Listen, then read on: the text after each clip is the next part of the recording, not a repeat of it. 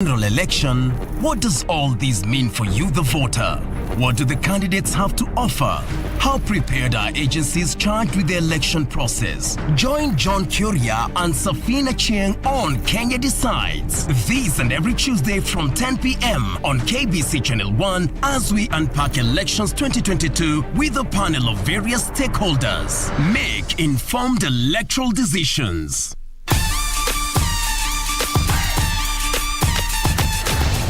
From Japan to Philadelphia, the fire rises.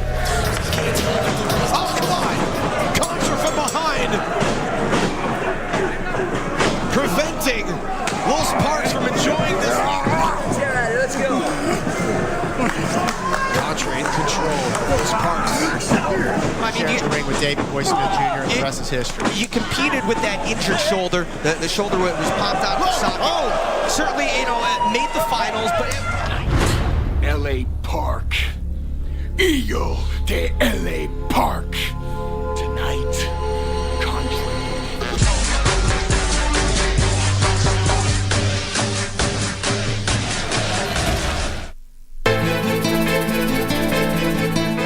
Na kama hiyo ni njama ambayo mmepanga nyinyi wawili, wewe kama umwonea imani sana, basi mtafutie sehemu nyingine ya kuishi. Huyo msichana wako atakunyonyora wewe pakubaki supu.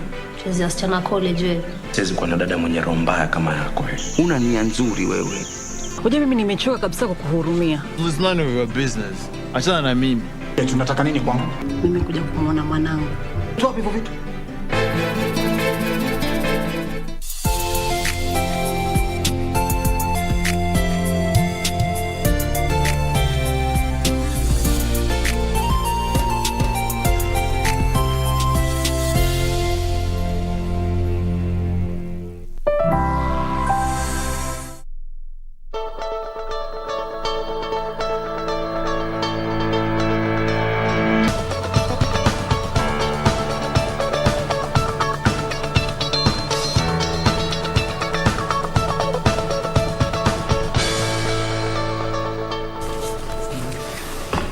Good morning.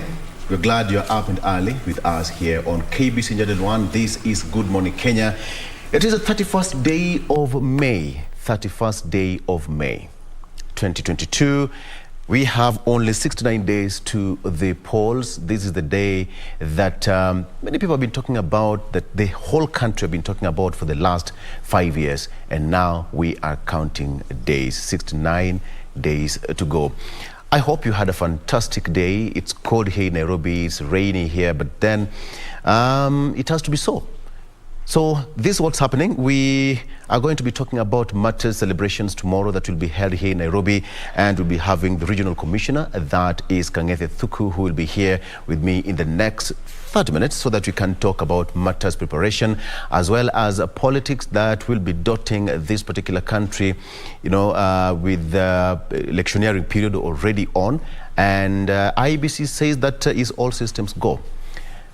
How is it going to be in the next coming days is just a matter of wait and see. Meanwhile, let's get the show on the road by introducing my colleagues here. We have got Jane Wamboy. Good morning, Jane. Good morning, Vic. You're well? Fantastic. How are you doing? I'm very well.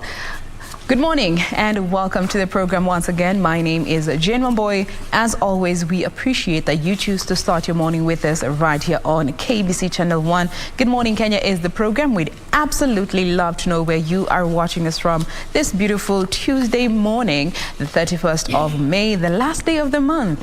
Use the hashtag Good Morning Kenya on Twitter. Our official station handle ever remains to be at KBC Channel 1.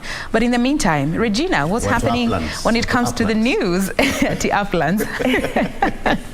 Good morning. Thank you very much for making time. Indeed, it's the last day of May 2022 with just 70 days to go to the elections. And for the first, we have our first cleared presidential candidate, and that is none other than Walter Mungare, who was cleared by the IEBC yesterday. Further on Matters business is that CBK, for the first time in 2 years, has raised its lending rate, benchmark lending rate, to 7.5%. So what basically it means, expect to pay higher interest on loans, so to speak.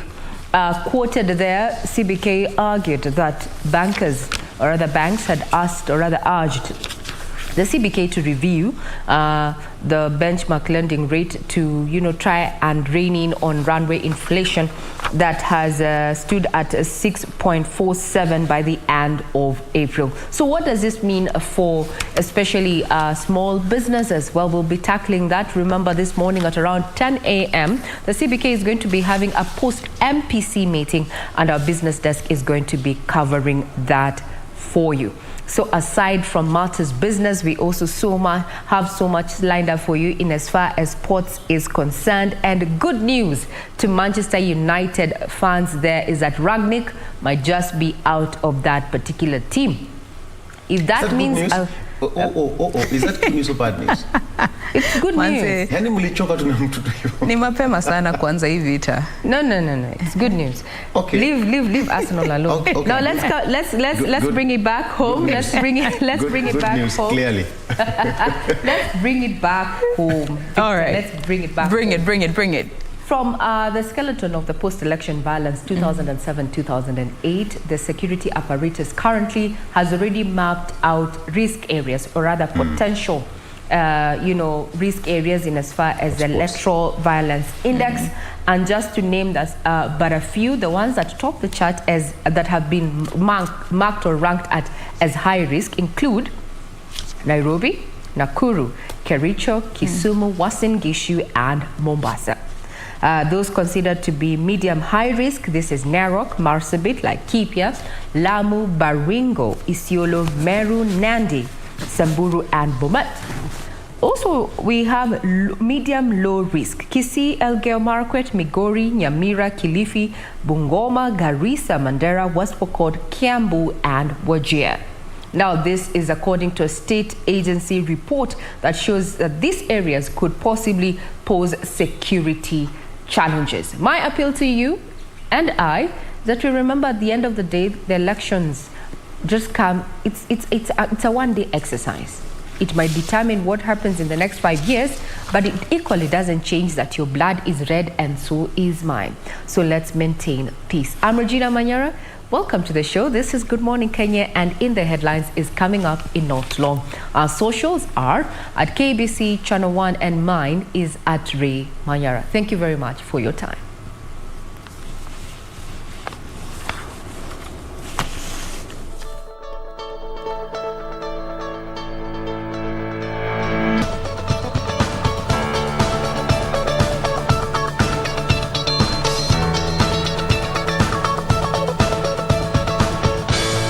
Good morning. Thank you for your time. This is In the Headlines on Good Morning Kenya, KBC Channel 1. I'm Regina Manyara. Now, the presidential candidate registration exercise entered its second day Monday, with Umoja Summit Party presidential candidate Walter Mungare becoming the first candidate to be cleared by the Independent Electoral and Boundaries Commission. IEBC Chairman Wafula Chebukati says 3 other presidential candidates who have so far presented their papers for clearance were rejected due to signature shortcomings. Here are the details as captured by Kamche Menza. Presidential aspirant Walter Mungare for Umoja Summit Party is now ready to hit the campaign grounds after IEBC on Monday cleared him to vie for president. Applied with a checklist. And based on that, we commissioned with issue, and I, as returning officer for presidential election, will issue a certificate. Mungare, who has been issued with a certificate, says it's a win for the youth. This is not about a personality, but it's about the issues that affect us as a people. And many of you know that for a very long time, I acted as president. And I want to say that Moi is back. It was, however, not a lucky day for Roots Party flag bearer Professor George Wajakoya, whose application was not successful after failing to provide supporters lists from 24 counties. We are going to do it because you have witnessed that we have passed everything. Apart from one thing, anago kadogo tutafanya hivyo. Na Mungu akijalia, tutakutana tena. Wajakoya, however, has until 2nd of June to rectify the shortcoming.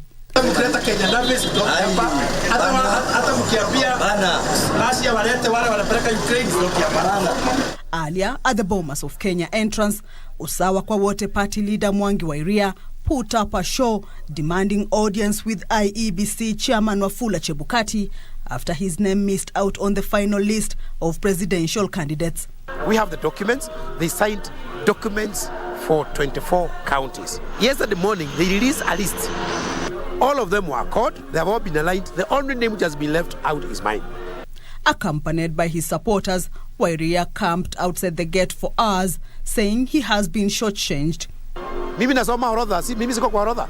Wanataka niote, then they say I'm time bad. I've told them no. Mimi nimewaambia mimi nitakuwa hapo kwa hiyo ballot. I know the constitutional requirement of contesting as a president in Kenya. In the case of Mwangi Wairia, on verification, the initial verification done, he had only complied with 5 counties out of 24. And that is on that basis that he was not invited to come for this registration exercise. And those records are here, which I think can be shared with the media. Chebukati, however, says disgruntled candidates can file complaints with the commission. The commission takes a 2-day break before resuming the exercise Thursday. Asanteni sana. Now, some of the dailies this morning picked up on that particular story that was captured by Kamchemenza there, what was happening in day 2 of the verification exercise. Remember, the deadline is on June 6th there, and as gazetted there, the 7th of June. Now, Wairia blames forces out to keep Kikuyus from the ballot. We'll be giving you details in regard to that matter. Then Makueni Governor Professor Kivutha Kibwana is in Narrow, and his Narrow counterpart Samuel Ole Tunai, as well as Uasin Gishu's Jackson Mandago, are among those who have been cleared by the Independent Electoral and Boundaries Commission to kick off campaigns for the August polls. The 3 are seeking senatorial posts in Makueni, Narok and Uasin Gishu counties, respectively. Makueni Governor Kivutha Kibwana can now officially kick off his campaign for the Makueni senatorial seat after being cleared by IBC. In Narok County, Narok Governor Samuel Ole Tunai was given a go-ahead to seek the senatorial seat on an UDA ticket in August polls. Jackson Mandago of Uasin Gishu was also cleared to seek the Senate seat in the polls. Siasa ya amani na watu wote wapatiwe nafasi wachague wale viongozi ambao wanataka. Kama wewe utachukua jukumu kwenda kupiga kura ile serikali ambayo unataka, wewe unataka nani apige hiyo kura ndio serikali iundwe ambayo itatekeleza sera ama mahitaji ambayo wewe kama Mkenya unahitaji. While in Baringo, Senator Gideon Moi was cleared to defend his seat. Niombe nyinyi kwa unyenyekevu, enda mnita apke. Kwa mwezi ya nani tarehe ngapi? Tarehe 9, tafadhali unipatie kura zenu. Elsewhere in Mombasa County, technical hitches caused delays in the start of the process as different parliamentary aspirants sought to be allowed by the commission to vie in the August polls. Imara tuko tayari kwa safari hii ya August. Uchumi wa mji huu umeathirika pakubwa, biashara zimezorota, na nafikiri kile chama ambacho kina sera na kinaenda kukomboa watu wa Mombasa na kuwakombolea matatizo ambayo wako nayo ni ODM. Kwa watu wana kiu, wanataka tarehe 9 mwezi wa 8 ifike kama kesho. Same plight was experienced in Migori County, with aspirants calling on the commission to sort network issues. The system was a bit low, and they had to verify all the supporters, 1,000 of them. We have done that. We have gone through it professionally, and everything is successful. In Busia County, the cleared aspirants have promised to ensure productive use of the county resources. Accountability itakuwa kitu kidogo kwangu, kwa sababu accountability unaweza ukaprint receipt. Ile nitataka ni transparency, watu wajue nini inaendelea wapi. In Embu County, former Youth Principal Secretary Lilian Mbogo Omolo has been allowed to contest the Embu senatorial seat in the August polls. Now, those particular 3 leaders there have served their constituents in the capacity of governor. Remember, the Constitution only allows for a 2-term. Consequent term of governorship, and that's why they're looking at the senatorial seat. That is Jackson Mandagur of Uasin Gishu and his counterparts there, Kivutha Kibwana and Tunai there. We'll be keeping tabs on that. Remember, this today is actually also another day for clearance of these particular leaders who are eyeing various political seats ahead of the August 9th. And now talking about political seats is that the late Rabbi Member of Parliament, William Kamoti, was laid to rest in a somber ceremony in Kyalang'ombe, Rabbi. The lawmaker died in a road accident hours after presenting his clearance papers to the Independent Electoral and Boundaries Commission. Kamoti has been eulogized as a progressive leader whose services will be greatly missed by Kenyans. Family, friends and colleagues of the late Rabbi Member of Parliament William Kamoti gathered in Kyalang'ombe, Kilifi County to pay their final respects to the late lawmaker. Kamoti's life was cut short by a road accident on Sunday night. Leo tu tuseme Mwenyezi Mungu ampatie ndugu yetu kauli thabit akienda mbele ya haki. Allah ighfir lahum warhamhum wa afwanhum wa askinhum fi janna. Nakumbuka Mheshimiwa Kamoti alileta amendments, mabadiliko ya kisheria karibu 50, mtu mmoja peke yake, ili alinde mashamba ya hapa pwani. Ya hali Kamoti ambayo alikuwa nayo kutokamana na chama chetu, kwa uweza Mwenyezi Mungu, watu wa Rabai, tarehe 9 mwezi wa 8, rais wetu akishaapishwa Mheshimiwa Raila Amolo Odinga, mumpatie mjumbe wa ODM kutoka Rabai. Kesi kadhaa, kesi za mashamba ambazo alikuwa akifanya kama pro bono, anafanya bila malipo. Alikuwa kiongozi ambaye anajielewa na ana focus na anajua yuko bungeni kwa sababu ya nini. ODM leader Raila Odinga, whose party had handed Kamoti the ticket to seek another mandate, eulogized the late MP as a visionary leader. Kamoti alikuwa ni kama ndugu yangu mdogo, lakini mtu mambo yenye busara, yenye akili mingi zaidi. Yeye kila mara amekuwa mshauri wetu. Mwenyewe alikuwa na maoni mazito sana juu ya mambo ya hapa pwani. Kamoti was preparing to seek a third term as Rabai MP and had just received clearance to vie in the August polls. Mimi naitwa Hari Mwamkali kama mtoto wa kwanza kwa wazazi wangu, na marehemu ni mtoto wa pili. Marehemu alizaliwa mwaka wa 62. Kwa hakika tulipata ripoti hizi jana usiku kwa mshangao sana. Sisi tulikuwa tunajitayarisha kulala kama saa 4 ndio tukapata.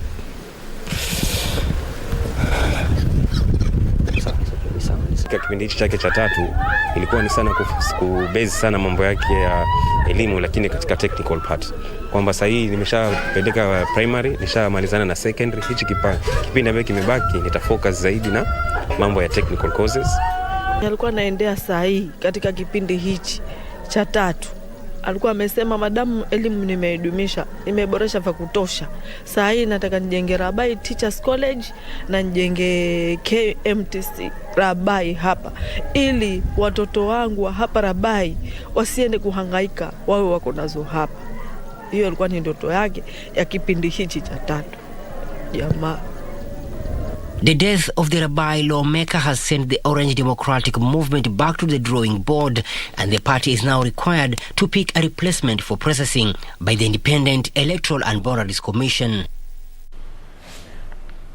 And that's why the Azimio la Umoja One Kenya coalition presidential flag bearer Raila Odinga, who was attending that particular burial there, where the late MP was eulogized as humble and courteous, as well as a sure bet in polls, has asked has asked the local leaders and residents to keep it within the deadline and get a candidate there for that particular seat.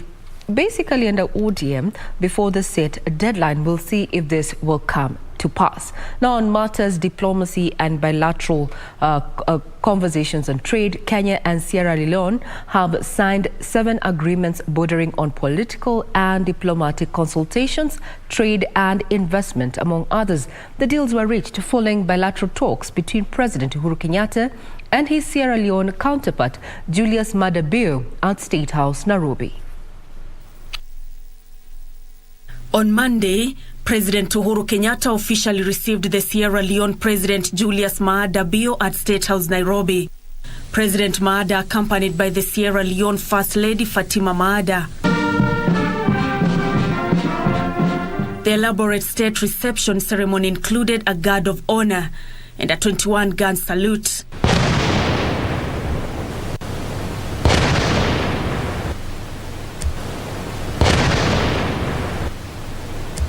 The two leaders later led their respective delegations in bilateral talks geared at boosting the relations between the two countries. 7 agreements were signed, including agreement on the establishment of a joint commission for cooperation, memorandum of understanding on political and diplomatic consultations, memorandum of understanding on trade and investment, memorandum of understanding on cooperation in the field of wildlife tourism, memorandum of understanding on gender equality and women empowerment, memorandum of understanding on cooperation in the field of culture and arts, and memorandum of understanding on cooperation in the field of youth affairs.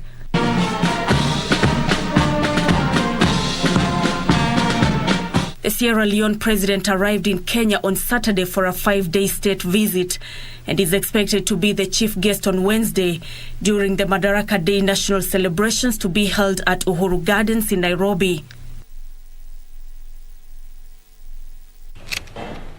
Now away from matters diplomacy, as we await that particular feat that is going to be held tomorrow, and KBC Channel 1 is going to be televising live. Let's look at what has been happening in the corridors of justice, where yesterday legal practitioners called on the judiciary to mediate on the ongoing turf wars between the Office of the Director of Public Prosecution and the Directorate of Criminal Investigations. The lawyers say the wrangle may prove costly in the investigation and prosecution of cases and, by extension, jeopardize the ongoing war on graft and violent extremism. Sarafina Robi with the details.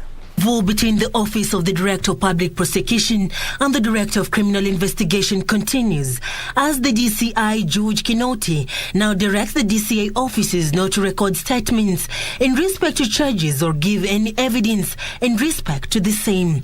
This follows an implementation of judgment where the ODPP is to take charge of signing and presenting charge sheets in court.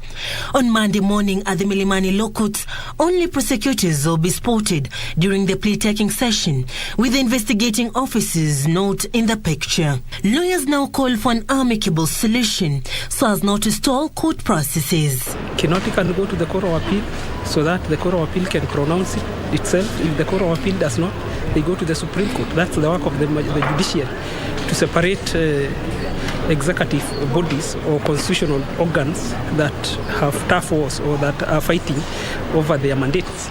Meanwhile, the Director of Criminal Investigation and the Anti-Terror Police Unit have backed a petition against the anti-terror guidelines since their formulation did not include the participation of relevant stakeholders. The DCA has faulted the guidelines created by the ODPP, saying the Joint Task Force and National Counter-Terrorism Center is independent and purely deals with analysis and have no expertise to inform the participants on the investigation of terrorism matters. Elsewhere, the 800 million National Youth Service graft case continued before Chief Magistrate Wendy Misheni as Joseph Moura, banking fraud investigating officer, testified that the alleged 3 companies involved in the contracts do not exist. The 3 include Roof and Oil Trading Company, Reinforced Concrete Company, and Form Homes Limited. There is no fresh charge sheet Finally, 3 businessmen Raji Modi, Pushpinder Singh Main and Jofin Jogo have been charged with perjury and false swearing. It's alleged that on the 2nd of February 2018 in Nairobi, they commenced a meeting purportedly as directors and company secretaries of Galut Industries Limited. The trio denied the charges and were granted a bond of 500,000 Kenyan shillings. The case will be mentioned on the 9th of June for pretrial directions. From the corridors of justice, now let's delve into the campaign trail where Deputy President William Ruto says the Kenya Kwanza coalition will adopt policies aimed at improving the standards of living in the country if he is elected into office come August 9th. He was speaking at the Kenya Kwanza Economic Forum in Kajiado, and he said his government will prioritize solving challenges facing Kenyans as proposed by Kenyans. Gishoki Washira attended the Kajiado Economic Forum and gives us the details. Kenya Kwanza Alliance is gathering recommendations from Kenyans on how to solve challenges that inhibit the economic growth.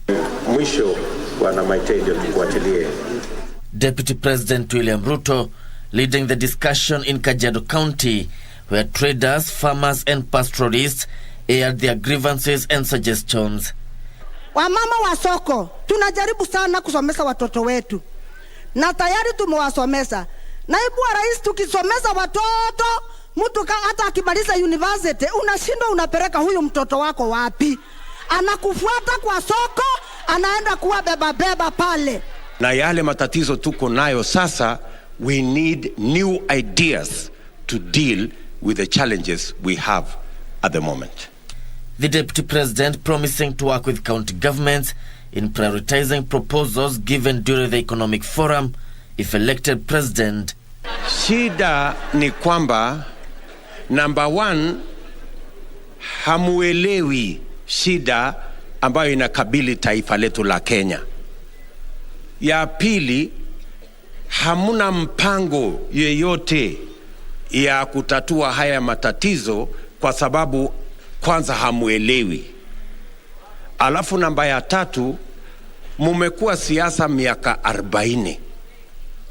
Lakini hamuna track record ya kufanya kitu yoyote. The Kenya Kwanza's presidential candidate challenged their competitors Azimio la Umoja One Kenya Coalition Party to implement policies that will improve the lives of Kenyans. Na mimi nataka niwaambie, our competitors hawawezi kuketi chini vile tumeketi chini na nyinyi, because hawana track record ya kutimiza kitu yoyote. The Kenya Kwanza's Economic Forum later toured Taita Taveta County, where Ruto and his co-principals Musalia Mudavadi of Amani National Congress and Ford Kenya's Moses Wetangula exuded confidence of forming the next government.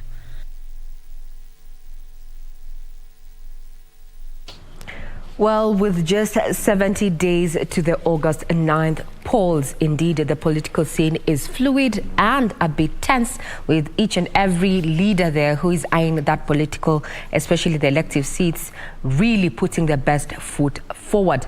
It is up to you as a constituent to pick the right leader. Remember, your voice can only be heard at the ballot. We take a quick break. We'll be right back. You're watching Good Morning Kenya.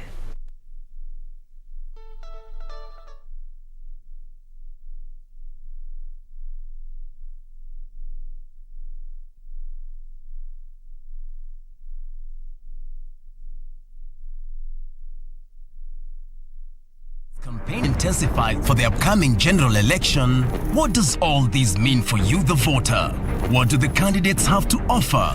How prepared are agencies charged with the election process? Join John Kuria and Safina Chieng on Kenya Decides. This and every Tuesday from 10 p.m. on KBC Channel 1 as we unpack elections 2022 with a panel of various stakeholders. Make informed electoral decisions. Na kama hiyo ni njama ambayo mmepanga nyinyi wawili, wewe kama umwonea imani sana, basi mtafutie sehemu nyingine ya kuishi. Huyo msichana wako atakunyonyora wewe pa kubaki supu. Chezi msichana college wewe. Siwezi kuwa na dada mwenye roho mbaya kama yako wewe. Una nia nzuri wewe. Unajua mimi nimechoka kabisa kukuhurumia. It's none of your business. Achana na mimi. Tunataka nini kwangu? Nimekuja kumwona mwanangu. Toa hivyo vitu. Jamaica, oh my reggae nice and it take ya. Nobody watching us can know we're no safer. Mama, don't you cry. Big man, dry your eyes. Hey, what's wrong? What's wrong? Every day we got go fight. I think it's best that you forget me.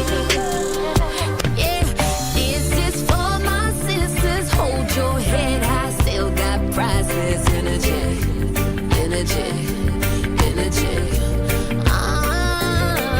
I'm not the kind of man who gives up just like that. Oh no, the tide is high, but I'm holding on.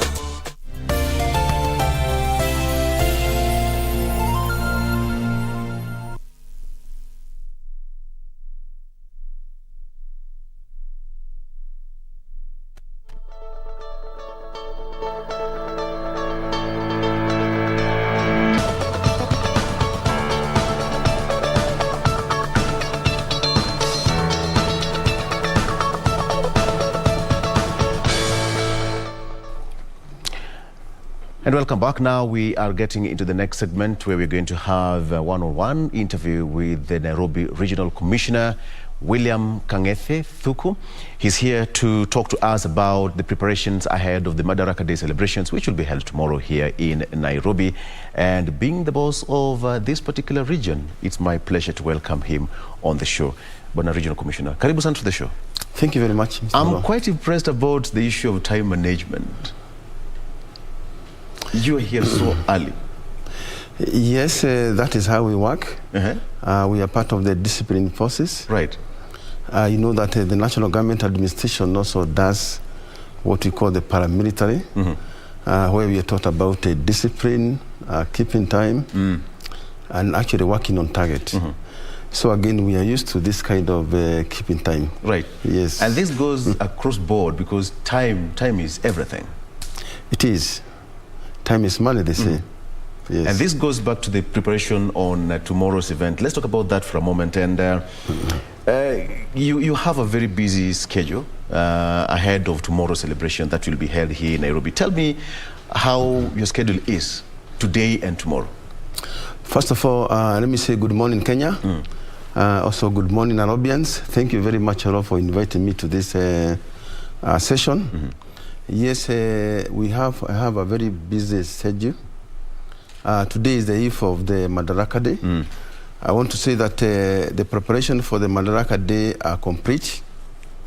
We are raring to go. And I want to take this opportunity to invite all Nairobians and even Kenyans, wherever they'll be, to attend this day. We have organized well. We are holding this celebration at Uhuru Gardens Memorial Park.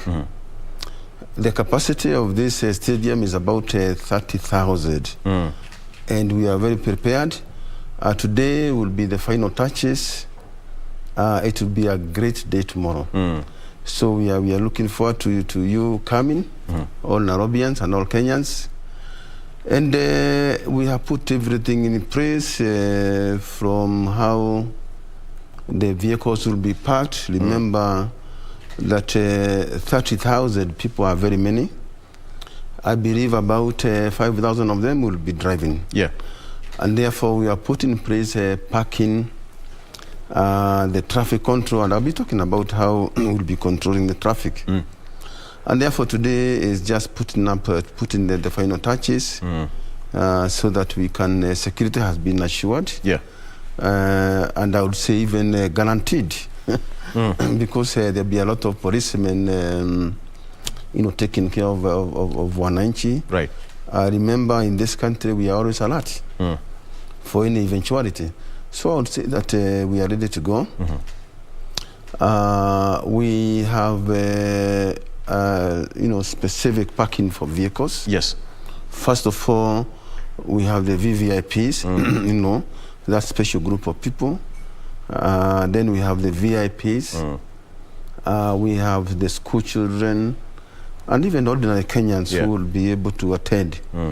So even the flow of traffic will be good. There are certain areas people will be dropped. We have acquired certain parking, for example, the Uchumi supermarket parking. That's just around Wilson. Yeah, the carnival parking, and also the Origi Sports Complex parking. So we are saying that we are ready and to have this day. Let me say that this day is very important for this country. First of all, I would say it is the last national day. Yes, before we head to the polls. Yeah, right. For the head of state. And that has a lot of significance, particularly because we are heading to the election, in an election year. And then the significance will be particularly to come together in terms of very many things. Yes. Ensuring a peaceful transition, a peaceful country. Yes. We are also calling upon people, even as they go about campaigning, to be peaceful. So there'll be very many messages will be put across. But particularly is how far we have gone as a country in remaining together. Absolutely. Yes. You just answered my question, because I wanted to ask you that how important it is now that we are heading to the polls. But then now, give me the real essence of the rotation, because most of the national holidays are being done in different counties across the country since the advent of the new constitution. How important is this? First of all, because last year it was in Kisumu. Right now we are in Nairobi. Yes. I just wanted to mention that you see, Uhuru Park is the venue where the Union Jack was roared, and we attained the self-government. Yes. And therefore, in terms of historical importance, is very important. And in terms of from different county to county. Yes, I'll talk about that. Right. I just want to, and therefore, and you remember also last year, Jamhuri Day was held there. Yes. And what is happening is that we have been doing rotational celebrations in different countries. I remember last time we went to KC, we have been to Narok, we have been to Meru and all over. Yes. The importance was that the government decentralized this celebration so that the people of those specific counties can be able also to enjoy and know that. But for this one, because it's the last one, the government decided that it will be done in Nairobi. I mentioned that it is the last one as the president finishes term and his government. I mentioned that it is a very important, park. Yeah. And it's under renovation. There will be the museum, the historical museum there. Yes. There will be where people of Nairobi can go and rest and all that. So and therefore it is because of that, and being the last one, that the government, in its own wisdom, decided that this time we are not rotating. Others should have been elsewhere in another country celebrating. And that's the importance that has been given to this day. Yes. Because initially it used to be at Nyayo National Stadium. Almost all the national holidays were held at Nyayo National Stadium, but that changed. That changed. Yes. And that changed because of this particular park, because first of all, I mentioned it is under renovation. And therefore, it is almost complete.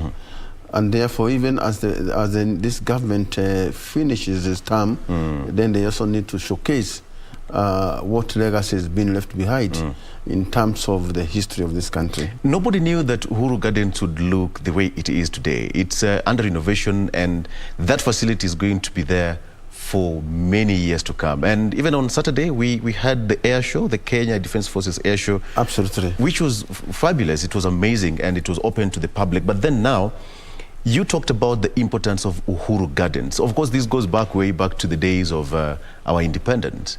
And it's happening there again tomorrow. Yes, and of course, we are saying that the theme, first of all, the theme of this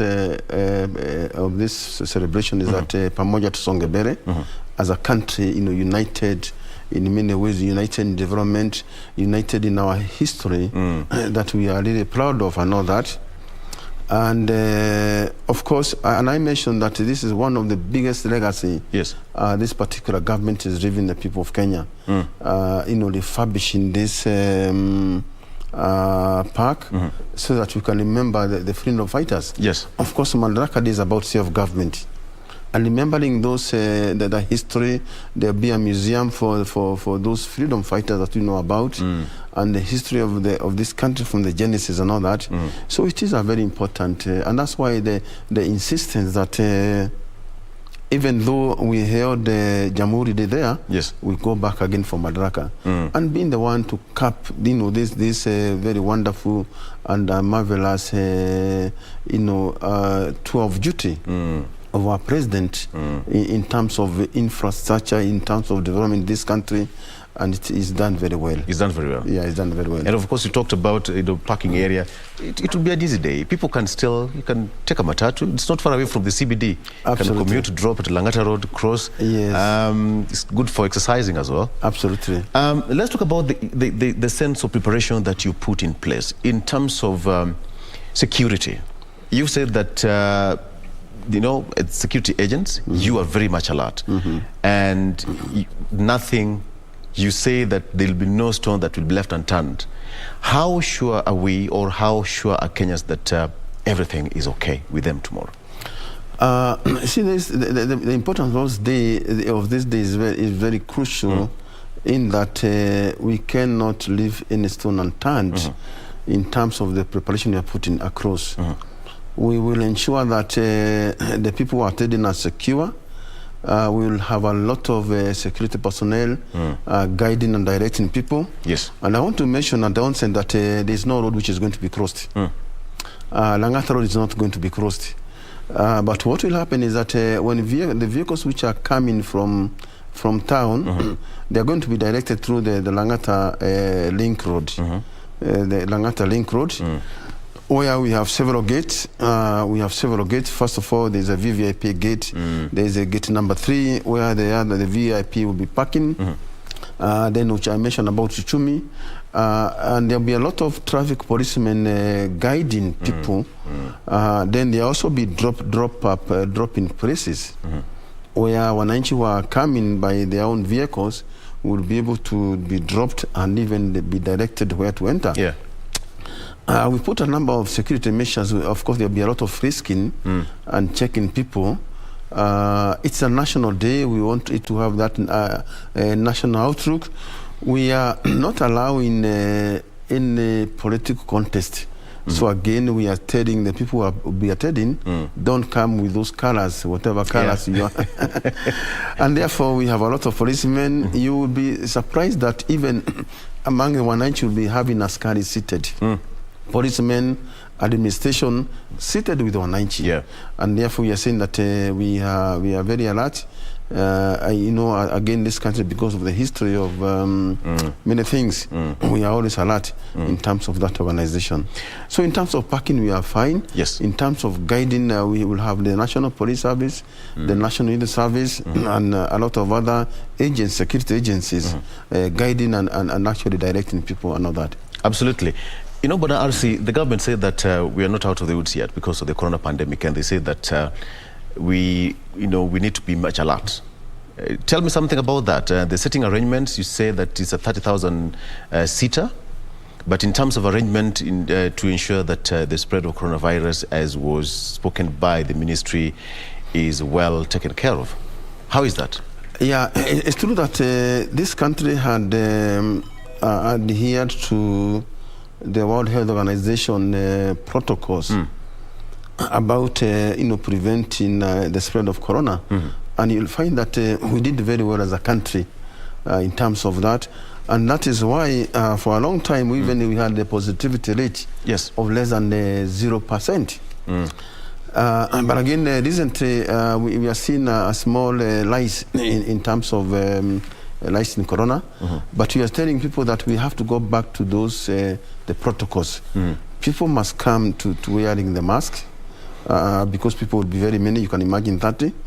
Of course, this field is not like Nyayo. Yeah, it's so people will have to. We are appealing to the people to come wearing masks. Of course, and therefore we have to keep those protocols. People must wear a mask. Of course, we continue with sanitizing our hands. Yes. We'll have placed sanitizers in very specific places within the stadium. There'll be also ample of water to drink and even wash hands. And therefore, we are prepared. So we want to appeal to Kenyans, let's continue with those protocols, particularly when we are inside buildings. Yeah. Or when we are squeezing in matatus and other places. Yeah, so again, the protocols, they are there, and we are asking people to adhere to them.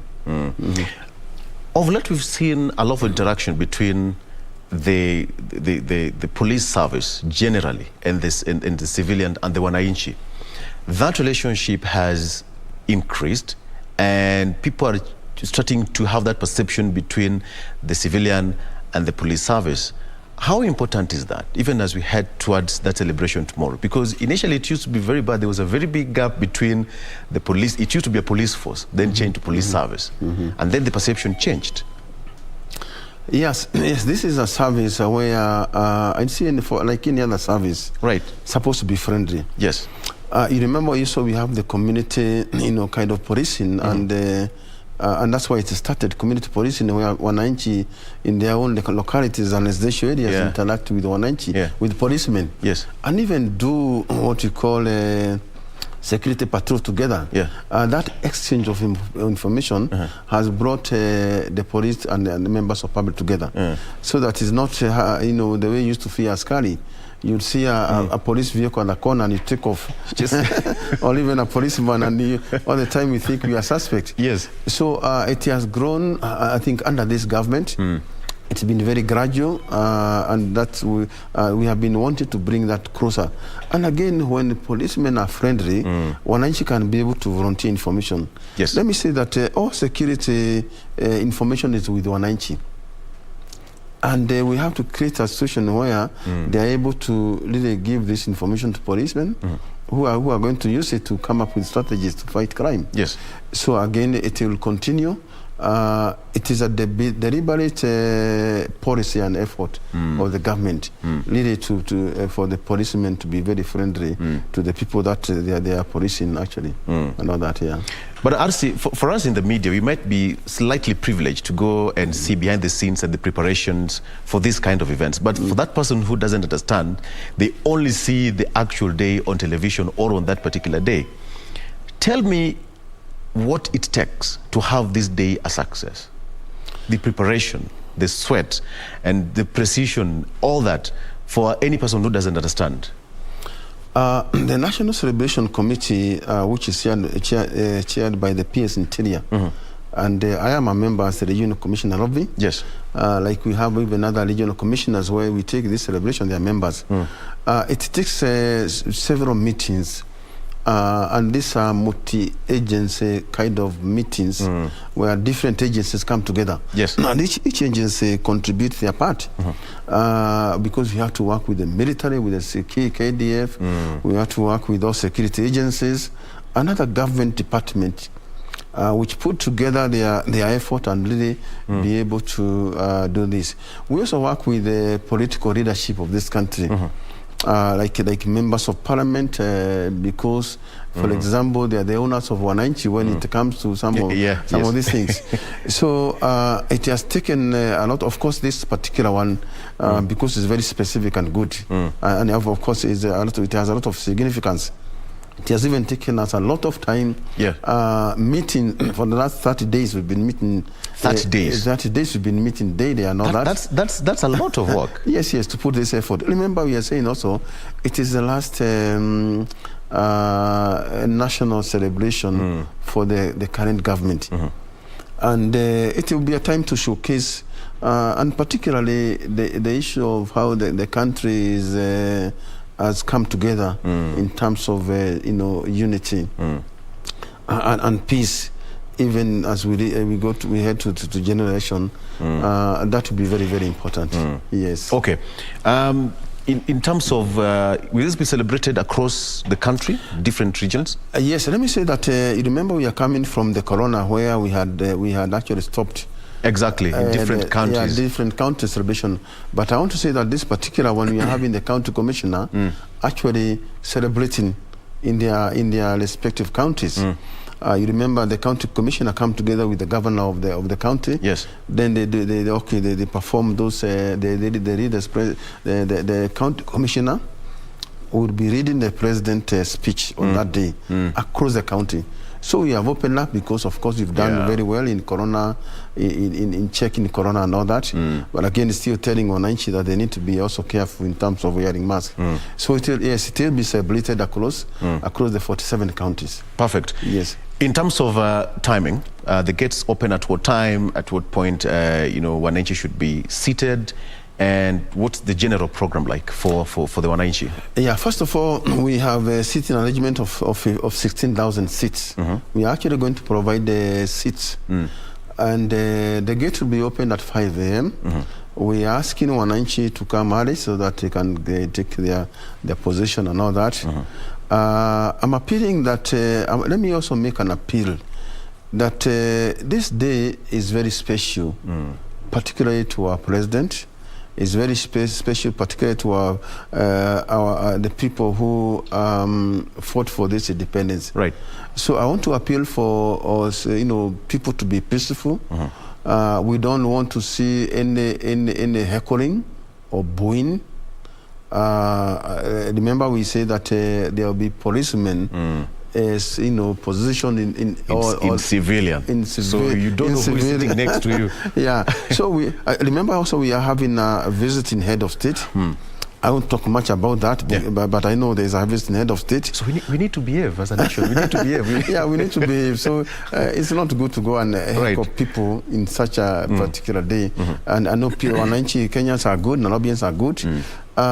This particular park is something to behold. Yes. So you come and enjoy this park. Come and see how modern parks can be done. We'll also be having air shows, and it will be very interesting. The event, the military pass, the parade, the singing, our traditional songs and national songs. So we want to ask that people be peaceful, very peaceful. All right. But allow me to deviate from the celebration tomorrow and ask here a few questions here. Uhuru Gardens is one of the facilities being renovated by the national government. We have got Uhuru Park also under construction and different facilities. How do you see Nairobi in the next years to come? Initially, it will be sitting in the sun, but some people say that that's changed. But what is your focus? Yeah, Nairobi is still a green city in the sun, and that is why there is a lot of greening. There's a deliberate effort of green Nairobi. I know that the Uhuru Park is also being greened. Right. To be made as a world as a global park. Where it will also be what we call a tourist attraction and center and all that. There are other greening areas that have been constructed. Remember, there is also the city park, the Arboretum, and many other. Yes. So let me say that in this particular city, we have a deliberate effort to green, to as many green areas as possible and all that. Yes, those parks are coming up and coming up very well. Okay. Yeah. And again, this one, as we head towards general election, the government raised an alarm, and Nairobi has been cited as one of the hotspots as we head towards the general election. And as the regional commissioner, I'd like to get your point on this. It's a red flag. Are you worried about Nairobi being one of the hotspots? No, we are not worried. First of all, because of the cosmopolitan nature of Nairobi, no one particular group of people would want to shoot trouble. And I say this because this is where people live. People who are below even 20 years, they don't even know their tribe. They don't know their tribe. They mix freely and all that. But also, again, let me say that we have done ample preparation in terms of security. There are various engagements which are going on. Apart from the security preparation, we have also bring together forums which are multi-agency, in nature, so that we can talk about these things, about peace, about people being allowed to sell their policies without fear, about people going about, looking for votes without being harassed. And let me say that, yes, we have done enough preparations. We are bringing together all these multi-agencies because in terms of some of these things, peaceful, and we're saying that we want to deliver an environment that will allow the conduct of free and fair elections. So we are prepared in terms of all the stakeholders talking about it, and every day, peace committees talking about it in the villages, in the local areas and all that. Yes, we're prepared. In terms of security, we are prepared, and we will not allow Nairobi to be one of those areas that there'll be trouble. I chair the Regional Security Committee, and we have done ample preparation for that. Good enough, but I still need to get your assurance, because when it's come from the Interior Ministry, Nairobi being one of we have got different regions across the country, part of the North Rift, Mombasa, Kisumu, and it's so much more. But then now, Nairobi is the epicenter. We have got Parliament here, we have got State House here, we have got UN headquarters here, and the main focus will be on you and how we just have 69 days to go. And we don't need that situation where people will be moving from Nairobi or going to the village. Can you assure Kenyans on this national television that yes, everything is in place, there'll be no chaos, Nairobi will be peaceful?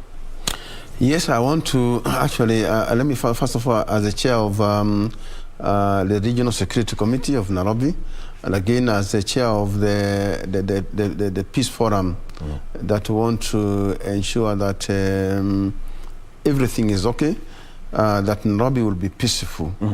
We will not allow anybody to, incite others. We are very, very keen and very serious about incitement. We will be very, very tough and vicious about those people who use guns to attack others. And we have even identified all these goons, and we are dealing with them on time. Let me say that I can assure Nairobians that, yes, we are ready.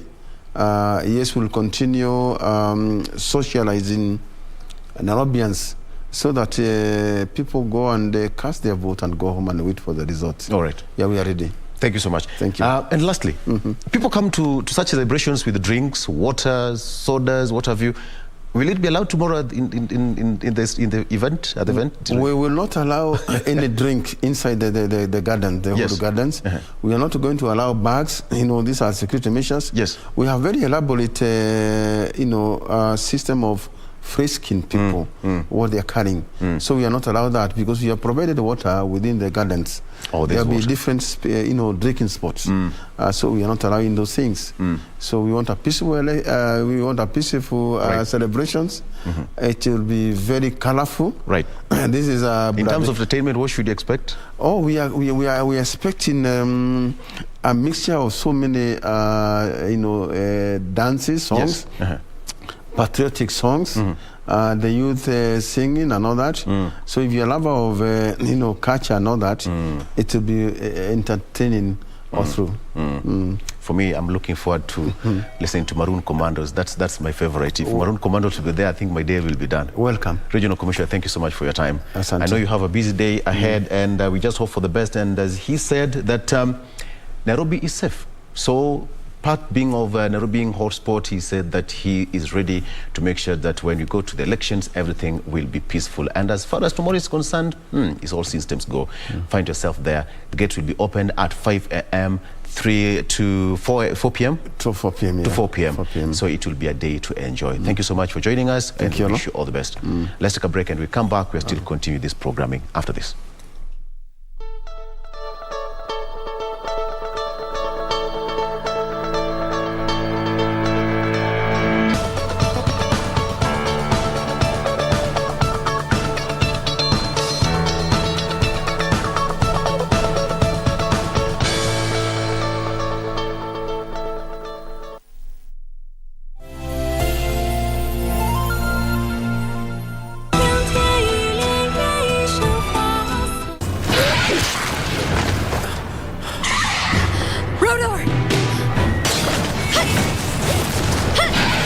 If you put a stop to this marriage, are you gonna step up and be responsible for her happiness?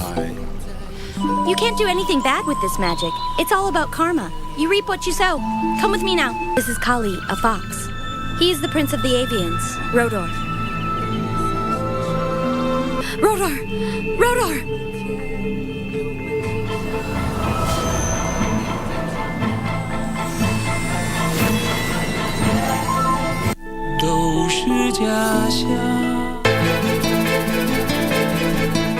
Na kama hiyo ni njama ambayo mmepanga nyinyi wawili, wewe kama wamwonea imani sana, basi mtafutie sehemu nyingine ya kuishi. Huyo msichana wako atakunyonyora wewe pa kubaki supu. Chezi wasichana college wewe. Siwezi kuwa na dada mwenye roho mbaya kama yako. Una nia nzuri wewe. Unajua mimi nimechoka kabisa kukuhurumia. It's none of your business. Achana na mimi. Tunataka nini kwangu? Mimi kuja kumwona mwanangu. Toa hivyo vitu.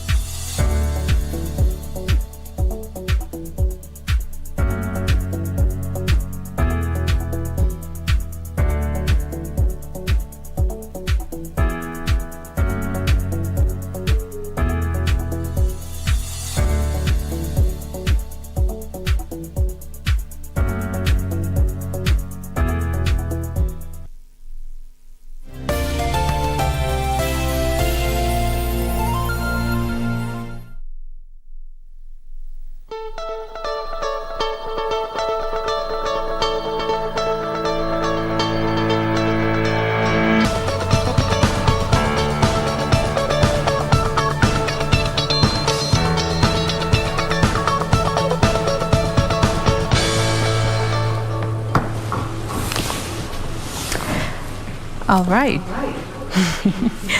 Welcome back. Kuna kaspika kidogo kalikuwa kanataka kwenda hewani, but we refuse it. Tomorrow is a holiday. Nonetheless, we now want to have a quick look at what the papers have for us. Hashtag is still Good Morning Kenya on Twitter. I start you off with the Daily Nation, all about preparation for the August 9th general elections. Let me start with the main read here. The question of whether IEBC is courting a disaster. So IEBC is on the spotlight, and this is from some of the presidential aspirants as well as other lobby groups to just show the public how prepared it is for the forthcoming general elections. And all these concerns are pegged on the challenges that we encountered back in 2017, which led to the nullification of the general election. And some of these issues are also pegged back to the 2007 general elections as well. However, according to the Commission's chair, Chebukati, he has said that all is well. They are ready to conduct and manage the general elections. And as per the Elections Act of 2017, they are required to procure all the systems and any technology or gadget that will be used for the general elections at least 120 days before the elections, and further on they are required to test them at least 60 days to the general elections, and that is just but 10 days away for them to just ensure that they have tested all the equipment that they're going to be using for the general elections. And there are those key players when it comes to this year's general elections that are demanding IEBC make this information known to the public. So we'll be looking at this story in just a bit. But away from that, still keeping up with the election, is this the end of the road for the Ganja president? Questions around Wajakoya. So he has exited, he is rather excited. He had excited a section of the nation with his antics, but this could be the end of the road should he fail to meet the requisite requirements for running for presidential bid. As per what was reported yesterday, he did not manage to get all the votes from at least 24 counties. He only had votes from about 17 counties, 7 more to go, but he has until the 2nd of June to ensure that he has gotten the remaining signatures from the at least 7 more counties, or else he will be locked out of this year's presidential race. And further on, the SIM swap epidemic. This is concern that has been featured on this particular daily for the better part of the last 2 weeks, where there have been so many Kenyans who are reporting how fraudsters are swapping their SIM cards and wiping their accounts clean, taking out mobile money loans, also taking loans on fintech, and by the time they realize that they have already been SIM cards have been swapped and money has been taken, it is a bit too late for them to be able to do anything. They are left wallowing in debt and unable to actually recover this money, or even and now being forced to pay some of this debt. This is a feature that has been covered here across 2 pages. So many people have come out to report how over the better part of the last year or so, these cases have continued to be reported all over the place, and now concern is as to whether our SIM cards are safe. And there at the center of this conversation are the 3 telcos, Safaricom, Airtel and Telcom, and the question as to whether their systems are strong enough and the authentication processes. So I will be giving you these details in not too long. But first, Victor. It's a worrying trend there. The issue of SIM swap, it's something that I think the security agent should take care of properly and very quickly, because at the end of the day, many people lose a lot of money. On the front page of the Star newspaper, Gideon at the center of Raila Kalonzo talks. Gideon, that is Gideon Moi, at center of Raila Kalonzo talks. The two are in discreet negotiations, and a new truce deal could be inked by week's end. So it said that allies talk of a possibility of white smoke this week as pressure mounts. That is what's here on the front page of the Star. We have got 3 pictures there of 3 gentlemen. We have got Walter Mongare, we have got Wajakoya and Muranga governor, that is Mwangi wa Iria, who actually were vying to take that top seat yesterday at the Bomas of Kenya. Chebukati accused of unfairly locking out presidential hopefuls. Details shortly. Fresh details emerge of in kidnap and murder of bread vendor in Bondo. The story says that Stephen Otieno was presented, actually the accused person was presented in High Court on Monday, but the prosecution asked for more time to conduct a psychiatric assessment. It is said that the suspect will be arraigned again on June 6 to answer to murder charges. This happens after it emerged that the accused person, the slaying's clothes were found in the accused person's home, and the person was abducted on Sunday and his body was found in a thicket days later. And it's also said that the suspect had stolen 70,000 shillings from Anthony's M-Pesa account. He was held in police custody until the amount was returned. So police in Siaya County are conducting that investigation. Chebukati accused of unfairly barring hopefuls. The commission has lined up 18 hopefuls in a week-long clearance drive that ends on June 6th. The aspirants include Deputy President William Ruto of UDA and Raila Odinga of Azimio la Umoja. It said that Chebukati said if a person is dissatisfied with the process, then they are free to lodge their complaint with the Disputes Resolution Committee. He dismissed allegations that some candidates were unfairly locked out. So that is according to Chebukati in his defense. And of course, we have got a picture there of the late Rabbi MP William Kamoti, who was laid to rest yesterday as per the Muslim culture. Very quickly, Gideon Moi at the center of Raila Kalonzo talks, truce. He said that Moi describes Azimio as, quote-unquote, the way and vows to support Raila Odinga. At the center of the truce is Gideon Moi, the son of the late President Daniel Arap Moi, who has become President Uhuru Kenyatta's, quote-unquote, Mr. Fix-It, especially in containing the Azimio fallout. So, you know, some white smoke at the end of the week. Let's wait and see. In politics, it's never say never. Never, never, never, never, never. Anything is possible. That is as far as politics is concerned. Regina, what do you have there? So the front page of this particular daily just highlights the hotspots that have been identified from a state agency report, and these particular hotspots are potentially, or rather pose a potential security challenge before and during after the elections, with the 70 days to the polls there. Some of the areas, they have been categorized, or rather categorized as high risk, medium high risk, and medium low risk.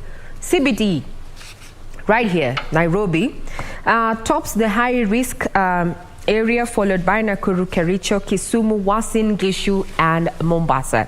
If you look at those top 6 high risk, let's start off with Nairobi there. This is a mixed occupancy. I think each and every one of us is here in as far as the demographic is concerned, and it's quite cosmopolitan. We have Nakuru there, Kericho, that is a part of the larger, including Uasin Gishu, part of the larger Rift Valley area. Then we also have Kisumu, representing Luo Nyanza, and Mombasa, the coastal region. These are areas that are expected to pose a security challenge ahead of the election that is set in the next 70 days. Now, medium high-risk areas include Narok, Marsabit, Laikipia. And remember, in Marsabit, there's already an ongoing security operation there, disarmament and such. We already have boots on ground, so to speak. Laikipia, Lamu, Baringo, Isiolo, Meru, Nandi, Samburu, and Bomet. Here we have a representation of the northeastern region, as well as Rift Valley once again, and eastern, the east of the mountains, so to speak, where we have a representation there from Meru. Medium low risk areas include Kisii, Elgeyo Marakwet, Migori. We remember you remember what happened with Migori during the presidential, rather the repeat of the presidential elections last time. And in Migori, no one voted for the second round. So yeah, Migori makes it to this list. We have Nyamira, Kilifi, Bungoma, Garissa, Mandera, West Pokot, Kiambu, and Wajir. The list contains 27 potential hotspots.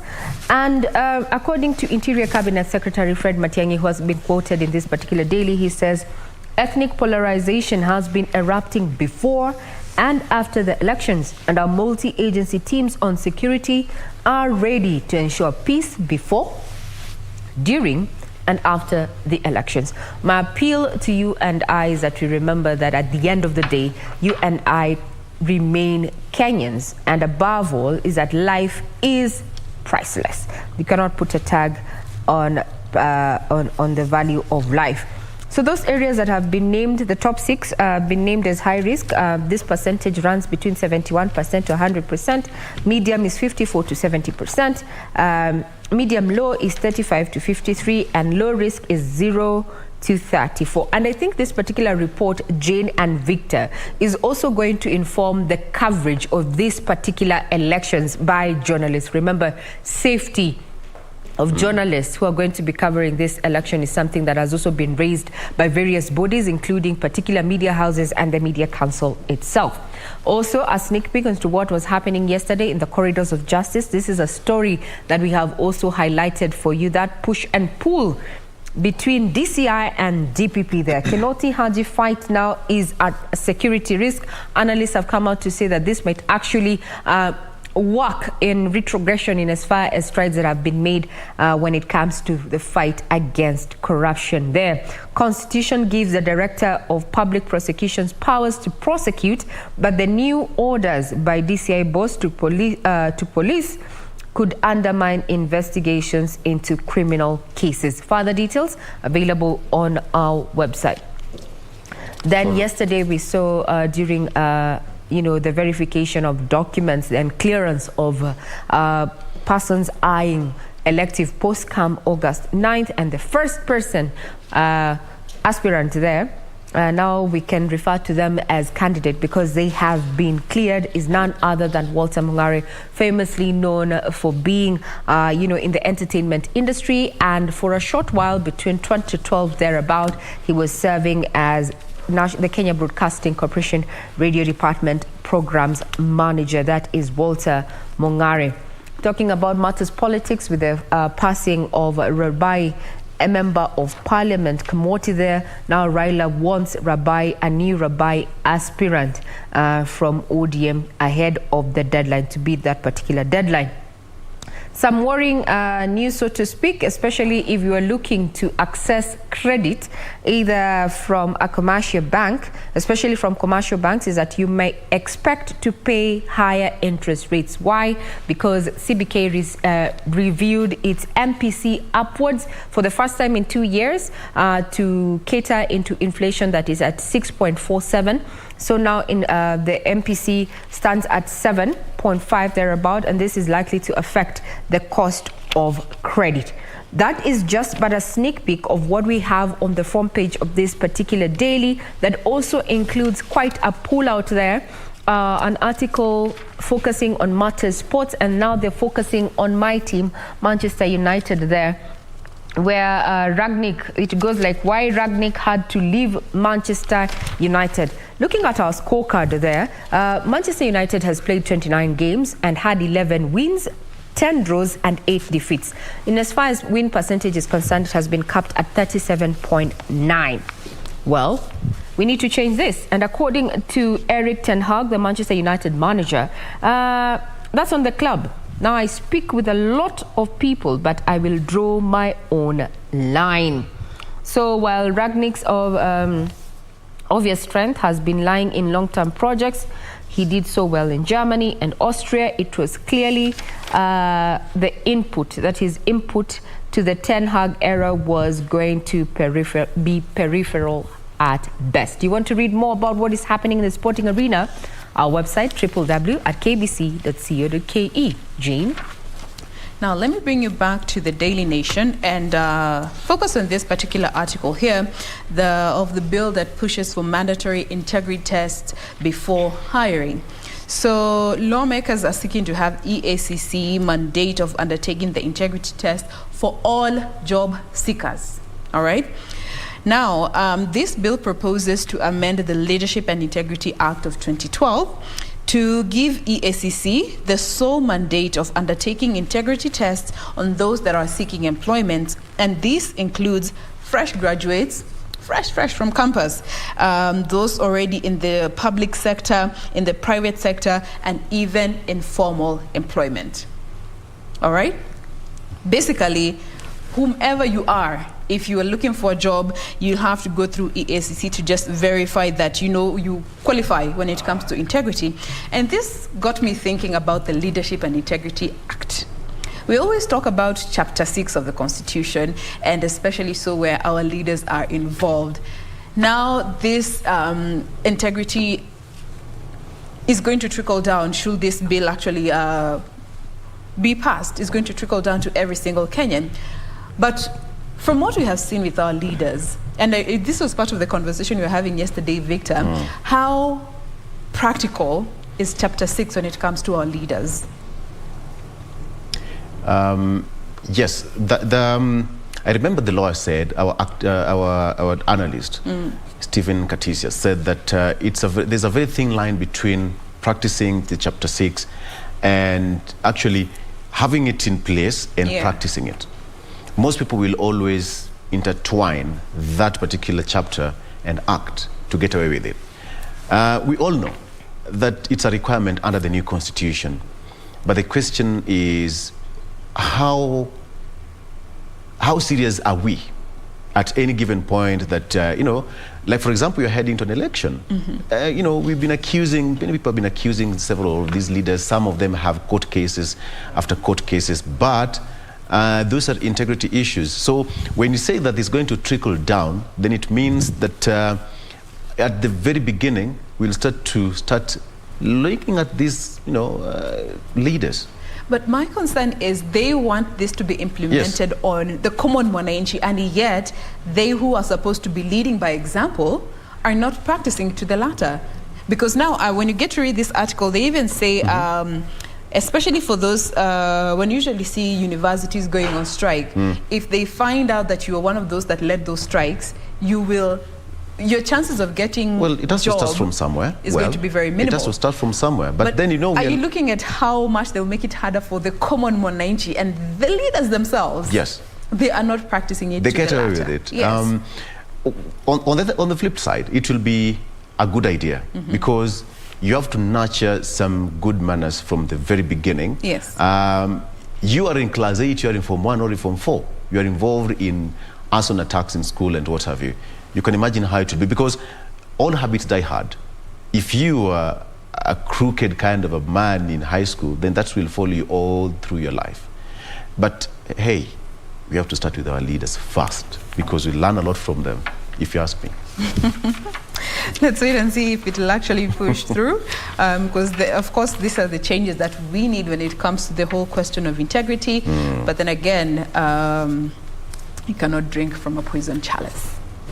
Now, coming back to stories concerning IEBC, of course, looking at Wajakoya's presidential bid being blocked by IEBC, he has until the 2nd of June at 3 p.m. to present and comply with the requirements, or else he will be locked out of the nomination process. That story has been captured here, as well as the other dailies. Again, the story concerning IEBC and its preparedness towards the general election. This comes from this number of issues that have been pointed out by William Ruto and Raila Odinga, as well as lobby groups, where they are tasking IEBC over their preparedness to conduct the general elections. Red flags have been brought up when it comes to the delays in the procurement and installation of key technology that is expected to be used during this year's elections. But again, Chebukati says all is well. However, these particular groups are still pushing for the commission to actually show the public that it is ready. And you remember even Chebukati did say that they have actually even prepared in the event we have a runoff and we need to have another rerun of the general elections. They have budgeted for it and they have prepared for it. It's just a question of let's do it, waiting for August 9th. Victor. The dead received elders' cash, according to report. 254 million shillings transferred to 7,577 deceased beneficiaries.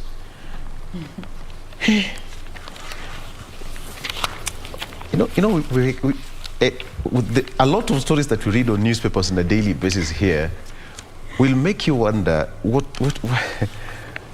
things happen out here. So according to the audit report, top officials of the State Department of Social Protection are on the spot for suspicious payments or payouts of millions of shillings to orphans and elderly persons. Now, a new audit report shows that department transferred over 254 million shillings to 7,577 deceased beneficiaries in the past 4 years. So the monies were payments for the Inua Jamii Cash Program, a key legacy project of President Uhuru Kenyatta. Now, this resulted in an unexplained payment of 254 million shillings for the period starting 2017 to June 30th, 2021. So you wonder how sometimes some of these things do happen. It's worrying. Again, money matters. Cleaner in court for allegedly stealing employers 102 million shillings. Today we are talking about millions, not thousands. It said that a house help who is alleged to have plotted with several other people to steal over 100 million shillings from her employer was arraigned on Monday. Jerop was arrested in Eldoret after she allegedly disappeared with the cash believed to have been stolen from her employer, businesswoman Somar, on May 5th. It's also said that the cash stolen was 4 million shillings, 93 million shillings, and jewelry worth 4 million shillings from Alkindi's house in Sun Valley Estate in Langata. So the question is, you have 4 or 5 million shillings in your house and you don't have a safe, because those are some of the the requirements that you need to have a safe. Maybe when you have this amount. Cash. Petty cash? Maybe it's in dollars, so less notes. Actually, it's $806,000, amounting to 93 million shillings. Okay, petty cash. Okay, lanes. All right. So that is, it's worrying, because you can imagine the amount of money you have in your houses. it's crazy. Tourism CS Balala in Germany to market conference facilities, and why small, medium-sized businesses in Kenya die before second anniversary. Regina, what is your take on that? You start a business before you celebrate your second anniversary. Some of them have that nose-diving effect. Actually, that is a proven statistic. If you look at what KNBS has been saying about small businesses and startups, a majority of them do not live to see their second year. Is it so hard to start a business? Starting a business, first of all, you have to have a bankable idea and you have to have a line of credit. So if you lack the two, or you get one and miss the two, you can't possibly start a business. So if you have the two, but you do not have the discipline or market forces, you did not do a feasibility study of the business you wanted to venture in, you're likely to encounter competition, supply chain issues, distribution and such. And then you'll be back to, actually you have a business, but you're going back to the pocket to keep it up and running.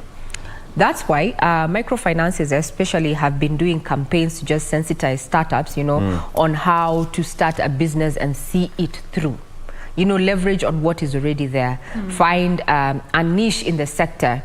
And you're told in a business, or rather that's what we were told in business class, that for a business you need to know in 6 months, you can very well tell if this business is going to survive or not. Have you done your turnover in 6 months? And if not, where do you need to, change the way, or rather the way you're conducting this business? Credit, market survey, competition, those are the challenges that most startups are facing. And also, there's a glut in some areas. So you find that you're venturing into a sector and it's already flooded. Saturated, yeah. Yes, it's already flooded with the same people, a different person offering the same service or product that you're offering. You're advised to actually tweak it, or rather customize it to your primary target. That way you rope in your primary target and even the secondary target going forward. Now that you've talked about business, it seems that it's going to be difficult, and this points to the MPC, and we're going to be having a post-MPC meeting today at 10 o'clock with the CBK, where journalists will get to interact with the CBK governor there to just understand why they actually reviewed upwards the benchmark lending rate to 7.5%, and its trickle-down effect on the access, or rather the cost of loans going forward. Remember, this government has also been focusing on, empowering MSMEs to leapfrog the economy after the rigors of COVID-19. However, so much has been speak, but no action. I'm very keen to find out what the governor is going to be saying today, and would also interact with some of the traders and look at what is happening. Given, look at our inflation since April has been at 6.47. That's just but a sneak peek of matters business. On this particular paper, there is a worry and concern, and if you listen to what President Uhuru Kenyatta said in his national address when he was talking to the public, it was about cushioning Kenyans on matters COVID-19. So this particular article is based on what the UN has said in regard to the 6th COVID wave. And the question is it time for the 4th vaccine dose? What do you think? Remember, this is very interactive. You can get us on Twitter at KBC Channel 1. I don't think we need another injection, but hey, that's entirely up to you. So 18.18 million, that's the number of Kenyans who had been vaccinated against COVID-19 as of May 27th. Of that number, 16.45 million, that is 90.5%, were adults. So the UN says the rising cases are fueled by the Omicron variant, and severe illnesses lower on those who had already received the 4th dose. I don't know, maybe in the last 2-3 weeks, I'm sure you've had a conversation with someone who is claiming that they're having a cold, or they're under the weather, they have flu-like symptoms. And it's been a question that we've been asking ourselves, either face-to-face or even on social media platforms, actually the question is COVID back? But the true fact of it, the truth and the fact of the matter is COVID never went nowhere. We've not gotten a cure for it as a globe.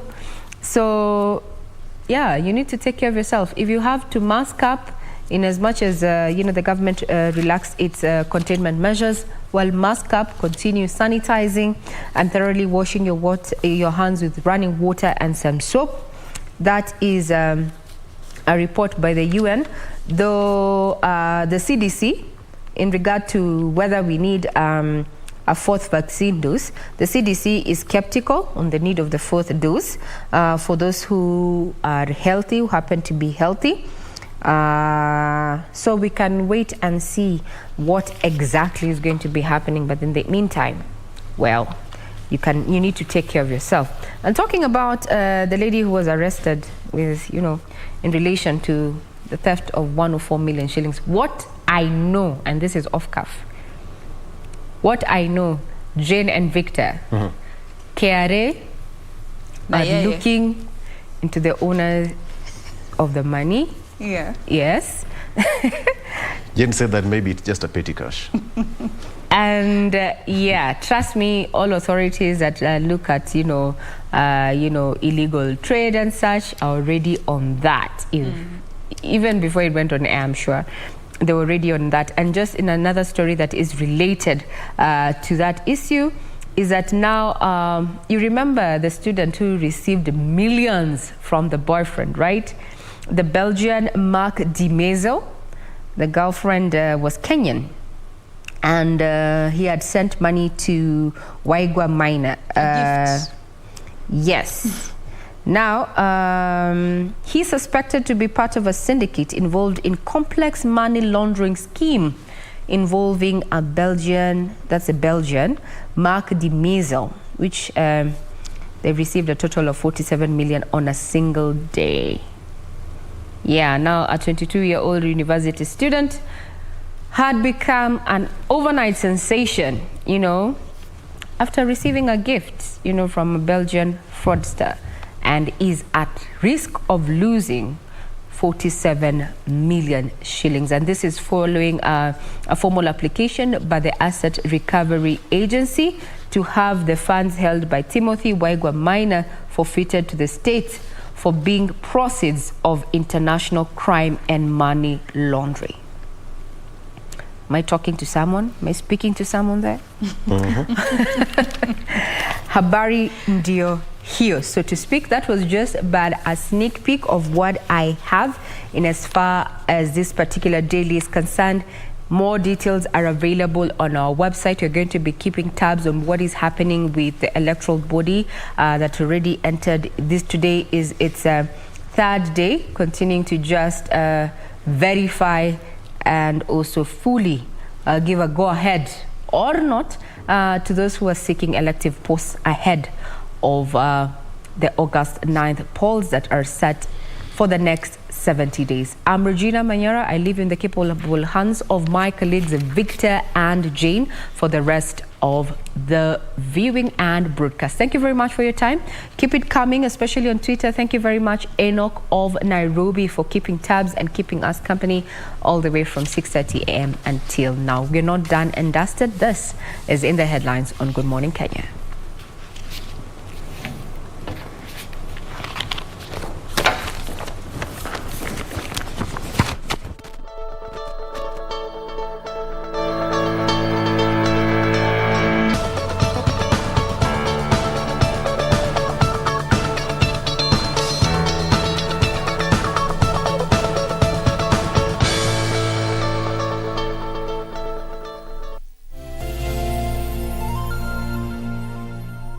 As campaign intensified for the upcoming general election, what does all this mean for you, the voter? What do the candidates have to offer? How prepared are agencies charged with the election process? Join John Kuria and Safina Chieng on Kenya Decides. This and every Tuesday from 10 p.m. on KBC Channel 1 as we unpack elections 2022 with a panel of various stakeholders. Make informed electoral decisions. Na kama hiyo ni njama ambayo mmepanga nyinyi wawili, wewe kama wamwonea imani sana, basi mtafutie sehemu nyingine ya kuishi. Huyo msichana wako atakunyonyora wewe pa kubaki supu. Chezi wasichana college wewe. Siwezi kuwa na dada mwenye roho mbaya kama yako. Una nia nzuri wewe. Unajua mimi nimechoka kabisa kukuhurumia. It's none of your business. Achana na mimi. Tunataka nini kwangu? Nimekuja kumwona mwanangu. Toa hivyo vitu.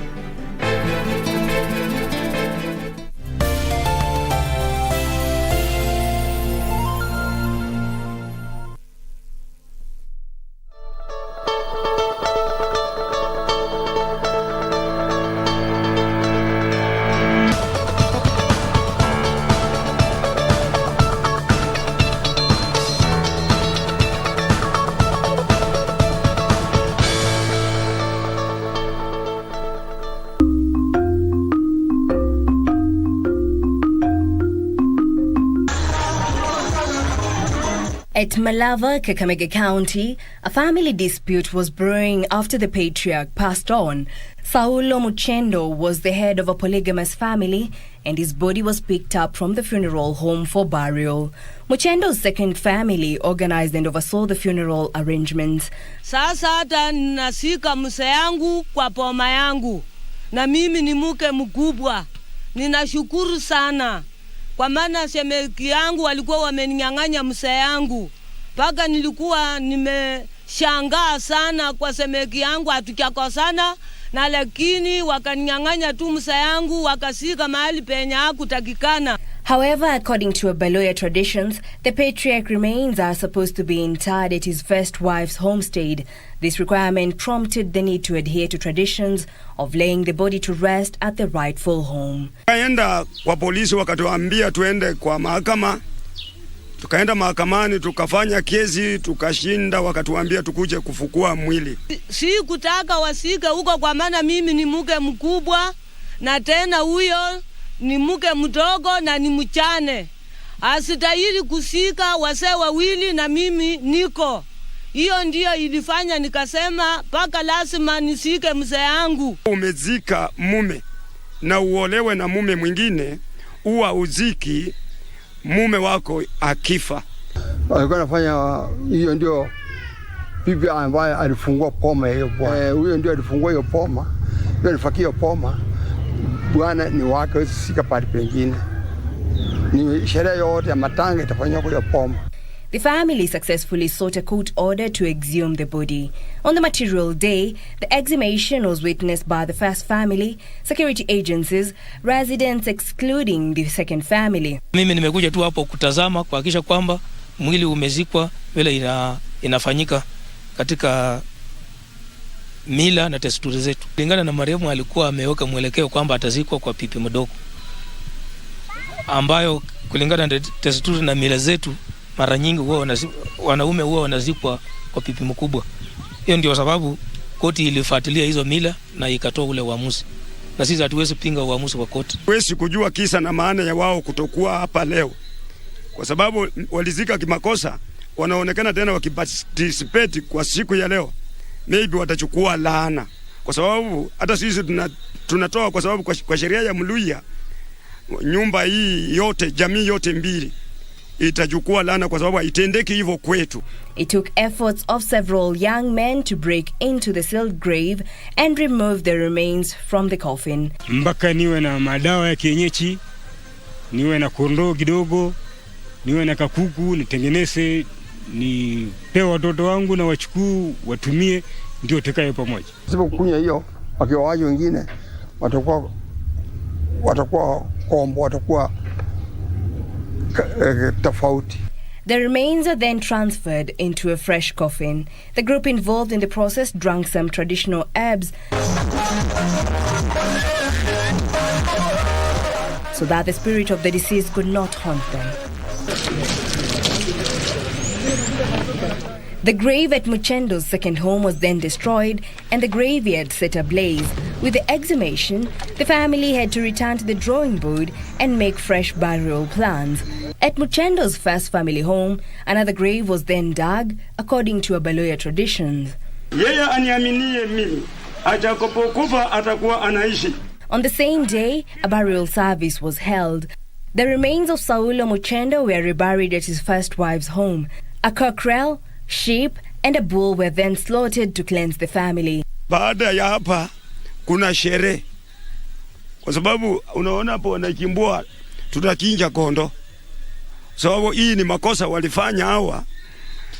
Kuna kukula, kuna musiki leo tutasherekea, tena tutakuja kufanya ibada ile mzuri kabisa.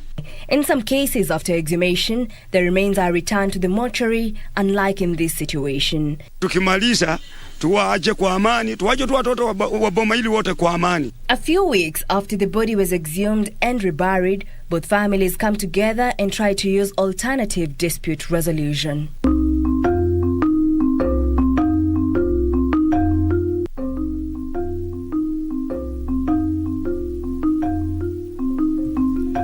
In July 13th, 2009, in Sigalagala, Kakamega County, two brothers aged 46 and 40 allegedly committed robbery with violence.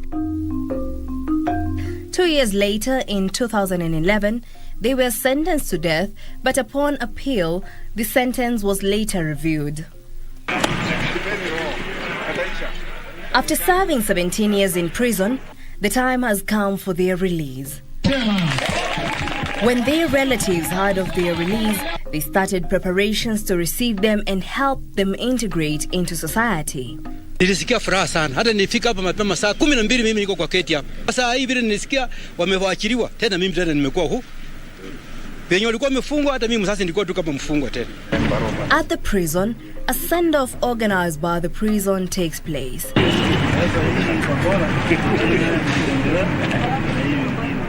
With officers at the facility handing gifts to the now ex-inmates. Wakati nimekuwa hapa nimejifunza theology, masomo ya Biblia, nimejifunza katika karakana la hapa, nimejifunza ufundi wa kuchomelea. Nimejifunzia tailoring nikiwa prison ya Maniani. Katika magereza nimejifunza mambo ya Biblia, nimejifunza painting, hizo vitu nimejifunza jela. The two brothers, Eric Ilusa and Oscar Shivaka, including another ex-convict, Adrian November, could barely hide their joy as they embarked on their journey home.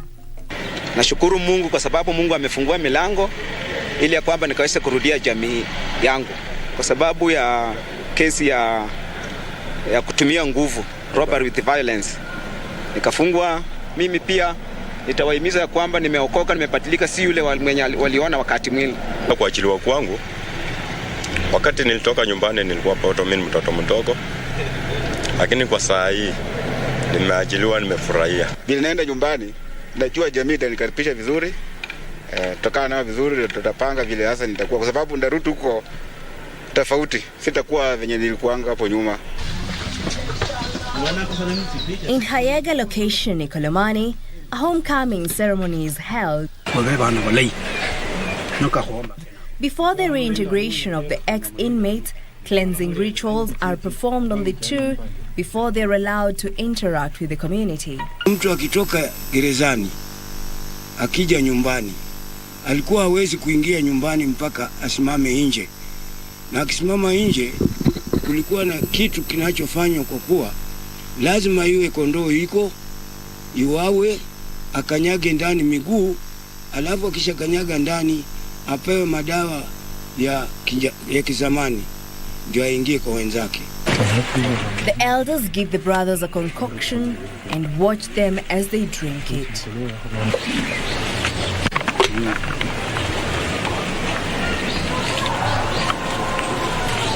After this, the elders ensure the brothers lick some ash-like substance wrapped in a piece of paper. Afterwards, they wash their hands with the remaining concoction, a brownish liquid in 2 plastic bottles. According to the elders, it is paramount that they undergo the cleansing ritual before they are allowed to interact with the community. Hata mtu akiwekwa kwa pingu peke yake, ni lazima matambiko ifanywe. Madawa itafutwe ya kienyeji, na tena kuwe na kuku ambayo itafanya huo yani kumpapasa, ili atakapo papaswa ndipo akunywe dawa ndio aingie ndani ya nyumba. Manake asipofanywa hivyo pia ameleta kile kizuka katika watoto wengine.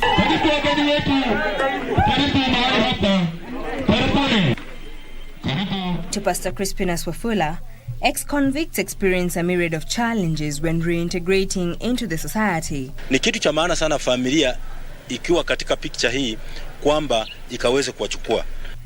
Ofula says the process of transition of ex-convicts from imprisonment into free society requires the involvement of prison authorities, ex-inmate families, and victims in partnership with government and non-governmental actors.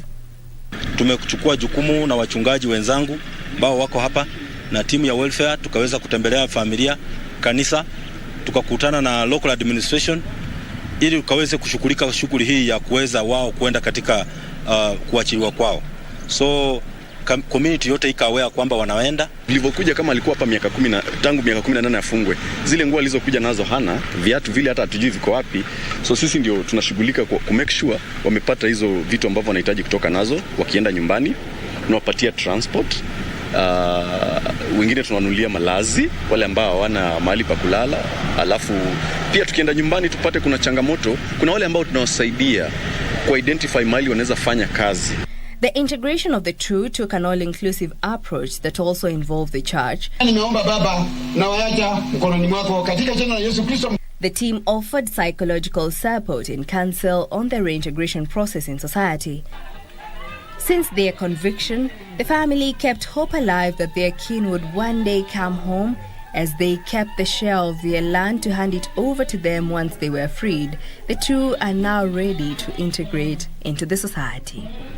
Wakishika walikuwa bado wadogo na kulingana kukawa msasi shamba huo na pima umri ya mtoto.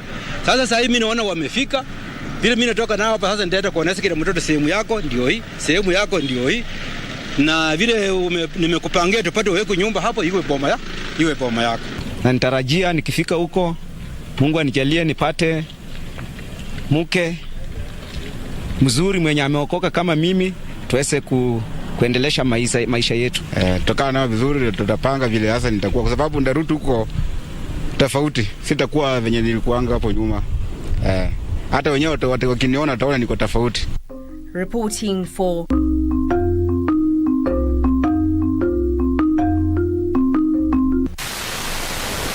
At Abutere village, Kakamega County, residents have converged at one of the homesteads.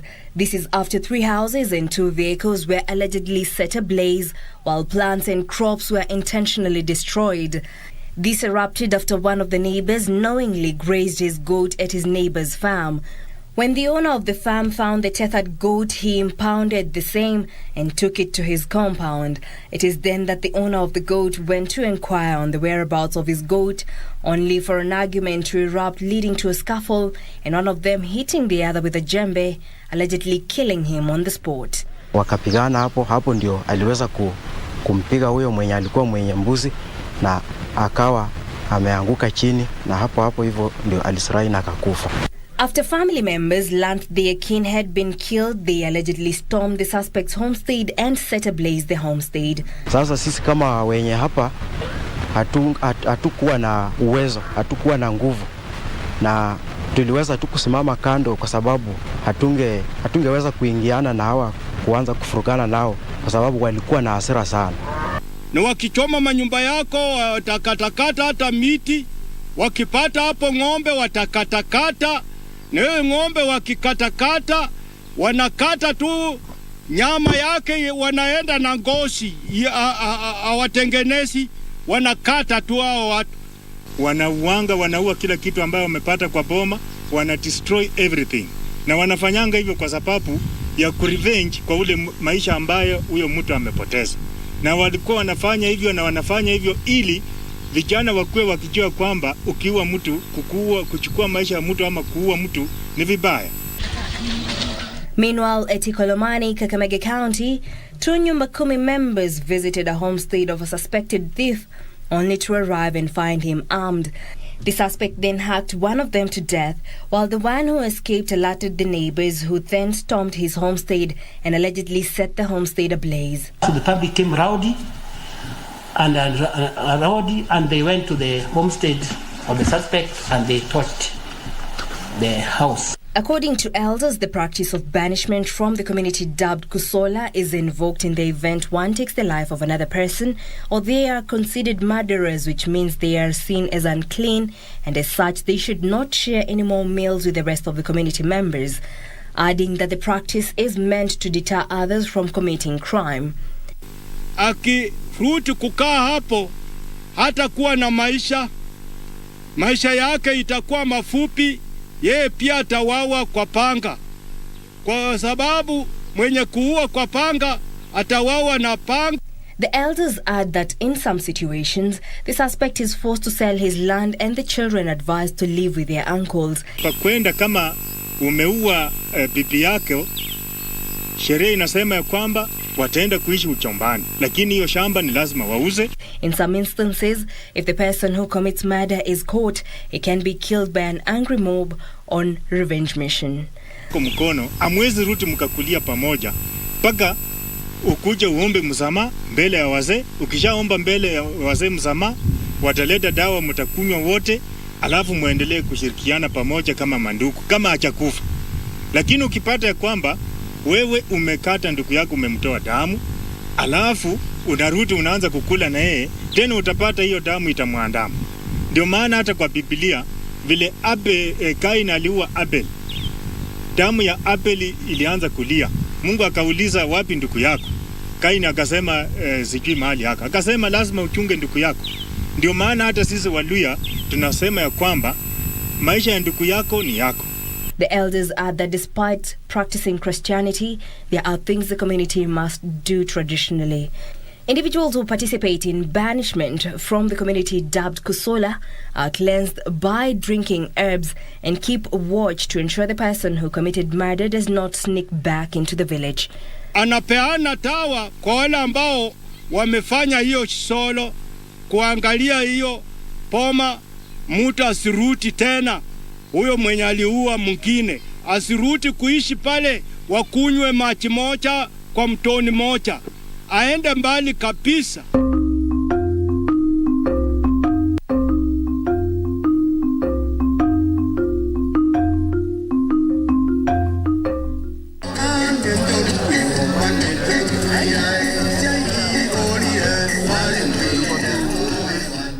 From childhood to adulthood, this group of no less than 300 came here 14 days ago to undergo the Kikuyu rite of passage, Irua, meaning circumcision, and are now living as young men, commonly referred to as anake in the Kikuyu culture.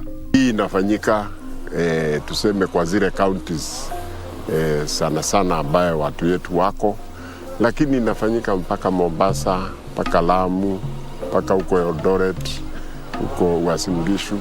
Hali wote watu wako wiko kwa sababu chama yetu imeenea mpaka huko. We take this process seriously because circumcision is always handled by men. That's why we insist on it. Hence, when we start the process, we always want to finish it accordingly, as we have done today. According to the elders under the auspices of Kiama, the culture is keen to ensure that boys need not only understand the rite of passage, but what is expected of them after the transition to adulthood. We always want them to know the role of a young man, what he's supposed to do at home besides education, because in school they learn subjects like math, geography, history, etc. However, even if he learns all that, he will need informal education to improve his mentality.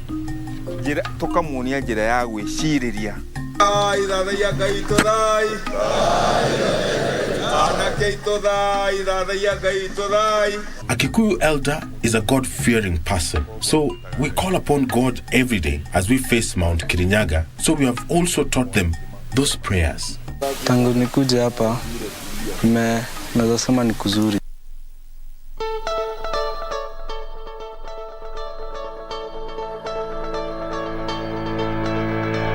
Sikilizaji, shikilia hapo chozi.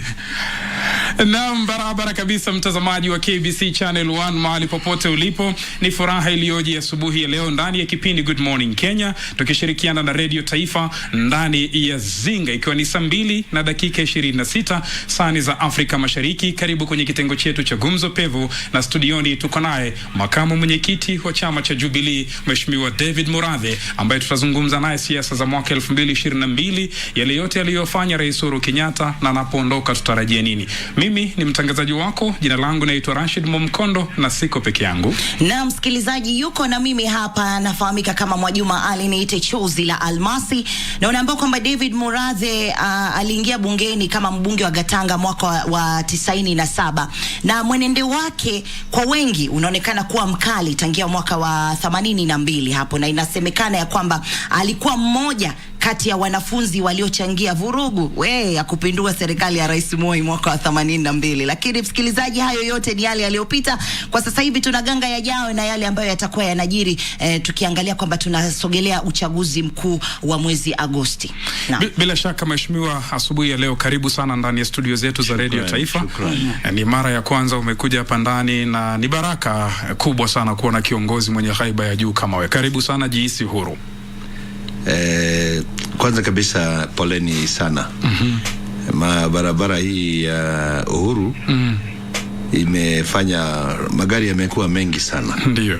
Tumekuwa na ajali kidogo Thika Road. Magari yamesimama kwa muda wa 1 hour. Ilifaa nikuwe hapa 7:30. Ndio. Tumeingia 8:30. Ndio. So poleni kwa watazamaji, wasikilizaji wenu. Kwa kawaida sana si chelewa. Ndio. Lakini hata hivyo Waswahili wanasema chelewa ufike. Umechelewa lakini umefika, ama namna gani? Wanasemaga is better never than late. Better late than never. Sasa hiyo ni kizungu, mimi nimesema Kiswahili. Karibu sana. Labda tu bila kupoteza nukta sekunde wala dakika, Mheshimiwa David Murathe, kesho taifa la Kenya linasherehekea miaka 59 tangu tujipatie madaraka yetu. Unalipi la kuzungumza tangu tulipotoka na mahali tulipo? And by the way, hiyo itakuwa ndio sherehe ya mwisho ya Rais Uhuru Kenyatta, na ndio mmeona tuko na wageni wengi kutoka nchi za nje, na kuna wakati ya Jomo Kenyatta mwanzilishi wa taifa, kuna wakati ya Moi aliyekuwa rais wa pili, na tuna wakati wa tatu wa Mwai Kibaki. Awamu hii ya Rais Uhuru Kenyatta imekuwa ni awamu ya kutengeneza take off. Yani vile sasa mambo yalivyo, hii nchi itatake off. Ni kama ndege ina panda runway, lakini ikishapaa angani hakuna kurudi nyuma. Hii nchi sasa inaelekea kupaa. So tutakuwa huko kesho. Na by the way ndio sababu kuna air show. Air show ni ya kupaa angani. Ndio. Hii nchi tumetoka mbali. Na hii nchi tumetulia.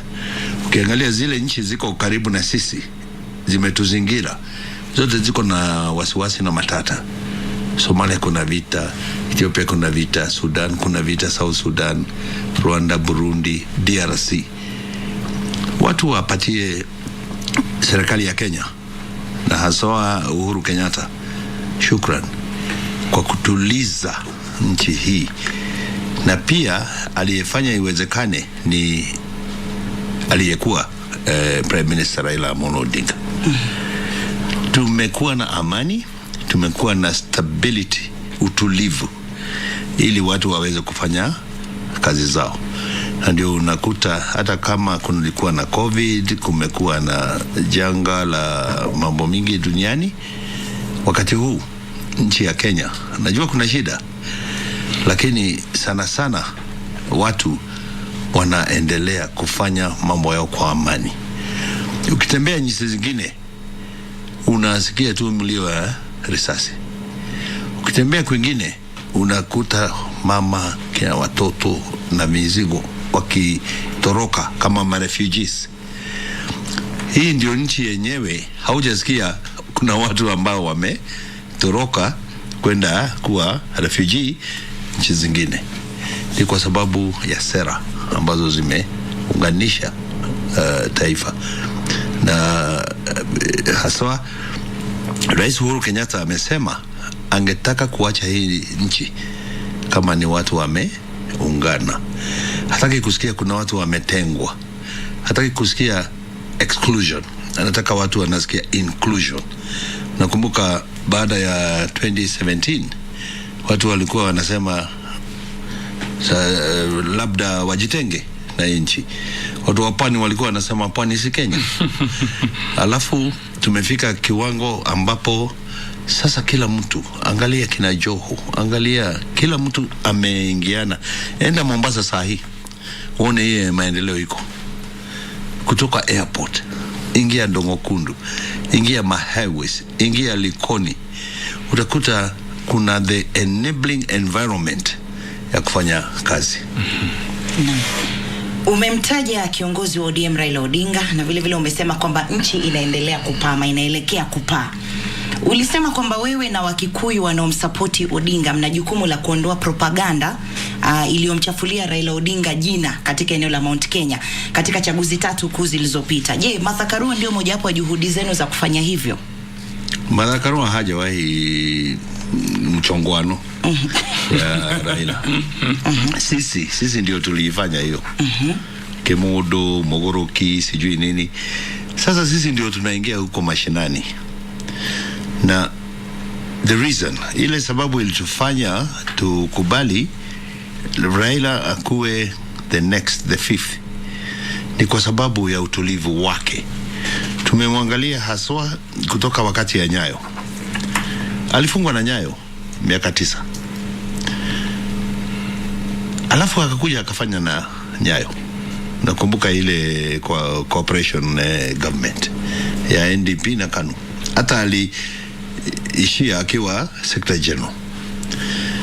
Wakafanya Kibaki tosha, wakamhada.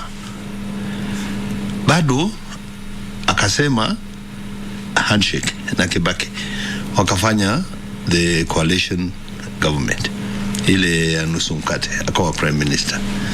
Tukamshinda 2013, tukamshinda 2017. Wakasema hawakubali matokeo, hata walisusia ile uchaguzi ya mara ya pili. That was in 2017 January. In March ikaja handshake. And I think ile kitu muhimu sana ambayo imesaidia nchi ni hiyo handshake. Hiyo utulivu naongea juu yake, the stability and the peace and the tranquility ambayo iko kwa hii dunia ni handshake. So unaona huyu ni mtu ambaye hana ubinafsi. Ni mtu ambaye anaangalia maslahi ya nchi. Ambaye anasema basi haya nimenyang'anywa. Unajua sana wanasema wanaibiwa uchaguzi.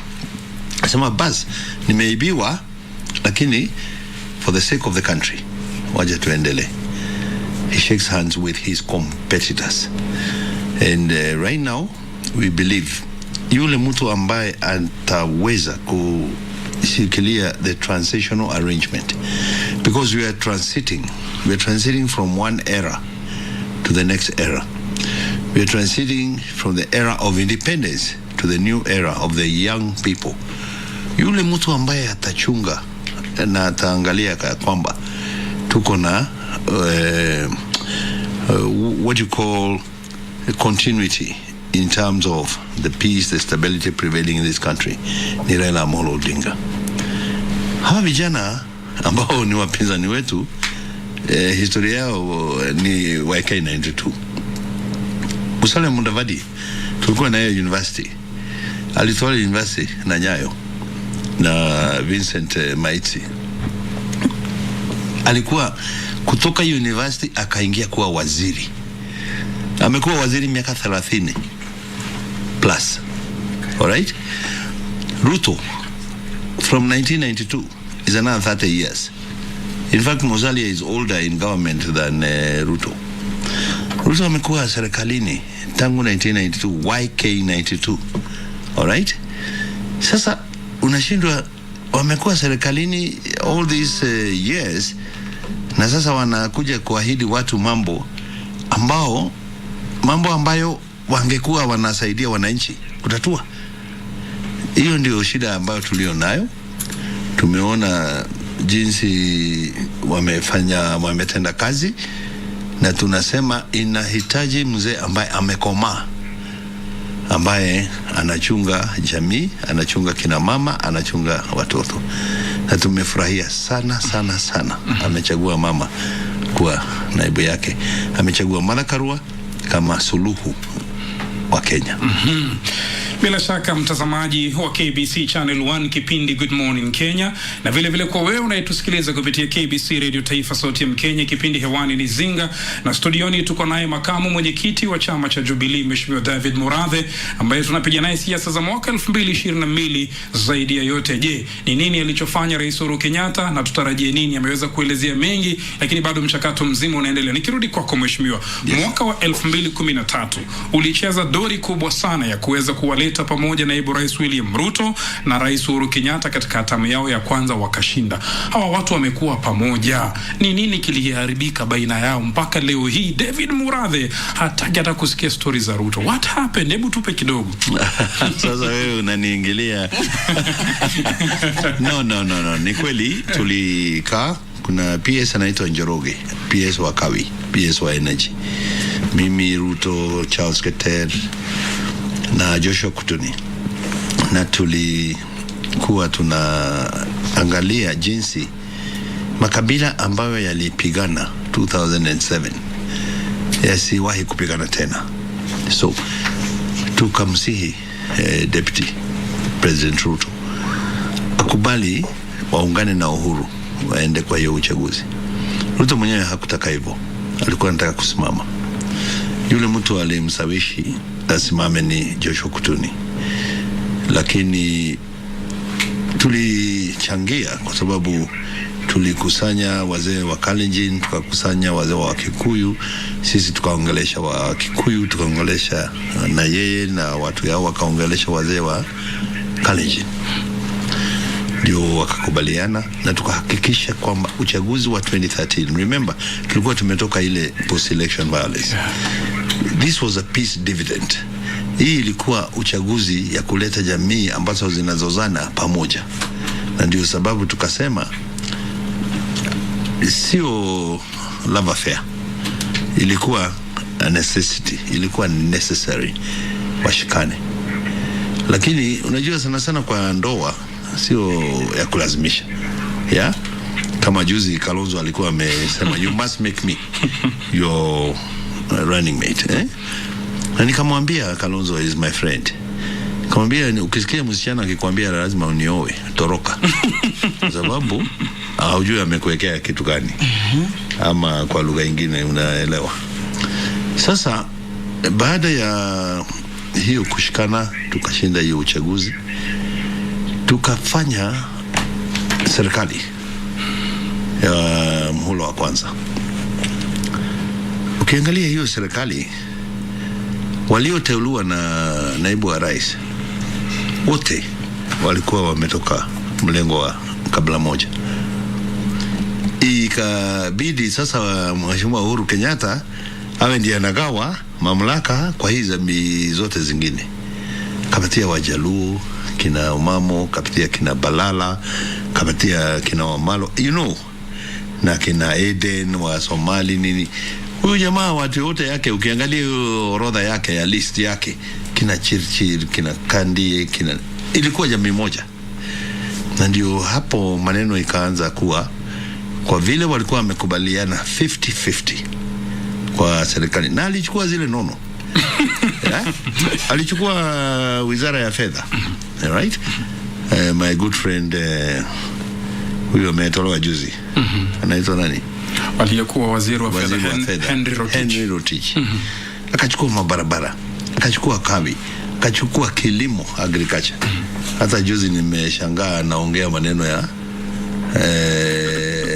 bei za za kilimo na za fertilizer, na yeye ndiye amekuwa ameshikilia hiyo wizara. Lakini bwana Muradhi, kumradhi kwa kuweza kukuzuia, ukisema kwamba naibu rais William Ruto alichukua, wamaanisha nini? Kwa sababu tunajua anayeteua mawaziri nchini ni rais, na kama ile listi ya Ruto haikuwa vizuri, rais alikuwa na uwezo wa kusema kwamba hapa siko. Ukiwa mmekubaliana kama saa hii kutakuwa na makubaliano, is an MOU, a memorandum of understanding. Ukikubaliana utanipatia hii na hii na hii. Si hata leo nimeona kwa magazeti Kalonzo sijui anataka hii na hii na hii na hii. Ikiwekwa kwa hiyo MOU, MOU hiyo masikizano, lazima utafanya. Hii ya Uhuru na Ruto ilikuwa 50-50. Na Ruto akapewa vile alivyotaka. Kwa sababu rais alikuwa tuambia, sikizeni, I'll be the president, let him take what he wants. Kaambia hizi zingine sana sana zile zinahusu watu wetu, ni vizuri tuangalie. Akasema hapana. Na by the way, Ruto brought 1.7 million votes, tulileta 6 million. It was disproportionate. Alichukua serikali 4 times more than his contribution to the government. Anyway, kurudi kwa swali lako. Ndiyo. Muhula wa kwanza ulianza tabia mbaya ya uporaji. Ndio ukakuta mambo ya pipeline, ukakuta mambo ya Kenya Power, na ndio sana sana unaona hata gharama ya stima siku hizi ni Rais Uhuru anajaribu kurudisha. Tukashindwa la kufanya kwa sababu kwenda 2017 ni lazima tungeonyesha tuko bado pamoja. Na ukikumbuka msemo wa Jubilee ilikuwa tuko pamoja. Lakini after 2017 saa hii Jubilee ni mbele pamoja.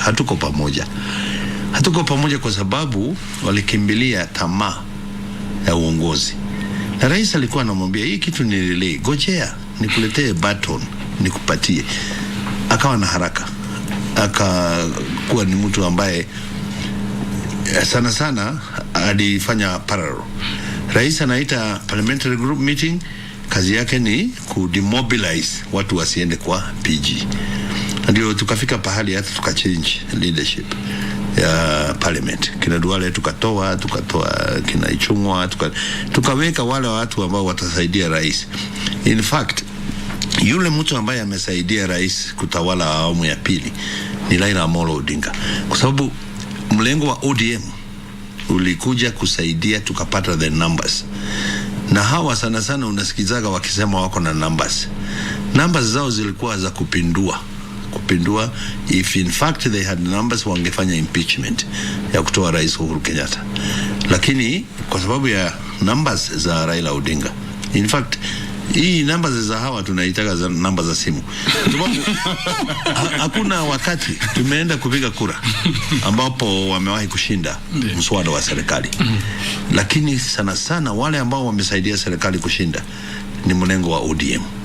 Na ndio saa hii unaona bahali tumefika, azimio la umoja la kuunganisha nchi, ndio saa hii imeshika. We have like 70 days or less. We have 2 months. Yes. June and July. Eti nimesikia ukizungumza kuhusu naibu kushikana na Rais Uhuru Kenyatta. Eti hii nimesoma mahali na ni wewe ndio ulikuwa umesema alikuwa ni mbadala. Ruto hakuwa the key idea ya kuwa naibu rais. Yule ambaye ilikuwa awe naibu rais ilikuwa ni Eugene Wamalwa. Hata ukiangalia, by the way, when we went to launch TNA, the keynote speaker alikuwa Eugene Wamalwa. Sawa, ilikuwa ni awe Eugene Wamalwa katika uchaguzi wa 2013. Yes. Na pia William Ruto ilikuwa anataka kujiuzulu Alafu pia bado yakapangwa kwamba Eugene Wamalwa pia achukue nafasi hiyo baada ya kutoelewana kwa sababu ya handshake. Haya, baada ya hapo pia rais pia akawa anatumaini kwamba atajiuzulu, lakini sasa Ruto hakujiuzulu. Hebu tunaomba tu hiyo kutujuza vizuri, sababu hayo maneno yametoka kwako na sisi imetupata by surprise. No. Hao watu hawana haya. Unakuta mtu ambaye hasikizani na mkubwa yake. Alafu hata mkubwa yake mwenyewe anamwambia I am asking you to resign. Na wewe unasema hapana, mimi nimechaguliwa. Wacha nikwambie, hakuna deputy ambaye anachaguliwa. Hata kama ni deputy governor ama yule mtu anachaguliwa ni governor. On the presidential ticket, hakuna deputy president anayechaguliwa na wananchi. Yule anachaguliwa ni nani? Ni candidate. Ni president. Sasa huyo mtu anadandia, anasema ati amechaguliwa. Kwa hivyo hawezi kuwa, lakini ni katiba yetu. Katiba yetu iko na shida hapa na pale na tunaiheshimu. Lakini ndivyo uliona executive order number 1. Ilimng'oa mamlaka yote ikaenda kwa Matiang'i. Kwa sababu kazi haikuwa inafanyika. Kazi ilikuwa kama kuna kitu kinazorota, kinachelewa, memos. Wakati president alitoa executive order number 1, alitoa mamlaka kwa deputy, akapeleka kwa Matiang'i. Hawa watu walikuwa na mpangilio. Ma-PSs wanakutana on Monday, ma-CSs wanakutana on Tuesday, wanakubaliana kila kitu. Wewe kwa nini barabara ime slow down? Ni kwa sababu huyu mwenye stima hajaweka. Na wewe kwa nini haujatoa hiyo vikingi ya stima? Ni kwa sababu huyu PS wa fedha hawajanipatia pesa. Hakuna memos. Watu wanaongea hapo kwa meza, hiyo maneno na wakitoka hapo wanapelekea mawaziri. Waziri wakitoka hapo wakienda Ikulu, it is a 1 hour meeting. Kwa sababu kila kitu imesha. Mbeleni unajua serikali ilikuwa ni memo from this minister to the PS to the other co-PS in the other ministry. Kazi ikaendelea smoothly. Because kabla ya hayo, kila waziri, kila PS, kila mjumbe walikuwa wote wanaenda Karen kwa deputy president. Sasa ikafahamika kwamba hii kazi haiwezi kuendelea namna hiyo. Ni lazima tukue na coordination. Ndio sababu nakuta Matiang'i amekuwa the minister in charge of coordination of national government programs. Na ndio unasikia deputy president akilia kwamba kazi yake ilichukuliwa. Na unajua hata Harambee House Annex is directly opposite the office of the president. Meaning ilikuwa rahisi, akitaka kitu anavuka tu barabara. Unanielewa? Hata rais mwenyewe alikuwa anavuka barabara, anaenda Harambee House Annex. Lakini wakati aliangezia akafocus na uchaguzi wa 2022, bas rais akaona huyu mtu hana time ya kuzingatia yale tuliambia wananchi wa Kenya, the pledges, the manifesto. Wacha nitafute watu ambao naweza kufanya kazi na hawa ili nitimize ahadi zangu kwa wananchi. That is why the team has worked so well. In fact, my friend, let me tell you, if you look at the development after the handshake and before the handshake, you get a shock. Kawaida kama markets, they did 7 between 2013 and 2017. Between after the handshake to date, they have done 58 markets. Chaka, Nairobi, Mudhurwa. Angalia ile hospitali imefanywa hapa Nairobi. 17 in every sub county there is a level 3, level 4 hospital.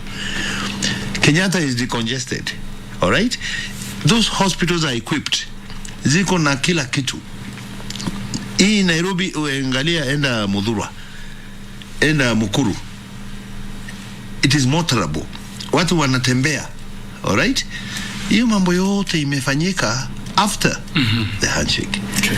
kwa sababu ya the peace. Labda tu nikirukia tu kidogo, licha ya kura zake hizo 1.7 million, wewe ndio ambaye uliwashawishi hawa watu kuja pamoja, licha ya kwamba Eugene Wamalwa ndio ambaye alikuwa ni pendekezo.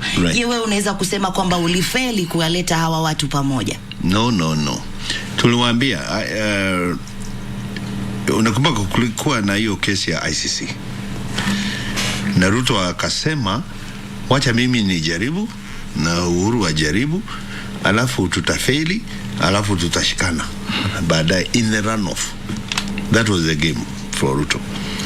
Mimi nikamwambia sikizeni, hakuna time ya runoff. Msiposhinda round 1 mtakuwa jela. ICC inawagoje. Na unakumbuka wakati huo wazungu walikuwa sana wanataka kufunga watu. Hata walikuwa wametuambia choices have consequences. So it was common sense.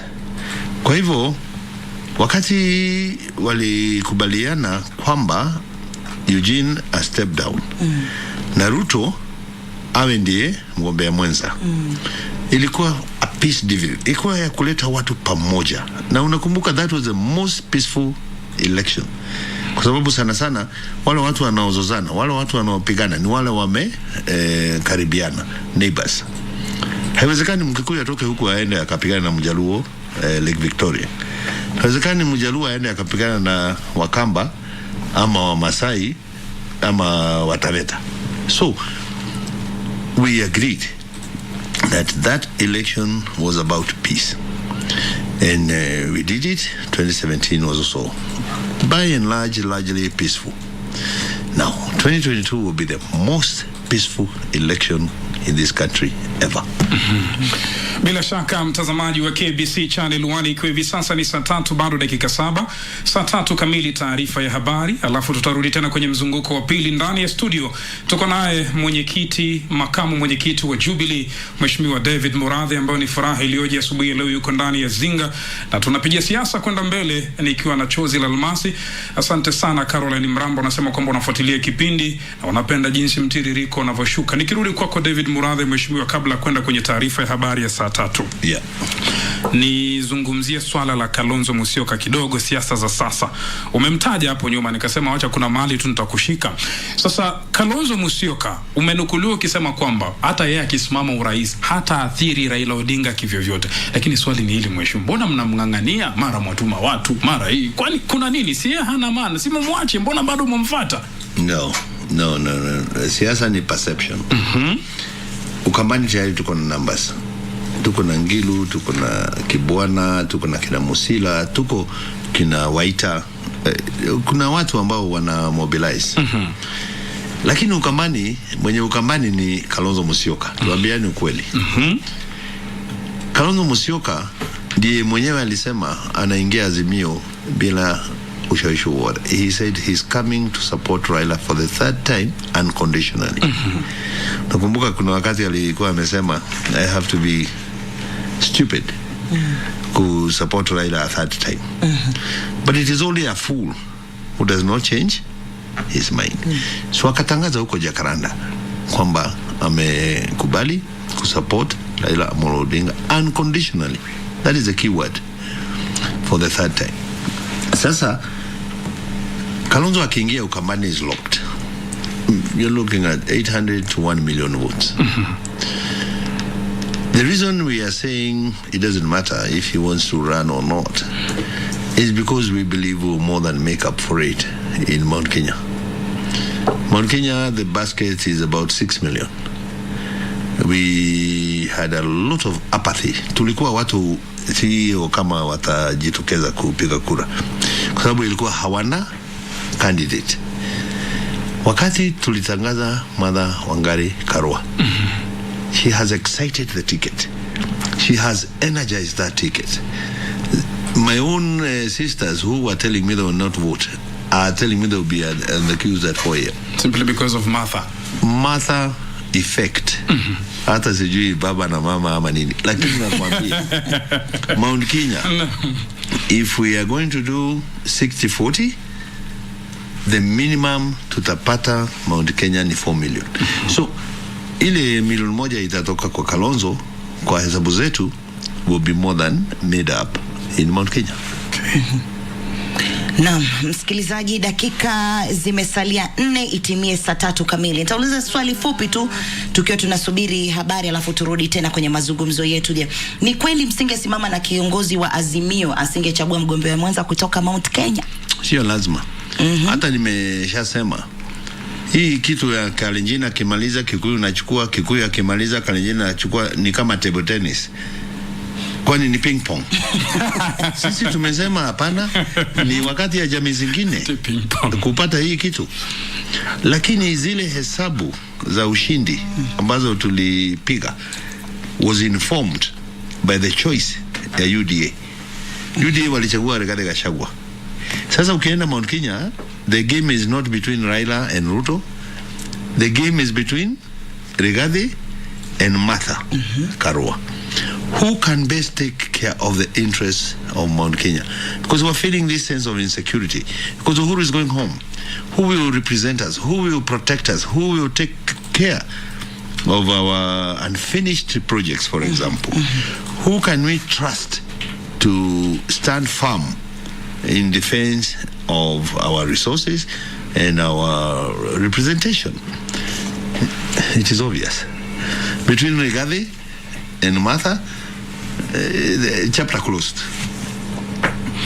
Alright, msikilizaji, mtazamaji, basi mahali popote ulipo, ikiwa ni dakika 2 zimesalia kuweza kutimia saa 3 kamili.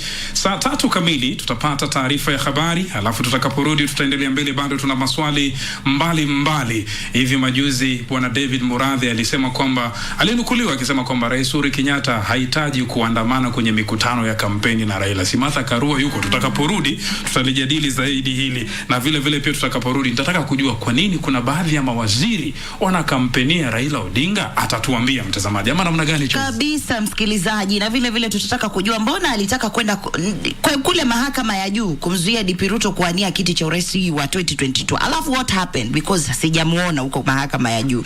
Msikilizaji, hayo na mengi zaidi kupitia 0700176699. Msikilizaji, tutakuwa pia tunapokea maswali kutoka kwako wewe, na kumbuka kwamba ukija hewani unapunguza ama unazima sauti ya redio yako kabisa, ili mheshimiwa aweze kukusikia vizuri. Iwapo na swali lolote, kupongeza pia, jamani, inaruhusiwa, sio maswali tu kurusha cheche. Msikilizaji, hii ni KBC Radio Taifa, mimi nafahamika kama Mwajuma Chozi. Bila shaka mtazamaji, kumbuka ni kipindi ambacho pia kinakujia moja kwa moja kupitia runinga ya kitaifa KBC Channel 1, na vile vile pia ndani ya mpango mzima wa Good Morning Kenya. Na leo Chozi na Regina Manyara wote wamevalia manjano, sijui kunani. Saa 3 bado dakika 1, Martin Kingasi ya taarifa ya habari, alafu tutakaporudi tutakuwa tunarudi kwenye awamu ya mwisho. Asante sana John Jacob Kiorie, unasema kwamba unafuatilia kipindi. Asante sana mtazamaji, kumbuka hii ni KBC Channel 1 na kipindi ni Good Morning Kenya. Upande wetu ni Zinga Radio Taifa, Rashid Momkondo na waitwaje? Mwajuma Ali.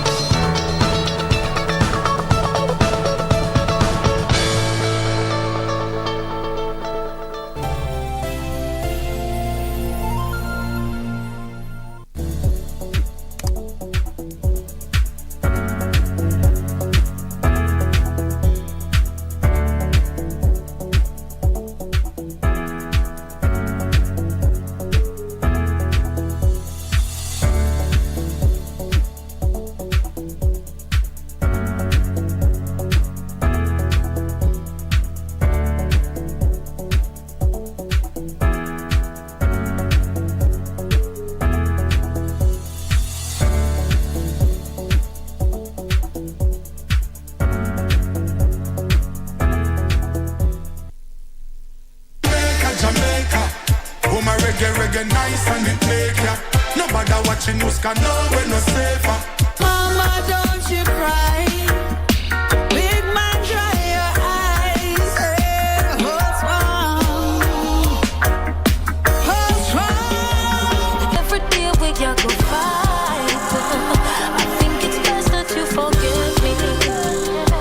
Yeah, this is for my sisters. Hold your head high, still got prizes. Energy.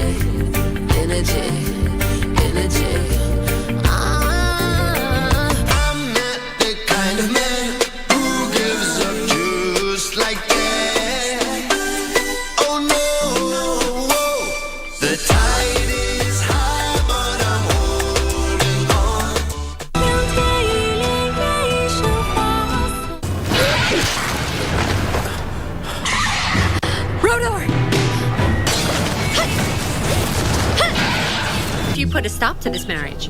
Are you going to step up and be responsible for her happiness? You can't do anything bad with this magic. It's all about karma. You reap what you sow. Come with me now. This is Kali, a fox. He is the prince of the avians, Rodor. Rodor! Rodor!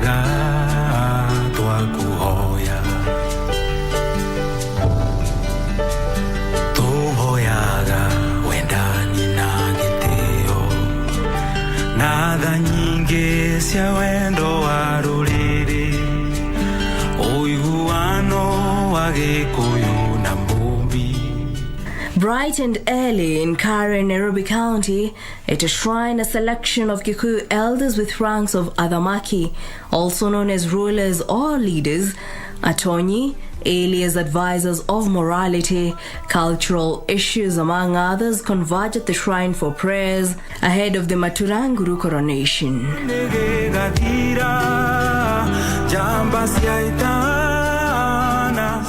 Njathiwambatia is said to attain the highest rank attainable by a Kikuyu spiritual elder, Maturanguru. Mzee alikuwa ameteuliwa wa mwisho, aliteuliwa 1946 na alikuwa pia mzee mkongwe, na wakati wake ukafika akalala na mababu.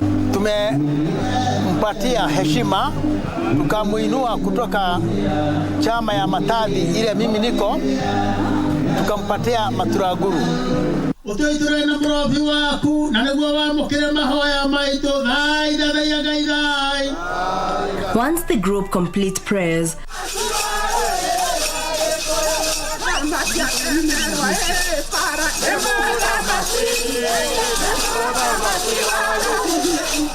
a procession from the shrine is held leading to the grounds where the coronation is conducted.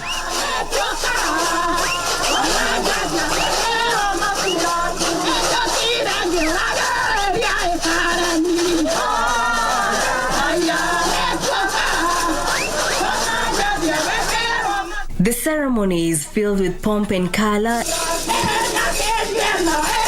as men and women adorned in traditional Kikuyu regalia converge to witness the rare event of promoting a spiritual elder to the highest position.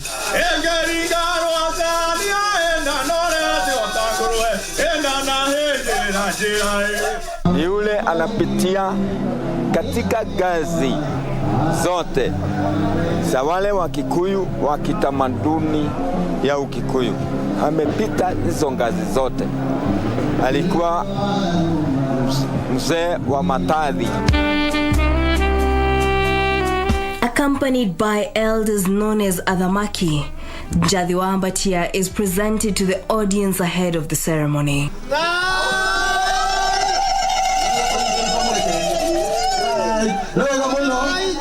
Tunakaribisha hiyo mgeni anaingia. Song, dance,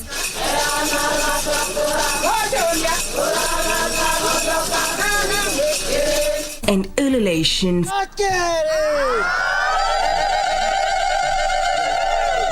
fill the air as Mbatia prepares to be crowned. Wega no tugiwa kurogia na Maturanguru jathiwabatia thai thathaia Ngai thai. The soon-to-be anointed Maturanguru will transition from a group of elders known as Matathi. Clad in all white, Njathiwambatia is accompanied by a group of elders known as Athamaki, where he is presented with the traditional paraphernalia that will aid him in executing his new mandate. Zamani alikuwa anavaa kama hizi tuko nazo, lakini hizo vazi amevalishwa siku ya leo, na hata ile buzi ilitoa hiyo dhabihu ilikuwa ya white kabisa, haikuwa na hata kadote. Alivalishwa hizo nguo kwa sababu yeye ni mzee wa amani. Siku zote ni amani. He is adorned in a white cloak, gifted a white stool, a staff, and a white flower whisk, and crowned as Maturanguru. Roakana! Narwagata narwa Maturanguru jamba! Leo newega Maturanguru lewe na mathaga mothe maria abatairie. Alipewa hii ya kubariki. Alipewa kitu inaitwa modhegi. Modhegi naye ni ya kuongoza, na kwa hiyo modhegi wote watatii kulingana na ile maneno mzee atasema. Sisi zote tutanyenyekea kwa hiyo modhegi. Alikalia kiti ya jungwa. Hiyo jungwa ni kuonyesha ya kwamba amefika kiwango atakuwa akipatiana maneno ama akiongea akiwa amekaa chini, mzee wa imani. Utoiture na mrofi waku na niguo wamukire mahoya maito thai thathaia Ngai thai. His new mandate now involves leading the Kikuyu community in prayer against diseases, calamities, an ambassador of peace and unity among others.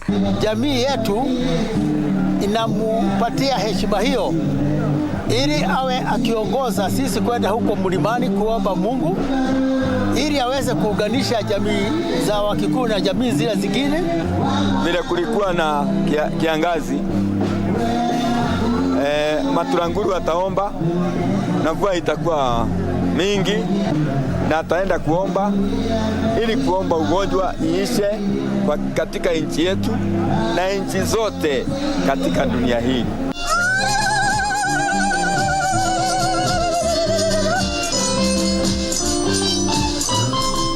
On his part, Maturanguru Njathiwambatia was elated over his new role after completing the rites of passage of the Kikuyu man, namely Hako. That is the rite of passage when a man is introduced to other men. Degwa, the rite of passage after one marries. Horio, this is after a man's first child gets married. Matathi, who is an elder, to his new position. Today I feel very elated. It feels like I've been reborn. I will lead a team to Mount Kenya for prayers. We've been there severally and will head back to pray for the country as well as the COVID-19 pandemic. In the past, people used to pray. I think I will execute my duties to the best of my abilities in partnership with other elders so as to unite our community to become one before God.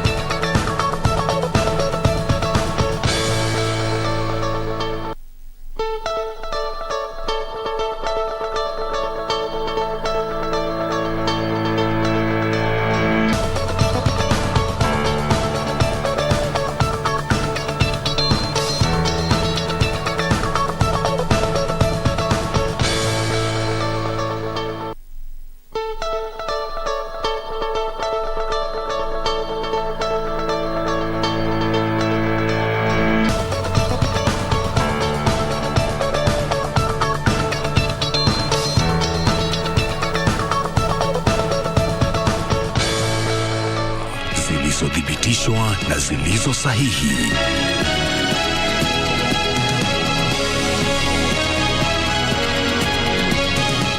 Bila shaka mtazamaji wa KBC Channel 1 mahali popote ulipo, karibu tena, ikiwa ni awamu ya lala kwa mkono buriani, ghalabu sio biriani. Kipindi ni Zinga ndani ya KBC Radio Taifa, sauti ya Mkenya, kinachokujia moja kwa moja kupitia kipindi Good Morning Kenya kwenye runinga yako na enzi ya KBC Channel 1. Mimi naitwa Rashid Momkondo na pembezoni kushoto naitwa Mwajuma Chozi. Msikilizaji, kumbuka kwamba ukiwa maeneo ya Nairobi unatupata vizuri kupitia 92.9, vile vile Mombasa karibu sana kupitia 101.8 na Kisumu ni kupitia 104.5. Msikilizaji, kama alivyotangulia kusema mwenzangu ni kwamba hii ni KBC Radio Taifa, na vile vile tunakwenda moja kwa moja kupitia Good Morning Kenya. Msikilizaji, kwenye Twitter tunawakaribisha @Mwajuma-Chozi, @Mwamkondo, @Radio Taifa, @Good Morning Kenya, hashtag ikiwa ni Zinga msikilizaji, na hashtag ikiwa vile vile ni Good Morning Kenya. Na leo hii ndani ya studio kuanzia muda wa saa 2:30 tumekuepo na David wa Cairo Muradhi, ambaye alikuwepo ni mbunge wa zamani wa Gatanga na ambaye ni naibu mwenyekiti wa chama cha Jubilee. Na bila kupoteza nukta sekunde wala dakika, karibu tena mheshimiwa. Ulikuwa tumekwenda kupata pumziko fupi kwa fiti. Okay. Salama. Na kuomba karibia mic yangu kidogo. Okay. Very good sir. Sasa turudi kwako mheshimiwa David Muradhi. Labda ulitugusia kidogo infrastructure ya jinsi Rais Uhuru Kenyatta amefanya, ukagusa pia masuala ya afya kidogo amefanya, lakini kuna donda sugu ambalo wewe mwenyewe umesema kwamba muhula wa kwanza wa Rais Uhuru Kenyatta ulikuwa na uporaji na ufisadi. Hadi kufikia sasa ufisadi Kenya tuko katika kiwango gani, na mbona tumeshindwa kukabiliana nao? Kwa kweli, the biggest problem facing Kenya today is corruption. Na hii watu ya Kenya kuisha hawaongei maneno ya corruption.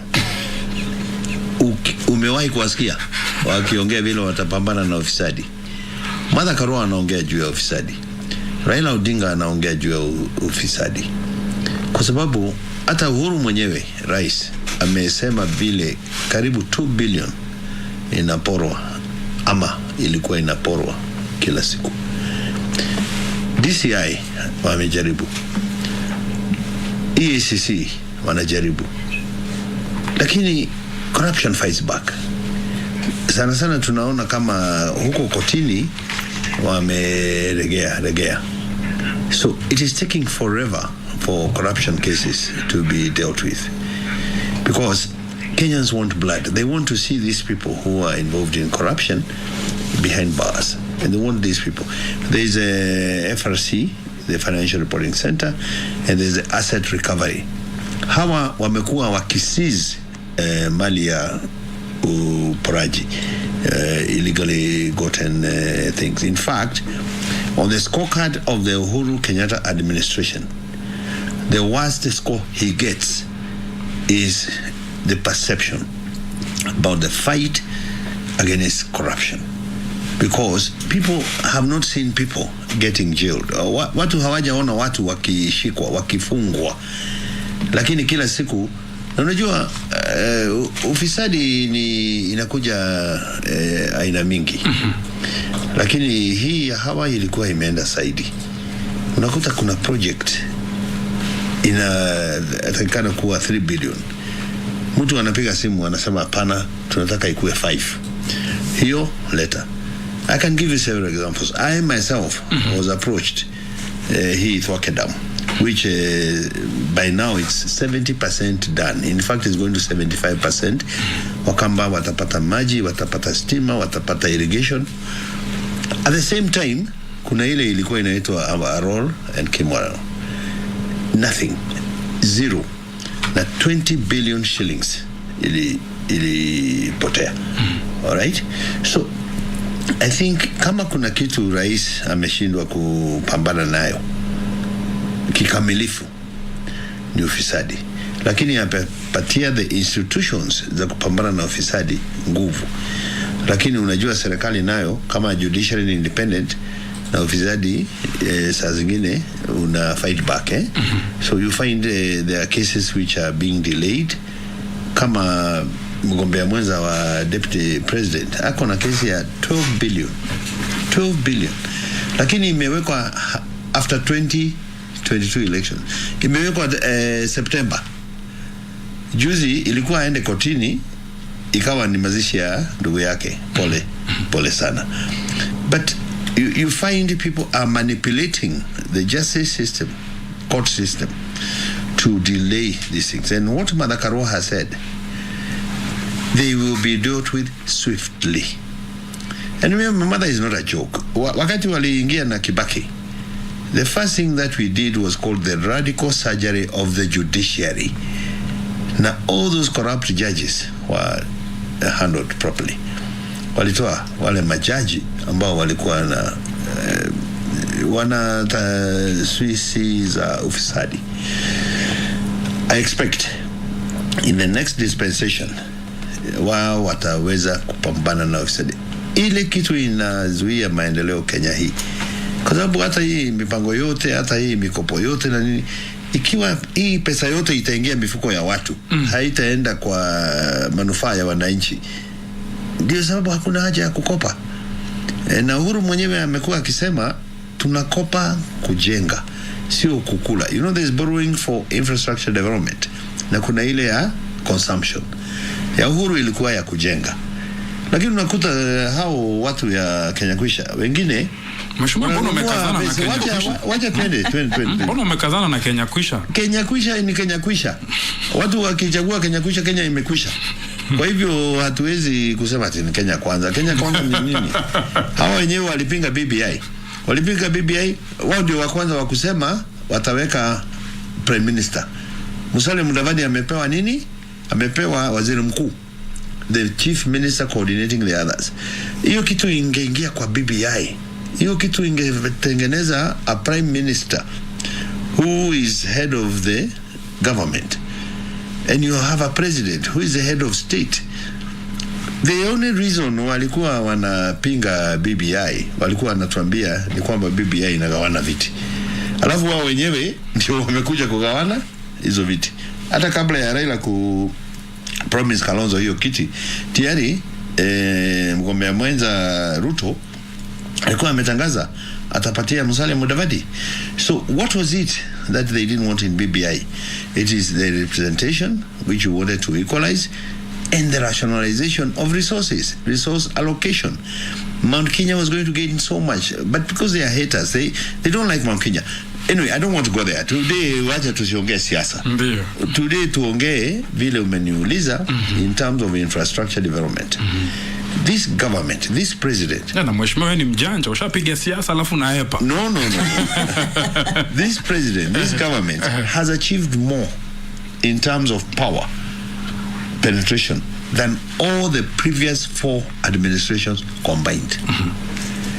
Hii nasikia rural electrification, last mile. All right? This government has done more road than any other administration since independence. Mzungu alikuwa na kilomita 1,000, Kenyatta 2,000, Moi 3,000, Kibaki 4,000. Hawa hii imefanya 10,000. This is a government which has done more than all the previous 4 administrations combined. Sawa, watu wanasema tumekopa sana, lakini barabara ukijenga itarudiwa tena.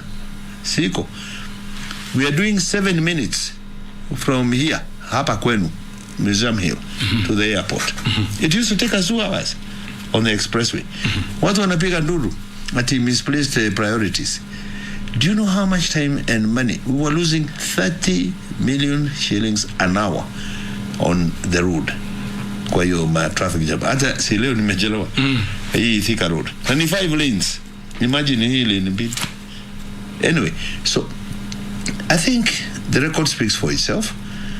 I think when the history of this administration is written, people will appreciate what the president has done for this country.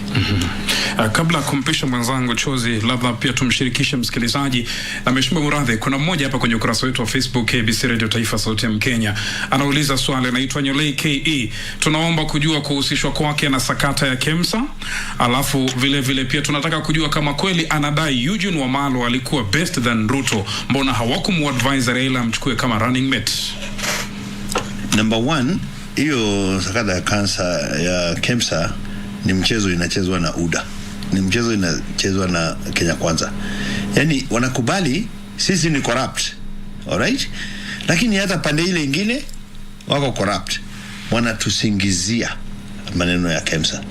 KEMSA nilijipeleka mwenyewe kwa EACC. Nilijipeleka mwenyewe Parliament, PIC. The reports are out. The report of EACC is out. The report of PIC is out. We never, me, supplied anything. I never got a commitment letter. I never invoiced anything. I was not paid a penny by KEMSA. It is there for everybody to check and to confirm. Lakini propaganda machine ya Kenya Kwisha, because they were the ones who were playing this thing. And I can tell you for free, wale watu ambao walihusika kwa hiyo kashfa, wengi wao wako Kenya Kwanza. Wacha niwaite Kenya Kwanza. Kampuni inaitwa Shop and Buy ni Sakaja, anayewania kiti ya Nairobi. Kampuni inaitwa Puma ni Mary Wambui ambaye ndiye chair wa election board ya UDA. Alright? Speaker mwenyewe wa Senate 237 million. Alright? Bibi ya Ruto, Karesha Industries, hiyo report iko kwa Kenya Gazette, imetolewa. Have you shared this with the DCI? No, it is in the Kenya Gazette. You know, the EACC are required to publish the results of their investigations every time they do it. In that, and I'll bring it to you, usome watangazaji, wasikilizaji wako na watazamaji. Nitakuletea leo, today. I'm calling Mwenda Joka now. Akutumie hiyo Kenya Gazette. Kenya Gazette is the official gazette of the Republic of Kenya. All those companies, together with their owners, kina Talam na wengine, they are there. Alright? None from our side is involved in the KEMSA haste. Wanaita COVID billionaires, eh? But let me tell you, because they are fighting this imaginary, they are saying they don't want to fight corruption. So they say, okay, we admit we are corrupt, because they don't deny. But even the other side is corrupt. Unajua kitu uongo ikisemwa sana sana inashika. So, mwambie huyo mtazamaji wako, nitakuletea gazeti ya Kenya Gazette, na hiyo makampuni iliyohusika na hiyo mambo ya KEMSA utawatangazia, na kwamba mimi hakuna tone hata mask moja nilipeleka KEMSA, sikuhusika lolote na hiyo. There was a company called Kilig.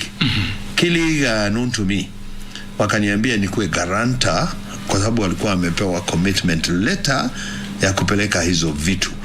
And by the way, walipeleka lakini mpaka sasa hawajalipwa. I guaranteed them to the manufacturers because they know me, and I was telling them, look, ukipata commitment letter ya an organization like KEMSA, I can guarantee you will be paid. So you deliver. That's the nearest I ever came close to that business. But I never delivered a handkerchief. I never invoiced anything. I never got paid anything. I have no clue about what happened. But we know the reports are out about who are the COVID billionaires of KEMSA. And they are all Kenya Kwanza. Yeah. Okay.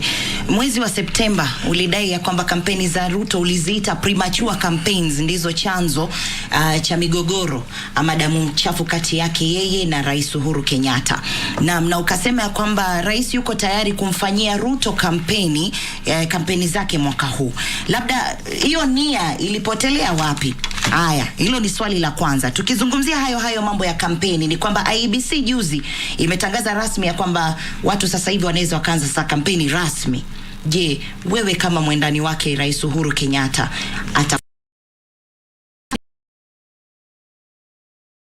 atakuwepo pale ni vipi? The president will not campaign for anybody. Why? And is the chairman of Azimio Council. The council brings together all the 26 partner parties. He chairs it as a guarantor of the things that are agreed in that council. I'm actually the vice chair of the Azimio Council. I'm the vice chair of the Azimio NEC, apart from being the vice chair of Jubilee Party. But he's the head of state, and he has to rise above this petty competition. He's not on the ballot. Rais hayuko kwa ballot. All right? Now we have candidates. Wale ambao wanatakikana kwenda kufanya campaign ni Raila Amolo Odinga na Martha Karua, ni William Samoei Ruto na Rigathi Gachagua. Rais anakujia wapi? Hawezi kuona rais juu ya kanta ama ya ati akifanya siasa. No.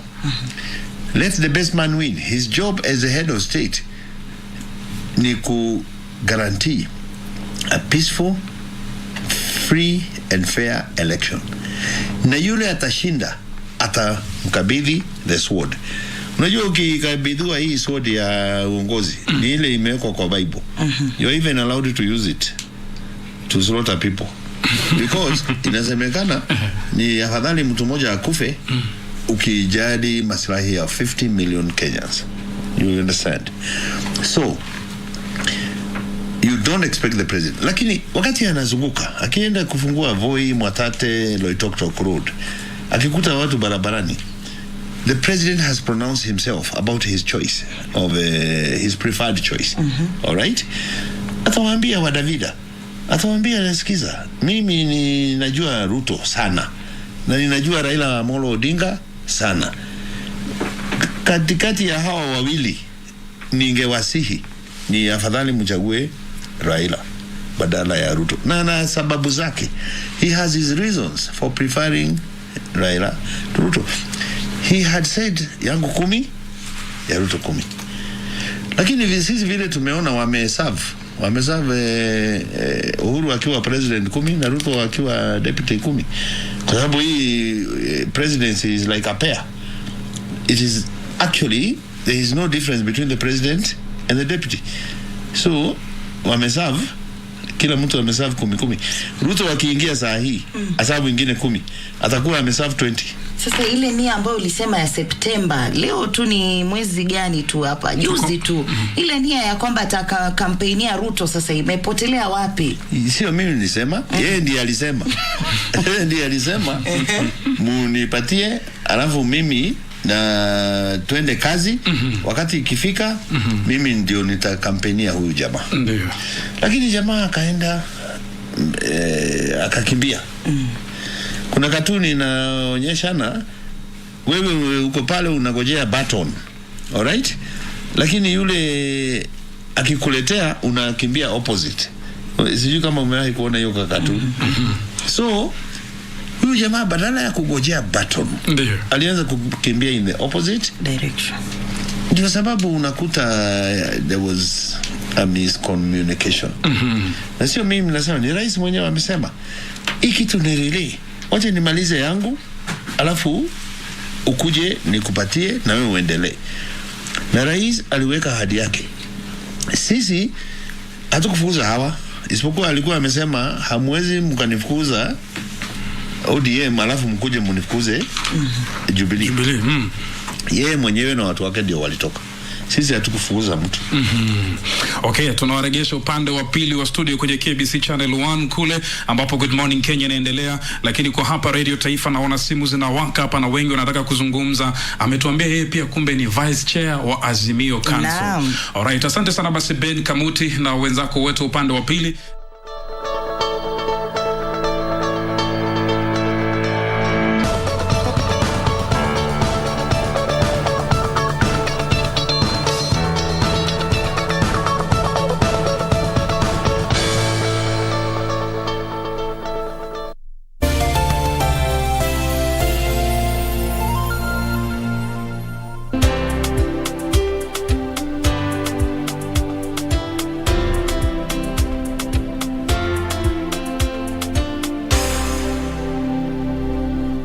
Kupata lazima nishike kama skiza tune yako. Bonyeza *811 *962 hash. Lazima nishike mapema. Nisiposhika hii simu mapema utakasirika. Unajua mimi nikiwa mtu ya marathon najua niko na experience kabisa. Niko na experience. If you don't hurry, you will not break the record. Okay, wacha nishike hii simu. Kupata lazima nishike, bonyeza *811 *962 hash. *811 *962 hash.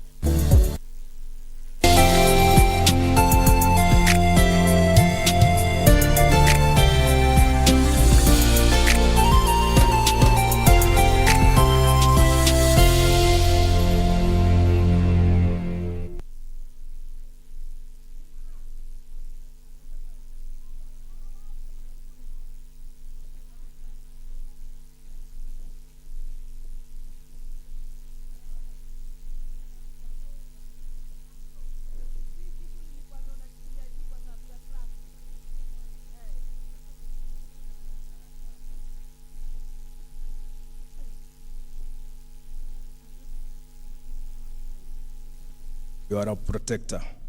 Shower us with your grace. We bless you as you bless us, Jehovah. We thank you for our skin. It's our prayer that you will give us more wisdom as members of the board, that we do the oversight. It's a responsibility, Jehovah, which is known as fiduciary responsibility. We are responsible for taking care of the interests of our members of the scheme and the fund, and we therefore charged with ensuring that the sweat of their work, those of us who worked from the days of East African Post and Telecommunications, former KPTC, Telcom Kenya, it's the responsibility of members of the board to ensure that we take care of your funds. Jehovah, allow us, guide us to be faithful to the work that we have been entrusted to by our members. We thank you, Jehovah. As we also move into the election, we thank you for this great country that you gave us, Jehovah. We thank you for our leaders. It's a prayer that you will bestow upon our leaders, our brothers and sisters.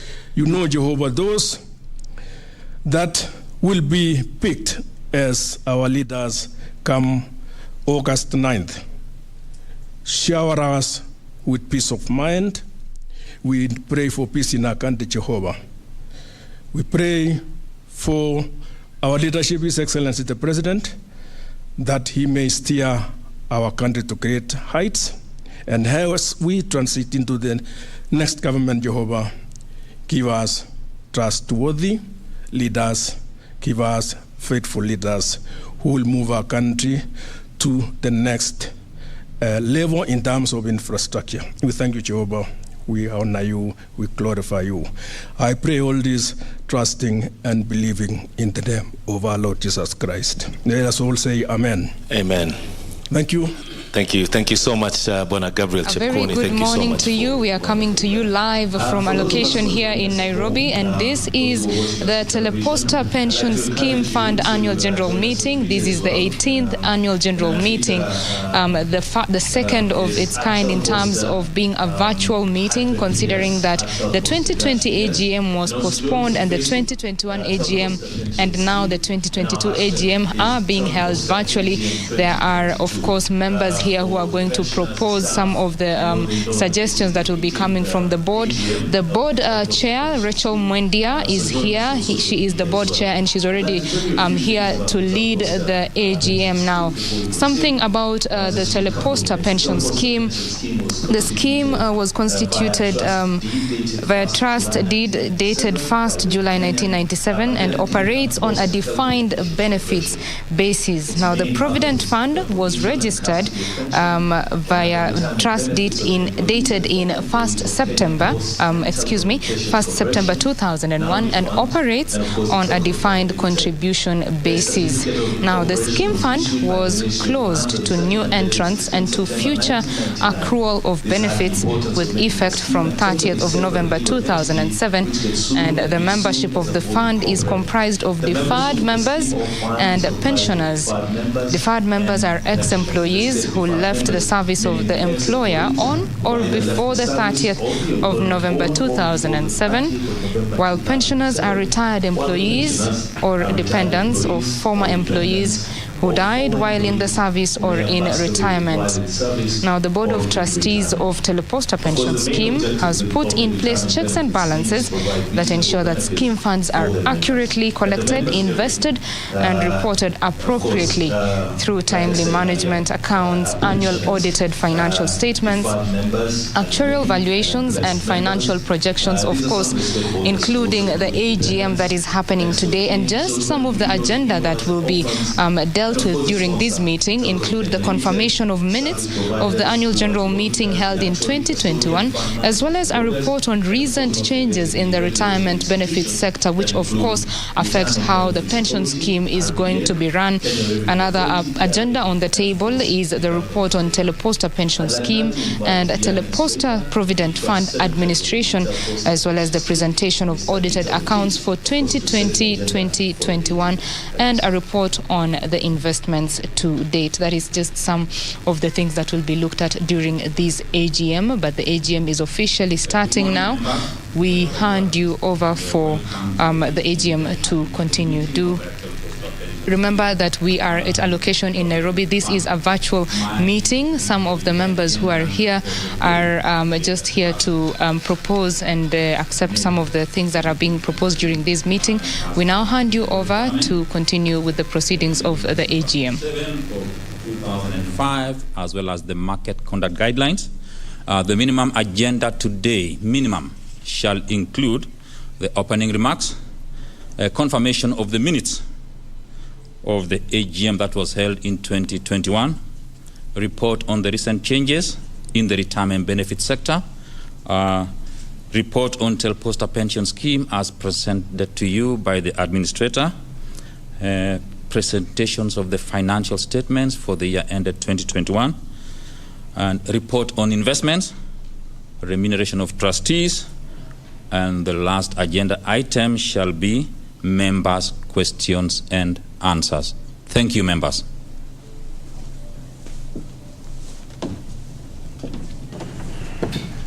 Asante sana, Bwana Peter Rotich. And to continue now, I'd like to invite the Chair of Board of Trustees, Madam Rachel Mwendia, to come and make her opening remarks, and then we'll continue with the program for today.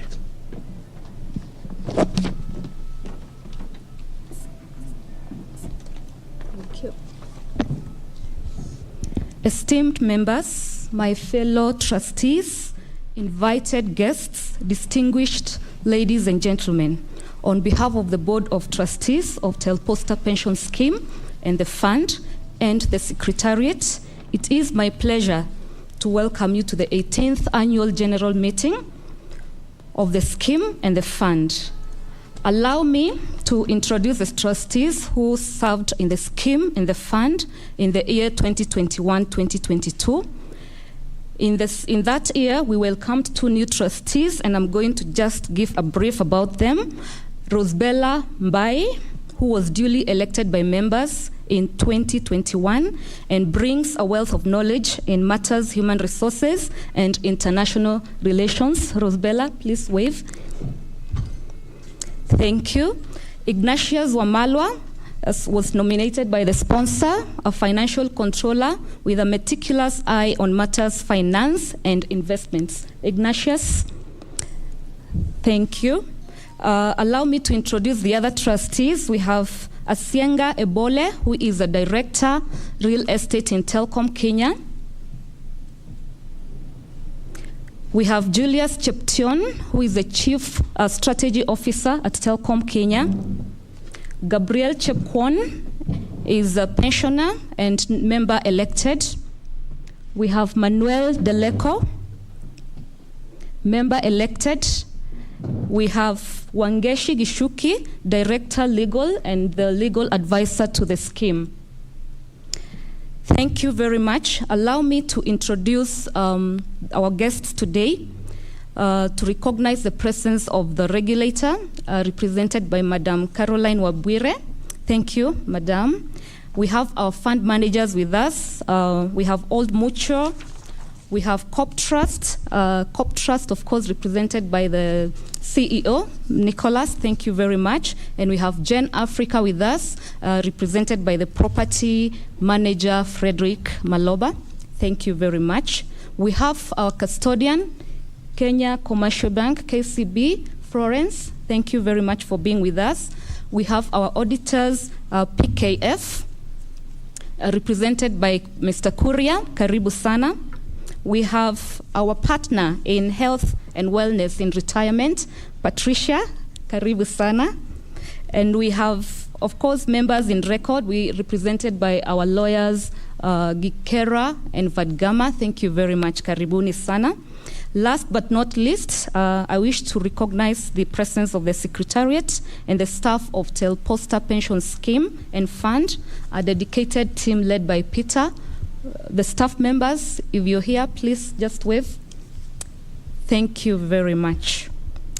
So the AGM has been convened in compliance with Regulation 8.2K of the Retirement Benefits Regulation 2002, which provides that the trustees shall convene an annual meeting of members to enable them raise any matters that relate to their scheme.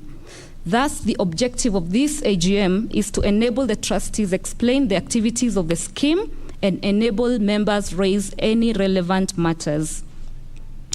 Last year, we held the AGM virtually in strict compliance with the protocols that directed suspension of all mass gatherings or meetings of any nature, among other measures such as social distancing in the wake of the unprecedented COVID-19 pandemic. While the COVID protocols have since been relaxed, we take cognizance of the fact that our members are more vulnerable to the still existent COVID-19 pandemic. It is for this reason that we sought permission from the regulator to hold this year's AGM virtually. And the authority, thank you very much, Caroline, granted us the approval via a letter dated 14th March 2022. As required, we did communicate to the members about the AGM through the various channels available. We mailed our letters on the 9th of May 2022. We also sent emails to those with email addresses in our records on the 12th of May. We placed notices in the daily newspapers on the 16th of May, and we also sent SMSs on the 27th and 30th of May. Allow me to just give you some key updates for the year 2021-2022. The assets of the scheme stood at about 15 billion, and of this, 11 billion is in properties, accounting for 75% of the total assets. And in that 11 billion, about 6.5 billion is the Telposta Towers, which has an investment yield of 7%. The balance is the residential properties and other properties, which have a yield of less than 1.2%. The assets with fund managers, about 4 billion in the year, accounting for about 25% of the assets with an annual yield of 8%. And I believe we'll be getting further details on that. So what is the challenge? Our challenge is, with investments in property accounting for 75% of our assets, we are faced with three key challenges. First and foremost is that we are non-compliant to the statutory limit of property investments of a maximum of 30%. So we are 45% above the 30% requirement. Of course, because of this, the holdings continue to suppress the overall returns on the scheme yields, and the very nature of property assets poses a serious liquidity risk into the future, and ultimately This affects the ability of the trustees to improve the welfare of the members in a meaningful way. And hence, divestiture from property holdings is now critical and a key focus for the board. So what has the board been doing as far as divestiture is concerned? As informed during the AGM of last year, trustees resolved to have a total realignment of the property holdings, and the key focus in the last 1 year has been on property. And the following milestones have since been achieved. The scheme received an expression of interest from the government of Kenya on 2 key properties, that is the Telposta Towers and Gilgil.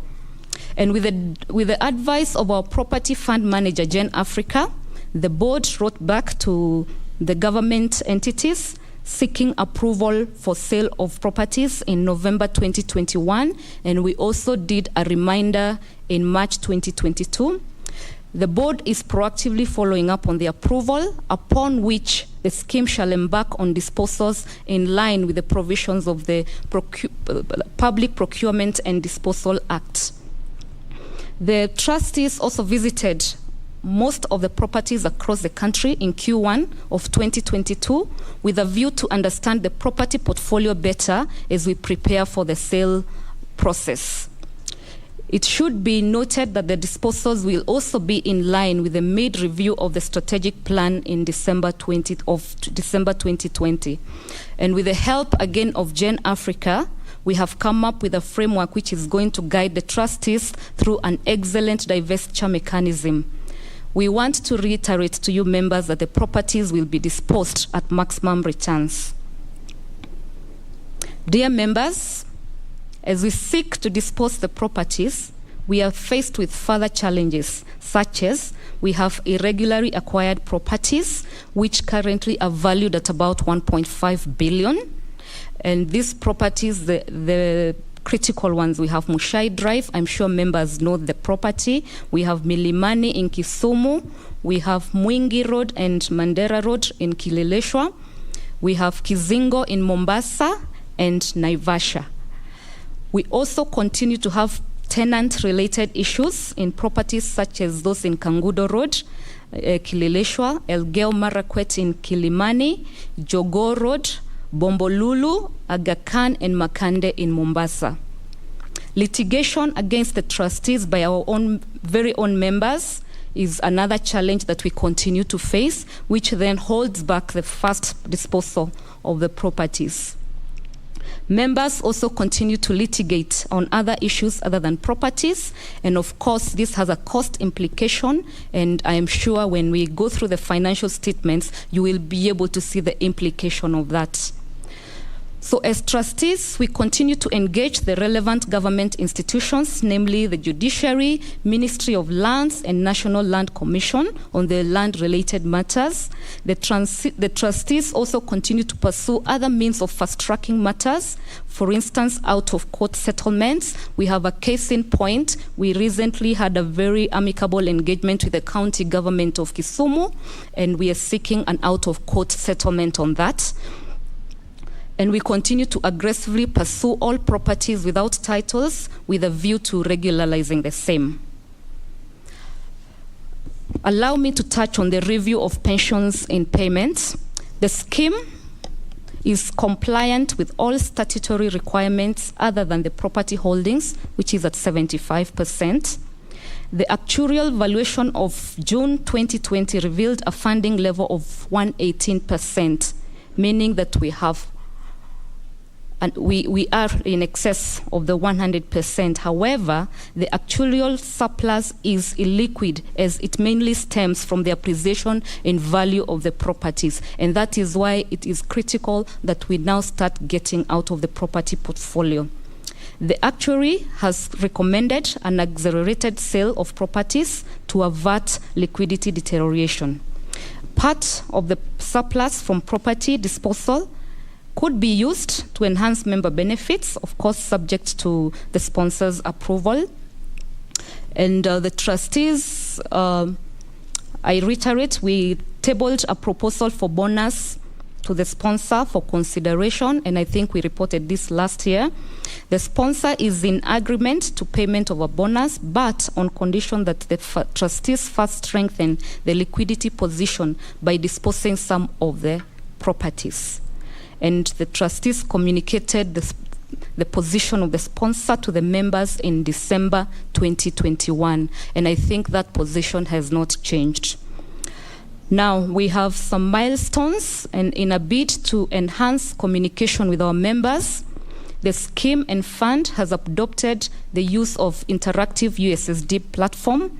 Members are encouraged to use it for change of account details, contact details, update of your NHIF, benefit payment, life certificates, all those documents you're able to actually upload into this platform. We also encourage members to use technology which enables faster communication with the scheme. Now, out of our 7,000 members, only about 2,347 have provided the scheme with email addresses.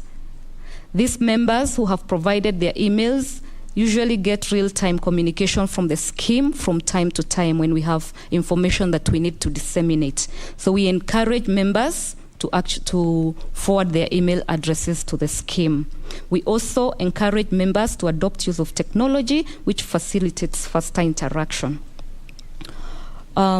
Another milestone was compliance to the mandatory policy documents in accordance with the retirement benefits, the good governance practices guidelines of 2018, whose implementation started in July 2019.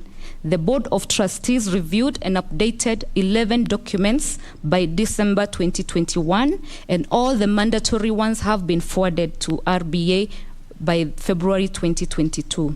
And we have it on record that only about 67% of the pension schemes with funds of 1 billion and above are in compliance as at March 2022. So I think that is a good indication in terms of our compliance levels as Telposta pension scheme.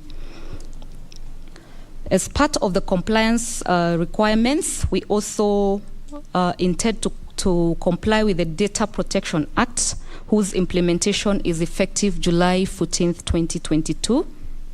And to that effect, we are in the process of updating the ICT policy document to be compliant with the Act. Allow me to talk about the member-elected trustees. Last year, we held successful online elections that were delinked from the AGM. We had 1,786 number of votes that were cast via the SMS voting system, representing the highest number of votes that have been cast in an election. On 13th of June 2022, there will be elections of 2 member-nominated trustees. The procedure of the elections of the member-nominated trustees shall be communicated by the election board, and they are here today with us, and so they'll be giving us the details of how this is going to be conducted. One of our serving trustee who joined the scheme as a member of board in June 2015 is retiring, having diligently served for 2 consecutive terms of 3 years each. Mr. Gabriel Chepkwon, we wish you a prosperous second retirement. In conclusion, I'd like to thank my fellow trustees for their oversight role and policy guidance in running the scheme and the fund. On behalf of the Board of Trustees, I'd like to sincerely thank the Secretariat in a very special way for their outstanding efforts and dedication towards service of our members. I wish to recognize with gratitude the vital support we have continued to receive from our sponsor, our members, and our service providers. I also wish to thank the regulator and the industry service providers for facilitating the growth of the pension industry as a key driver of the economy. The industry has grown in leaps and bounds from lows of 40 billion in 2000 to the current highs of 1.4 trillion. I think that is no mean achievement for the industry. I anticipate that the presentations to be done today shall prompt a good deal of interest from the members, and that this AGM shall be both interesting and informative. Thank you very much and karibuni sana. Asante sana, Madam Rachel Mwendia, the Chair, Board of Trustees, Telposta Pension Scheme. I'd like now to invite back to the podium, Trust Secretary Peter Rotich, to come and read the confirmation of minutes of the previous AGM held in June 2022, same venue last year. Karibu sana. Thank you, Nimrod, and welcome once again members of Telposta Pension Scheme and the Provident Fund. As part of the legal requirement, we are supposed to confirm the minutes of the annual general meeting that was held on the 31st of May 2021. And as read, which copies you do have, minute 28, as from the chair, the minutes were confirmed of the previous year. Reports of Telposta Pension Scheme and Provident Fund as minute 30 of 2021. The health wellness that was provided to us as minute 31. Minute 32 was the report on the audited accounts of the fund and the pension scheme as read. Report on the investment by the fund managers as minute number 32. Report of the custodian 34. Report of the actuary 35. Report of the fund managers, that is on the property holdings 36. Report on the remuneration of trustees as minute 37. Very important minute. 38. The CEO of Retirement Benefits Authority remarks. 39. The sponsors remark from Telcom, and there was questions and answer session that was promptly responded to. With minute number 41, any other business. And as read, I would like a member present to confirm it as a true copy and a reflection of the minutes of 2021. Seeking from one member. I confirm and propose. Owango Robert. Thank you, Owango. PF29722. RTD. Retired Owango, PF29722. Propose. Seconder.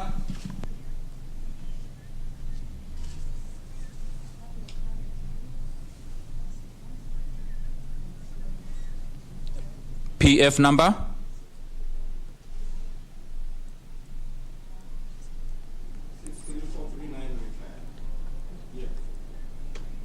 Thank you. Thank you. That's a confirmation of the minutes of the AGM that was held on the 31st of May 2021. Thank you, Nimrod. Asante sana. Thank you again, Trust Secretary Bwana Peter Rotich. Mabibi na mabwana, kama mnafahamu, kumekuwa na mabadiliko mengi tu kuhusiana na pension schemes katika taifa hili. Kwa wengi wasiofahamu ni kwamba tumekuwa na kukua kwa wingi tu kwa mapato na vile vile hata kwa wale wanaojiunga na baadhi ya pension schemes humu nchini. Nafasi hiyo tulivyotangaziwa na mwenyekiti ni kwamba kumekuwa na ongezeko kubwa tu la fedha ambazo ziko katika pension scheme. Kwa mfano hii ambayo tunaizungumzia leo ya Telposta Pension Scheme, na tutakuwa baadaye tunazungumza na baadhi ya wale waliostaafu katika shirika la posta na ambao kwa sasa wanaendelea kupata mapato yao kila mwezi kuweza kumudu maisha yao katika hali ya kustaafu. Basi bila kupoteza wakati, I'd like now to invite Madam Caroline Wabrire, who is the Deputy Manager Supervision, to give us a report on recent changes in retirement benefits industry. As I mentioned earlier, there have been many changes. Let's listen to her.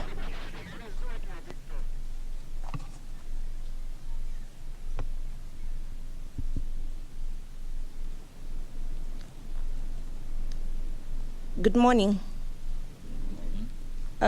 Trustees, thank you very much for inviting us once again to this AGM. I think we've been a very common voice at all AGMs. I doubt there's an AGM that you have invited us to and we have failed to attend, so thank you. But first, before I begin, kindly receive apologies from our Chief Executive Officer, Mr. Charles Mashira. He would have loved to be here with us today, but was not able to due to other engagements. Chair, you remember he personally gave you his apologies when you visited our offices. So I will read our remarks on behalf of the authority. First of all, we are here because of our chief guests, who are the pensioners of the Telposta pension scheme. Pensioners present, hamjambo. Louder. Okay, and service providers, the media present, the secretariat, good morning. It is indeed a great pleasure to be here today, as always, to address senior citizens. As I've said, our senior citizens are our guest of honors today. I would like to thank the Board of Trustees for inviting us to this AGM and for the privilege to speak to such a noble group of the society, the pensioners. I say noble because through you, we get wise counsel from your unmatched experience over the years. The Retirement Benefits Authority has relied on information provided by pensioners in our pensioner surveys, from interactions with pensioners both in and out of our offices, to chart the way forward for the industry. And through these discussions, we've seen changes that I will highlight in my remarks. I also say noble because you continue to inspire us to continue doing what we are doing, and even better. And we do so bearing in mind that one day we shall also be senior citizens, and so we have to listen to you. Ladies and gentlemen, the reason for the AGM today is to enable us get first-hand information about our schemes. I know a number of us had expected that this AGM would be physical, an opportunity for us to interact with the people we shared offices with, to shake hands, but unfortunately this is not the case.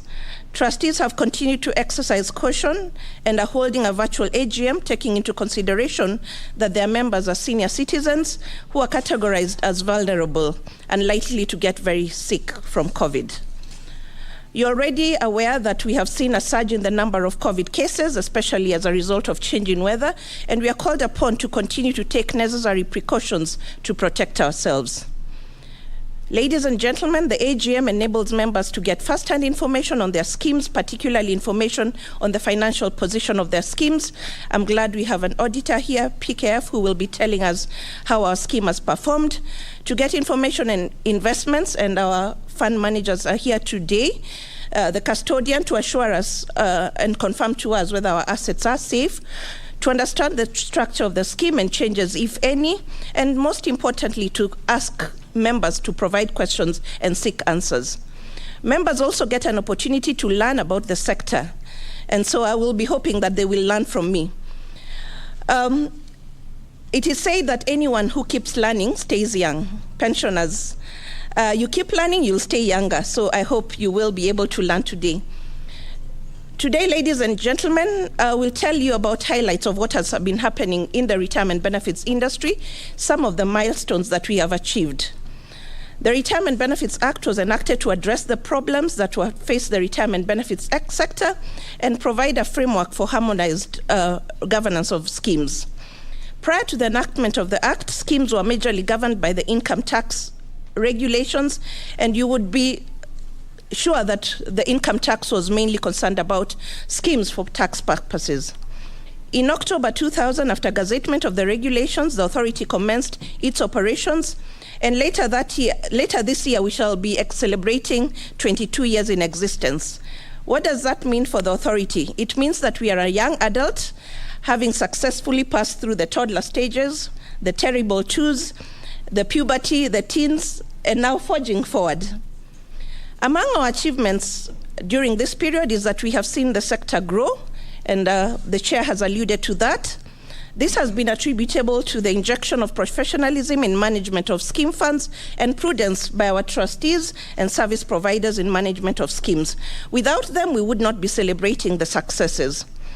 We have also seen an increase in enrollment of members to the schemes. Today, the total assets covered by retirement benefits are in excess of 1.5 trillion, Chair.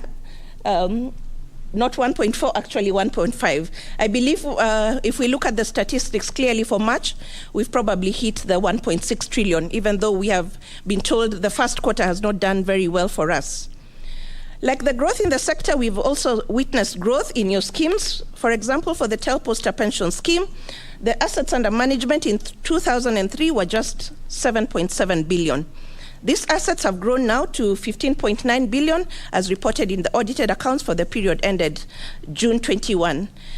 A very impressive growth, especially for this scheme that's a closed scheme that only pays out benefits. Retirement benefits play a critical role in the economy in mobilization of domestic savings. Schemes have continued to invest heavily in government securities, with over 45% of the total assets of the industry in this asset class. Aside from these traditional asset classes of investments, discussions are underway for schemes to participate in alternative asset classes. And recently, there are discussions for schemes to participate in infrastructure projects in the country through private-public partnerships. We're expecting that very soon we shall see an expressway that has been financed by pension schemes. The sector has also grown in membership, and currently we're reporting about 22% of the labor force covered by some form of retirement benefits arrangement, including the NSSF. This is a growth from about 15% in the last couple of years.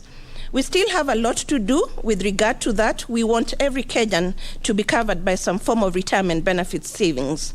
Today, however, we are pleased that even the Mama Mboga or the Boda rider can pride themselves in being members of a scheme. Our service providers, our stakeholders have come up with micro-pension products to cater for this unique category of members, and through the touch of a button, they can actually save for retirement. Our brothers and sisters have actually appreciated the fact that retirement is inevitable, and they will need to take every action to cushion themselves against old age poverty.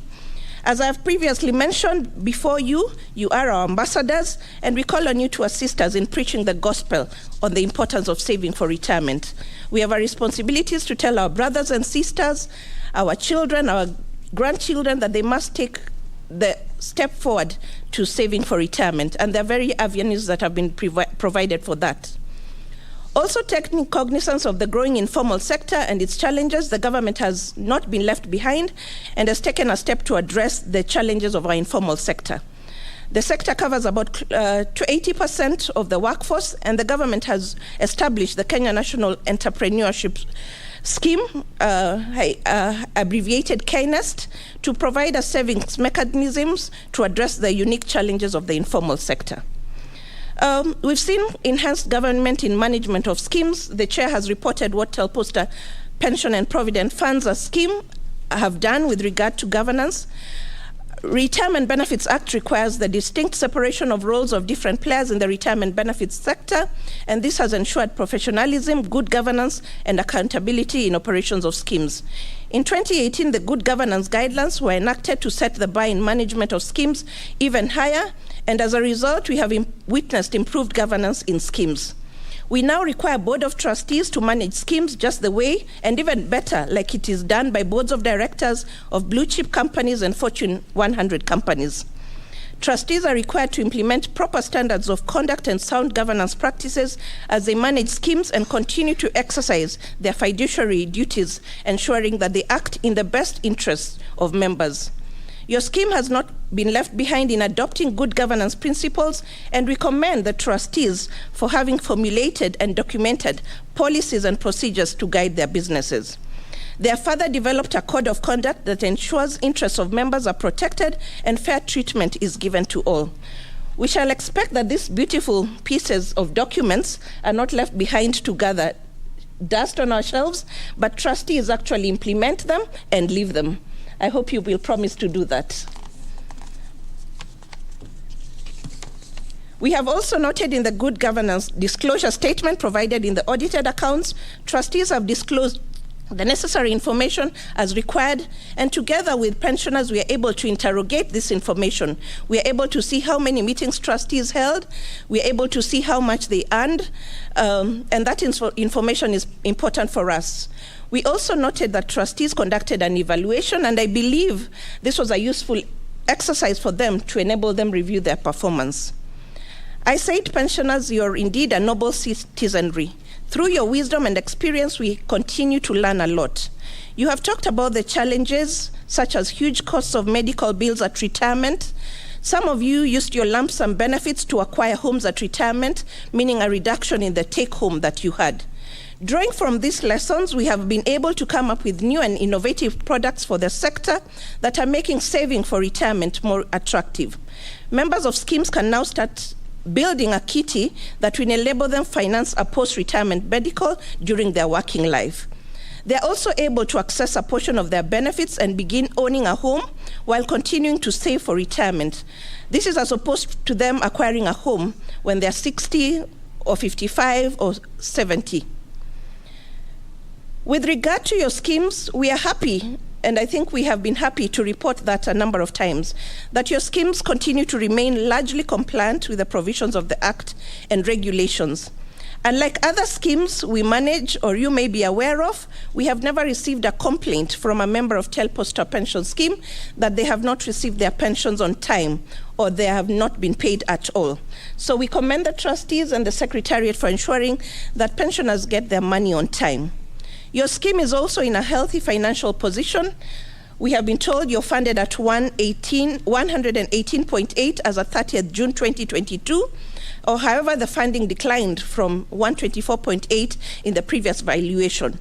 Again, we have schemes that we are regulating that have funding levels before the 100% mark, which we are worried about. So in regard to your case, we are not worried about that fact. However, despite recording a healthy financial position, we are worried that of the big elephant in the room, which is exposure in property. The scheme investments is above the allowable limit in the investment guidelines, whereas we note there was an improvement in the exposure in property from 87% in 2003 to now 75%. This is still not within the allowable limit of 30%, and something needs to be done and done fast. Whereas your scheme collects rent from its properties, the income may not be sufficient to meet expenditure in the future, hence the need to divest from property to other more liquid assets. This divestiture is important because it will create liquidity for your scheme to enable it meet its current liabilities and take advantage of other investment opportunities. I believe our fund managers here have very interesting alternatives that we can take advantage of. In addition, the sponsor and trustees may then be able to review the pensions in payment and provide us even with a bonus that we have yearned for a long time. We have noted the plans that trustees have put in place to dispose of some of the properties to make it compliant. We expect them to carry out the necessary due diligence and ultimately act in the best interests of members. We ask you as members to cooperate with them in the process, as it is only through your cooperation that they will be able to unlock the scheme's potential. Sadly, we note that in 2021, there was a reduction in members of scheme, and this is attributable to death. We are saddened by this news. We condole with the families that have lost their dear ones, and we pray that God will continue to give us good life and long life. Finally, we note that in a few weeks you will be conducting elections to replace trustees whose terms have come to an end. The law provides that trustees' terms is 3 years, renewable once. Chepkwani, happy retirement. We shall miss you, but I hope we will continue to see you at AGMs. In recent years, we have noted that elections are becoming hot topics in schemes, almost like what we are going for on the 9th of August. People are spending time and money to vie for the office of trustees. We have trustees who have gone to printers and they have banners, they have placards. The question is, what and why the interest in the office of trustee?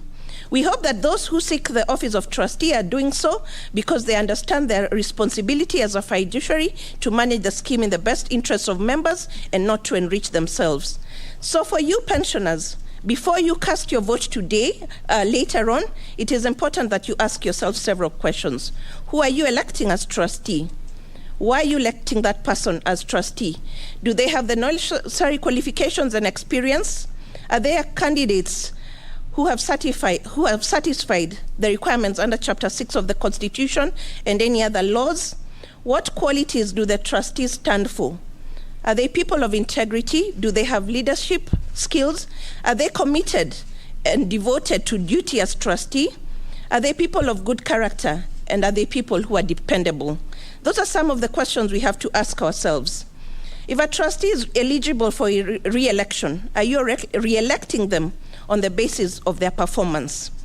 So members, before you cast your vote, ask yourself those questions, and before you elect your trustees, make sure that they meet those criteria. Only vote for trustees who will ensure that your scheme exceeds its expectations. Vote for trustees who will ensure that your scheme adheres to good governance principle and ensures member satisfaction. Vote for only the best option. Ladies and gentlemen, those were my few remarks. And with that, I want to thank you for listening to me. I want to continue to assure you that as the Retirement Benefits Authority, we will continue to work with you and closely with you and with all stakeholders in the country to achieve our vision, which is an inclusive and secure and growing retirement benefits sector. Asanteni sana, God bless you, and barakatele. Thank you, asante sana, Madam Wabire. Tafadhali rudisha salamu zetu za dhati kwa wasimamizi, wafanyikazi wote wa RBA. Tell them we're grateful for the good work they do for us. Before I continue, I'd like to recognize the presence of Madam Ruth Sitati, retired judge of the High Court and a pensioner of the Telposta pension scheme. Wherever she is, please wave to us and then. Makofi tafadhali, makofi kabisa. Asante sana kwa ujio wako. We're moving on, and the good gentleman I want to invite has told me this about himself, that he has 32 years of experience in the pension industry, but he still believes he's not an expert. He says it's not easy to think about retirement when you're in your 20s, but your older self will be very grateful to you, of course, later on in life, if you do so. His advice to the young people, first of all, he poses the questions. Have you got a job at the age of 20 or thereabout? You make critical decisions in your 20s that will determine how easy or difficult the rest of your life is going to be. It is so basic, he says, so incredibly simple. Yet this is the point of personal finance. Spend less and invest wisely. As I asked the Trust Secretary, Bwana Peter Rotich, to come and talk to us again, takanimulize tu on behalf of a few friends who are 20 years old, in this era, is it even possible to save? Era ya smartphones, fast-moving cars, big screens, and of course entertainment. Inawezekana kweli. Plus Kadoni. Exactly. Indeed, it's actually possible. Spend less, save more. That's the gospel I normally preach to the young populace. When you get your job, put aside money for your old age. It's very, very important. Why is it important? We don't want to put a burden on our government when you are old to protect you when it comes to social security. That you can easily do it by ensuring you save through a retirement fund. If your employer does not have one, then you can join an individual personal pension plan. It's available. We have industry players. What we need also is massive education, Nimrod, massive education on finance, especially on young people. Thank you. It is now my pleasure, our members, wherever you are, for me to present to you the administrator's report on Telposta pension scheme and a provident fund. Very, very simple. Membership. What's our membership? Grand total membership is 8,909, distributed according to the pension scheme and the provident fund. The provident fund members are 1,424.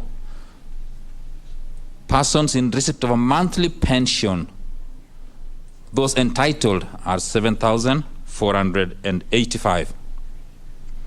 We go to the next step, our oldest pensioner. This is a person who has been receiving pension since he left service from Mundanyi, Taita Taveta, born on the 2nd of January 1921. We greet you, our oldest pensioner. Our youngest pensioner, born, who's taking a monthly pension, born on the 1st of September 1971. It's our prayer that all our pensioners live like our oldest member, 03846. That's the PF number. Member retired at 55. So you can calculate the number of years that person has been in receipt of a monthly pension. We have our deferred members. The oldest deferred member was born in 1959, youngest 1977, for pension scheme. For the Provident Fund category, oldest member born 1957, youngest 1982. We do have their records. Some of these members tell us they still want their benefits to remain in the scheme and the fund. When they get time, they'll come and commute their benefits. A very, very critical item of discussion, members. Every year, we inform you regarding the updating and filling of nomination of beneficiary forms. We have with us today our service provider partner who will be telling us the need to have those forms updated.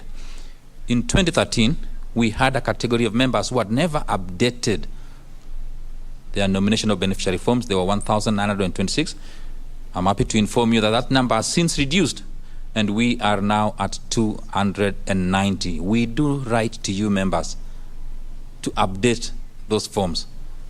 For this one's 290, we will continue writing to you. It's very, very important. Even for the members who have sent us the forms, it's important that you update the nomination of beneficiary forms to make it easier for the Board of Trustees to pay the benefits to your beneficiaries and potential beneficiaries when you are promoted upstairs. Members, we have a partnership with National Hospital Insurance Fund. You are very aware that our government has rolled out the universal health care. We have a memorandum of understanding with NHIF where you write to us and we deduct and send the deductions to NHIF. It's very unfortunate that most of you are not enrolled for medical cover. In December 2012, when we had the memorandum of understanding, only 142 enrolled. As we are in this AGM today, for members in receipt of a monthly pension, only 1,125 have enrolled to NHIF. We plead with you, wherever you are, please, this is a benefit that is very, very important to you in retirement. There is statistics with respect to members who have left us.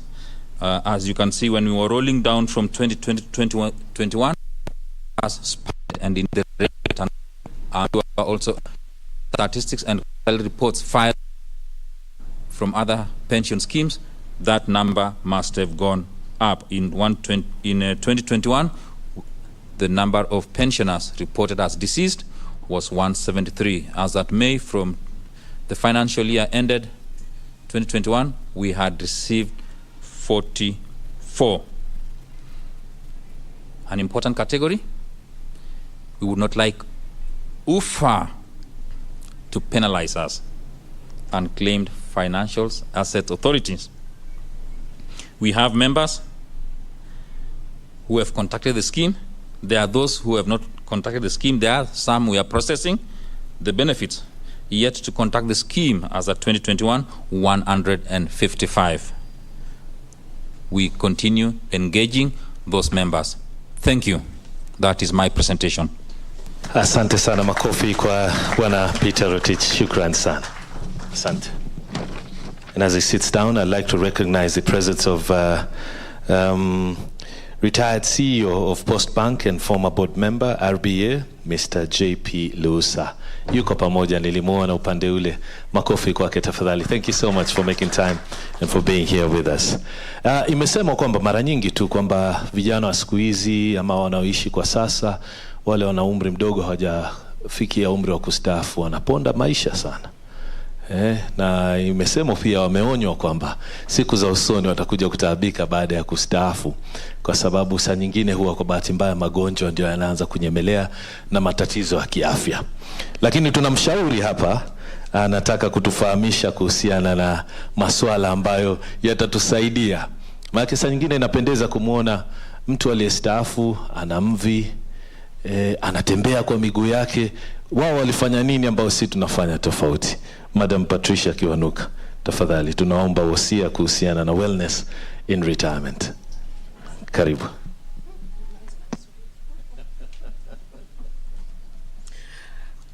Habari ya asubuhi kila mtu. Wow, Nimrod. Aya, acha nitajaribu Kiswahili. Jina ni Patricia Wairimu Chiwanuka. Baba ni Mganda, mama Mkikuyu. Kiswahili si ulimi changu. Lakini acha tuseme asante sana Chair, Board of Trustees, Secretariat. Nashukuru sana kwa hapa leo. Na nataka kuanza na quote kutoka huyu mzee anaitwa Dalai Lama. Huyu mzee kwa saa hii ana miaka 86. Na alisema wakati aliulizwa ni nini kinakushangaza sana maishani? Na akasema maisha ya mwanadamu ndio inanishangaza sana. Kwa sababu mwanadamu anaishi maisha yake akitafuta pesa badala ya kutafuta afya. Alafu natumia ile pesa kutafuta afya baadaye. Alafu pia ule mwanadamu badala ya kurelax na kuenjoy leo, unapata anangangana sana mambo ambayo hayajafika ama mambo yaliyopita. Anapata siku zinaisha, anaenda kifo, anaenda karibu afike kwa heaven, anauliza Mungu, maisha ilikuwa juu ya nini? So mimi naomba sana tukifanya hii discussion, uanze kufikiria maisha yako kama saa hii pale uko unaweza kujienjoy kabisa. Na kujienjoy Nimrod si ile ati ya kule pesa yote. Hapana. So tutaanza kuongea pesa sio kila kitu. Nikiendelea, nataka uangalie pale. Ule ni mwanasaikolojia, mwanasaikolojia anaitwa Erickson. Anasema kwa maisha, kwa kila time, kwa kila kiwango ulipo, lazima zile decisions utatengeneza ama utafanya zita influence vile utakuwa hapo maisha ikiendelea. So uone pale mtoto wa miaka kidogo, tufanye kama mfano ule ya kwanza. Ukipata mtoto analia kila wakati, mama hamchungi, hampatii maji, hampatii maziwa, hambadilishi, hamwoshi, halali vizuri, unapata ule mtoto wakati analewa ama akikuwa mkubwa anapata mistrust ama anakuwa mtu asiye na uaminifu. Kwa sababu pale awali wakati alikuwa anaitisha vitu, hakuwa anapewa zile vitu na ule mtu anatakiwa kumchenga. Ukiendelea vile vile, na kwa wale ambao ni wadogo ambao wananisikiza, ni vizuri utafute age yako pale, usome, ujue ni nini ambayo haufanyi vizuri. Kwa sababu hiyo changamoto lazima wewe mwenyewe uiresolve. Kwa sababu ya hii group ambao tunaongea hapa, nitafocus watu wa 40 to 65. Mimi mwenyewe niko pale na najitanga retiree. Na nakwambia kustaafu ni kuzuri. Usiingie stress ya kujistaafu. Lakini ni vizuri ukiwa hiyo miaka ujiulize, generativity, wewe ni mtu ambaye utakuwa unarudisha mkono kwa wengine, unasaidia wengine kwa mentorship, ama wewe utakuwa pale umekwama, stagnation. Ukipita pale uende 65, pale wakati mtu kama mama yangu yuko, ni vizuri uanze kujiuliza, uko pande hii ya integrity, unaishi maisha ya utu, ama uko pande ya despair. Hapa ndio unapata mzee ambaye ana pesa mingi, kuna wale tunajua, unapata anafariki nyumbani peke yake. Na hata watu wanashindwa kuja mazishi. Huo ni mtu, si pesa ilikuwa shida, imekuwa pale despair. Inamaanisha maisha yake hakuishi in a way kuintroduce watu around him. Hii ni speech kutoka mkurugenzi wa Coca-Cola. Na alisema kwa maisha kuna balls 5 ambazo unacheza nazo kwa kila wakati. Ya kwanza kazi, Ya pili, health, afya yako, familia, marafiki na mambo ya kiroho. Ni vizuri ujue, na anasema kwa hizi zote kila wakati, hata nikisimama hapa, hizo balls nacheza nazo, hizo mipira ziko kwenye hewa. 4 ni za glass. Ikianguka imevunjika. 1 tu ndio inaweza anguka na irudi juu kubounce, na hiyo ni kazi. Na nasema hivyo kwa nini? Unaweza kuwa umestaafu, unaweza anza biashara, unaweza pata kazi lingine, unaweza kuja kwa board. Tunasikia mmoja na retire second time. Work inaweza bounce na kurudi. Kwa hivyo chunga sana wakati uko na hii, uko mchanga, usitumie maisha yako yote kutafuta pesa. Kwa mambo ya pesa kawaida tunaongelesha hizi mambo matatu. Ya kwanza, accumulate. Lazima ukusanye pesa. Ya pili, conserve. Conserve, uhifadhi pesa yako. Na mwisho, distribute. Lazima ujipange vile utapeana pesa. Na ndio imenishtua sana nikisikia Rotich akisema kuna wale ambao hajaweka nomination form zao ama kuna unclaimed assets hapa. Inamaanisha huyo ni mtu ambaye hajajipanga vile ata distribute ama vile atapatia wengine pesa zake. Kwa mambo ya afya, nitaongea mambo ya biophysical health, mambo ya akili, mental health, psycho, nitaongea mambo ya social na spiritual. Hizi vitu zote, ile kitu inazibleta pamoja na inakusaidia. Pesa ni enabler, pesa sio kila kitu. Kwa hivyo naomba ni introduce kwa watu kadhaa hapa. Wa kwanza namuita Mzee Juma pale. Unaona Mzee Juma amefurahi, ameoleka, ako na watoto, ako na miaka 78 hapo, unaona. Ako na bibi mmoja na watoto wake wanakuja kutembea wakati wa holidays. Mama ako na shamba lake ndogo pale, anaeka sukuma, ako na managu, ako na tumboga twake, na pia ako na kuku wa kienyeji ambao anauza mara kwa mara. Mzee anatembeanga, anaenda town kila siku, anatembea kilomita zake 3 na anaongea na wazee pale town, alafu anarudi nyumbani. Kwa saa hii amepoteza rafiki zake wawili wazee na anasikia hofu sana. So ukiona pale chini anaanza kuwaza mambo ya health yake, mambo ya watoto, mambo ya grandchildren, lakini kuna vitu ambazo anafanya vizuri sana na ni vizuri hata wewe uanze kufikiria. Ukiwa na miaka kama hii, lazima uchunge kile unakula. Lazima ulale vizuri. Na kulala unalala kama ile ya mtoto, ulale bila kufikiria. Number 3, kunywa maji. Lakini chunga, ukiwa na miaka kama hii usianze kunywa maji wakati unaenda town. Utaanza kusumbuka kule nje. Anza na maji mapema, ndio wakati unatoka uwe umejisaidia. Pia ile NHIF cover tunaongea hapa. Tena Rotich amesema ni wengine vidogo sana ambao wamechukua. Wakati wa COVID ilikuwa kuna wakati tulijua importance ya hii cover, hiyo ndio time yake. Lakini angalia pale kwa finances zake. Si unaona ukweli? Huyu mzee anafanya vizuri, bado ana accumulate pole pale mama anafanya biashara yake, ana conserve. Na pia distribution sasa ndio inamletea shida. Lakini afya yake, hata kama amekuwa na diabetes, bado anakunywa dawa zake na bado ako na cover yake ya NHIF. Psycho, mental, mambo ya akili yako. Hapa nataka upate Mama Jane. Mama Jane ana miaka 67. Unamwona pale ameoleka, kuna watoto wake 3 ambao ni adults. Amejaribu biashara. Shida huyu mama amejaribu biashara, lakini biashara zinaenda zikipotea. Sasa anasema anataka kuanza boutique. Nauliza jamani, mama wa 67 akianza kuuza boutique ataweza? Si unaona hapo pengine ni vizuri akae chini na mzee waongee history kidogo. Pia anasema kuna watoto wake, nimesema 3, mmoja ule wa katikati anasumbua sana. Amekuja nyumbani na wanawake mara 3. Ako na watoto wanaendelea kuongezeka na yeye mwenyewe hafanyi kazi nyingine, ni watoto tu anazaa. Sasa kwa mama sasa ndio anaanza kulipa school fees, anaanza kuhangaika. Hii sio time ya huyu mama kuwa anachunga wajukuu. Ni vizuri sana ikuwa unanisikiza na uko pale nje, especially wa mama. Chunga sana vijana wako. Sio kazi yako kueliminisha watoto wako. Hiyo inaitwa enabling. Utajipata wewe unaingia stress kwa sababu ya wajukuu, na ukifariki utawacha wale wajukuu na ule kijana pale. Amezoea sana kwenda Amerika, na tunajua wengine kama hii wakati ya COVID hakuweza kusafiri, na pia akienda anaacha mzee nyumbani. So swali nauliza, huyu mzee akiachwa nyumbani nani anamchunga? Ni vizuri sana ukienda towards retirement mwanze kufikiria mambo yenyu ya kijamii pamoja. Mambo ya kusafiri. Sasa zingine tunachekelea na tunaona wazungu wakisafiri pamoja tunashindwa kwa nini? Hiyo companionship, hiyo social, hiyo familia is very important. So hapo nimesema chunga mambo ya pesa ya umama au watoto ambao ni wakubwa, ni vizuri wakae pamoja na waongee, waseme ikuwa ni huyu ndugu wa pili ambaye analeta shida, waanze kuongea na yeye wakiwa wote. Social, huyu anajiita Michael, ni mzee kijana.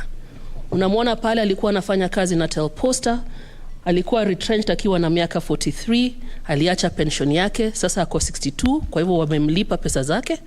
Lakini bado anasema nilianza biashara langu, so situmii pesa yangu yote kwa muda mmoja. Amepoteza bibi yake 3 years ago, na sasa ile pressure inatoka kwa jamii atafute bibi mwingine imekuwa kubwa sana.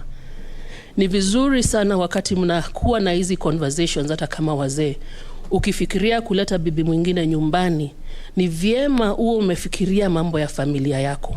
Unaona kama huyu mzee ako na mtoto bado anaenda university. Kwa hivyo kwa ile area ya distribute, ile kudistribute pesa yake, lazima awe anafikiria nikileta bibi mwingine, huyo bibi atakuja na watoto wengine ama atakuja kuzaa watoto nikiwa hapa, na ikiwa hivyo kutakuaje mambo yangu ya baadaye. Kwa sababu unaona amejipanga na maisha yake mpaka pale. Lakini vitu zingine sasa zimeanza kuja. Unaona kwa sababu bibi yake alikufa na kansa, pia anaogopa itakuaje yeye, ataenda kuishi wapi? Akipata ugonjwa ni mtoto mgani atamchunga? Hizi sio conversations unangoja mpaka mwisho. Na najua wakati naongea saa zingine watu wanaona kama si ukweli. Ni vizuri ukuwa uko pale Embu na ukipata mama yangu muulize, kwa sababu hii ni conversation tumekuwa na yeye hata saa hii. Najua anataka kwenda kuishi wapi. Najua ile nyumba lake la Embu vile anataka kufanya naelo, kwa sababu hautaki kufanya hizi vitu wakati mtu wako hospitalini. Hiyo sio wakati tuanze kuongea vile tutafanya na maisha yako. Finally, spiritual. Lazima uangalie sana mambo yako ya kiroho. Huyu mama anaitwa Mama James, ana miaka 50. Alikuwa ametoka Telposta, hakuwa amelipwa pesa, sasa amefika 50, anaweza kujia pesa yake. Na unasikia vile anasema nataka kujia pesa nianze biashara kubwa na investment kubwa. Mtu kama huyo, high risk of a con kabisa. Hii pesa yake itapotea haraka sana. Pia amekuwa wa kwenda kanisa na kurukaruka. Sasa ako na kanisa 5 kwa miaka 3. So unaona hapo kuna shida. Pia ile community, ile social, ile spiritual hana. Na anaendelea tu, anasema bwana ako up country lakini anataka kukaa Nairobi na watoto na wajukuu wake. Huyo mtu ukimpata after 5 years, hata ukua umemlipa milioni ngapi, mama kama huyo atakuwa na shida. Kwa sababu ukiona zote, accumulate 0, conserve 0, distribute 0, hakuna kitu ya finance ambayo anajipanga correctly. Nikienda kumalizia karibu, utaona ziwe vitu 4-5 tumeongea kabisa. Ya kwanza ni vizuri wakati unafikiria mambo ya retirement, ujipange kwa mambo ya time. Wanaume, ukiwa pale kwa nyumba, wakati umestaafu, wakati wa COVID, wakati uliachwa kwa nyumba, mama akijaribu kuosha na kuambia jamani toka tu utembee, toka tu tembee, kwa sababu hawajui vile wanatakiwa kufanya ukiwa pale kwa nyumba. Ni vizuri sana uanze kufikiria ile kazi utafanya wakati umefika retirement. Na uanze kuongea na watoto wako sasa. Kwa sababu unapata ule mama ambaye anaweza kwenda Amerika, anaweza enda kwa mtoto wake, kwa sababu utapata uhusiano wao ulikuwa mzuri. Lakini utapata mzee alikuwa mkali sana, hata huyu kijana na huyo mzee hawezi kama mahali moja. Angalia mambo ya grown up children, tumeongea sana. Ni vizuri watoto wakianza kukomaa watoe nje. Hizi nyumba kubwa ambazo tunajenga, unapata nyumba 4 bedroom, master and suite, sitaki kuangalia wengine hapa. Alafu unaambia mtoto atoke kwa hiyo nyumba, aende aishi atianze ni wapi mnataka kuanza Umoja ama mahali ati bed sitter. Hata toka. Nimrod na kujibu. Secrets for family. Ukipata kuna vitu ambazo umekuwa ukificha. Either afya yako, hujakuwa ukisema uko na diabetes, hujakuwa ukisema pengine hata HIV uko nayo, hujakuwa ukisema umeenda kwa ile chama ya inaitwa chama kama ile ya Wakikuyu, kumbe ulibadilisha dini na hujaambia watu. Wakati wa kifo ndio tunaanza kujua vile unataka kuzikwa. Tuambie mapema ndio ushistue watu. Na pia hii mambo ya unclaimed assets, sema ile pesa iko, hatutakuua. Tukijua uko na pesa bado utaishi. Acha isikuwe secret. Financial con, ukizeeka cons become more. Niliongea na mama juzi akaniambia mambo ya computer ambayo alikuwa anasema algorithm. Ati wakati unalala inafanya forex trading. Nikamwambia si utoe pesa basi tuone ikitoka. Haitoki. Iko hauelewi ile kitu unanunua usinunue. Tafuta hawa experts. Lipa pesa kidogo upewe expert service. Health yako lazima ufikirie na ujue mambo ya caregiver iko. Na kwa wale wananisikiza, ikuwa unachunga mzazi wako caregiver, ni vizuri ujichunge wewe mwenyewe kwanza. Kwa sababu tunapata ule mwenye ako na ugonjwa, kuna saa zingine anaishi hata longer than ule anamchunga. So ni vizuri mwanze kufikiria kama familia mambo ya caregiver. Change will happen. Mabadiliko ita happen. Vile tofauti ni vile wewe mwenyewe utaichukua. So ni important sana ukumbuke maisha ita happen. Hii ndio maisha yangu na mnakumbuka nilitumia hii tena. Nilisema niliretire nikiwa umeona pale shule bado naendelea kusoma. Nasikia RB walisema you must keep learning if you want to stay young. You must stay grateful if you want to stay young. Unaona pale 40 niliretire. Mama pale tuliona hii picha last time. Saa hii amefika 73. Na nikiongea na yeye ananiambia naenda holiday. Unaona shosho pale alifariki finally at 95. Nikiongea hapa na niseme mimi naona nikiishi mpaka 120 kama ule mzee unasema 100 years. 101 years hata mimi 120 nitafikisha. Na nikisema hivyo inamaanisha nini? Pesa yangu lazima pia iwe itaweza kunisustain mpaka hiyo 120. Kwa hivyo nashukuru sana na ningependa sana kusema asante kwenyu na asante sana Nimrod. Thank you so much. Makofi sana kwa Madam Patricia Kiwanuka, Managing Director Revenue Stream Limited. Si amegonga ndipo, si ndio? Maana nimeona wengine wenu mkiangalia zile picha jinsi mnavyokunja sura ama kufungua sura naona amekugusa roho. Unasema hiyo ni maisha yangu.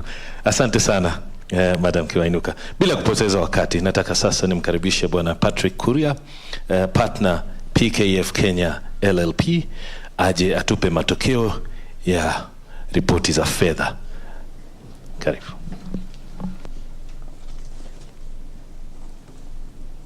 Thank you very much, Nimrod.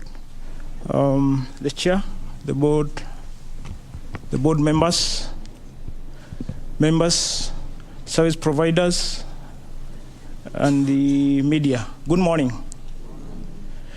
Allow me to first thank Bwana Rotichia and Patricia, who is my feminine namesake. I think it's very good to enlighten members on the need to save for retirement. And of course, the wellness in retirement. That subject is key. So I'm very passionate on pension matters, and if I start discussing pension issues here, I will discuss until cows come home. So allow me to just touch on the financial statements for the year ended June 2021. And of course, allow me to use acronyms TPS for the pension scheme and TPF for the provident. I'll briefly touch for there to be financial statements. Of course, the mandate is restored on the board, and the board are responsible to prepare the financial statements. And this is very key because majority of the members sometimes confuse the role of auditors and the role of the trustees when it comes to financial statements. So the trustees are actually the ones who are responsible for preparing the financial statement, which should conform to a certain framework. In this case, for both of the schemes, they conform to what we call the International Financial Reporting Standards. And for any set to be complete, it will comprise one, the statement of changes in net assets, the statement of net assets, cash flow, and notes explaining any number that goes to the statement of net assets and the statement of changes in net assets.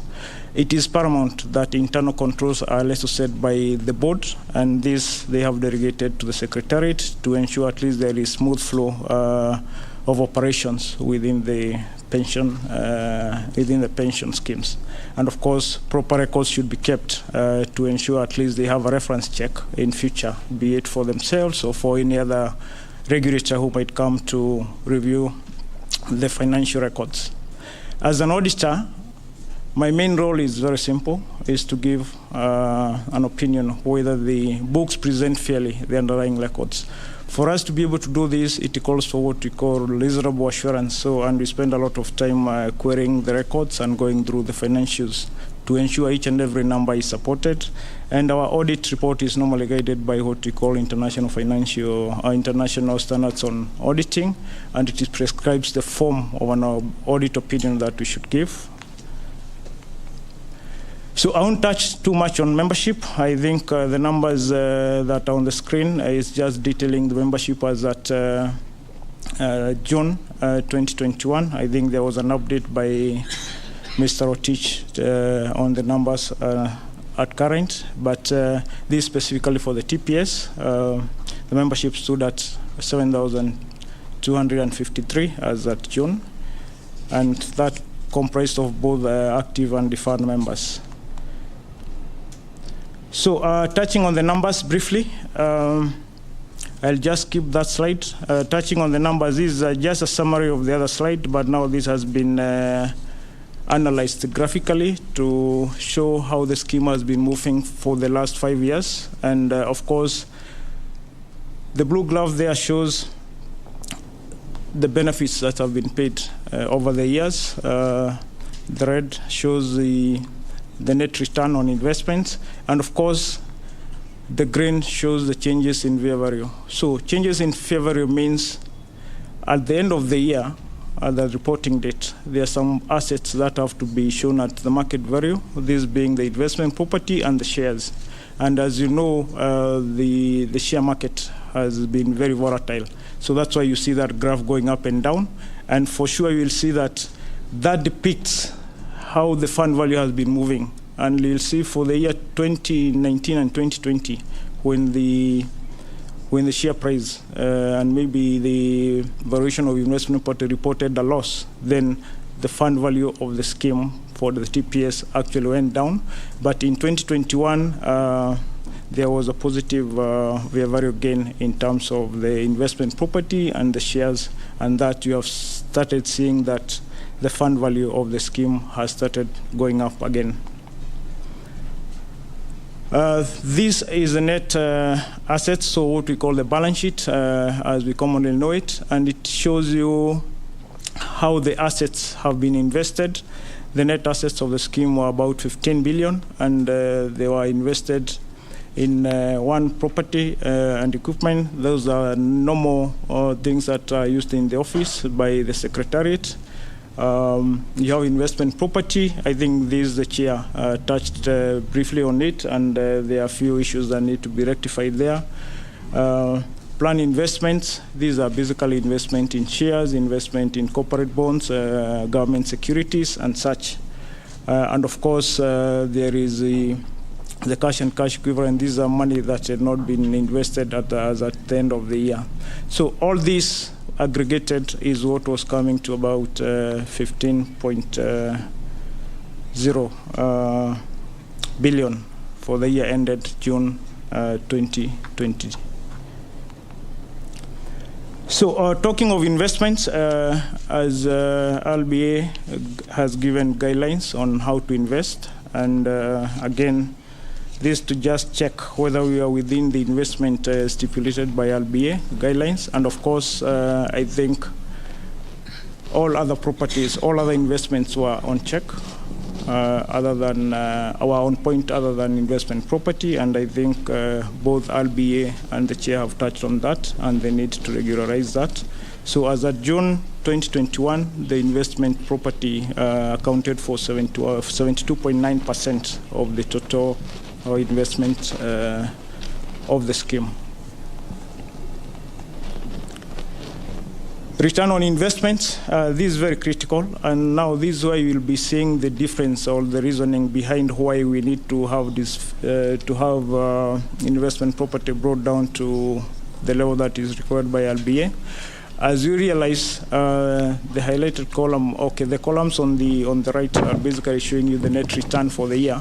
And from there, you'll find that Treasury bonds has been consistently giving us a high return on investments, giving us to the tune of 12.1% in the year 2021, and maybe 10.5 in the year 2020. So bonds, of course, bills normally have an average return of about 9 and 7.6. So the bills are always slightly lower than the bonds in terms of the returns.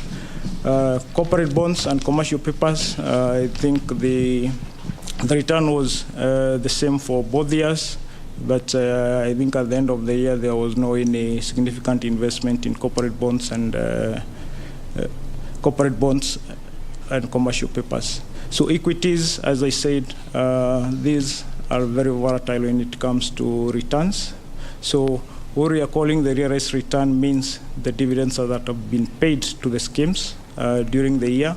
The unrealized return are basically the returns that have been obtained through the fair valuation of the shares at the end of the year. And until these shares are sold off, then you can't say that you have already realized those gains. So again, when it comes to now financial planning and looking at maybe the liquidity of the organization, it becomes very key to look at which areas are giving you the correct return for the members.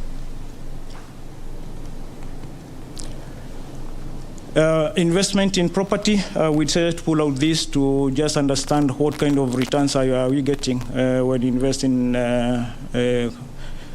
properties. One, the properties are split into two. We have the commercial and we have the residential, and you can see the commercial at least is giving us a return of 8.2, which includes both realized and unrealized. But we have a challenge in the commercial, in the residential properties, which need to be regularized. And I believe the board is very key to see how to realign this going forward. So moving on to TPF. TPF, the membership as at June 2021 was 1,019 compared to 1,274 in the previous year. And the results for the year, that is the movement in statement of changes in members' balances. As you can see, over the years, we have pulled out 5 comparative years to just understand how the scheme has been moving in terms of returns and in terms of the payouts. And I think for this scheme, we'll see that the return has been higher than the payouts. So we expect that this scheme net assets have been going up year on year. But of course, for the 2 years, 2019 to 2020, there will also the increase will not be that much due to the fair value losses on shares and investment property as well. So that's a graph on the fund value, and as I said, you'll see it going up year on year due to the fact that this scheme doesn't have investment in properties, and majority of the fair value losses that you have seen on the earlier graph are resulting from the shares, investment in shares. And of course, now in the current year, I think the share market was a bit better comparatively.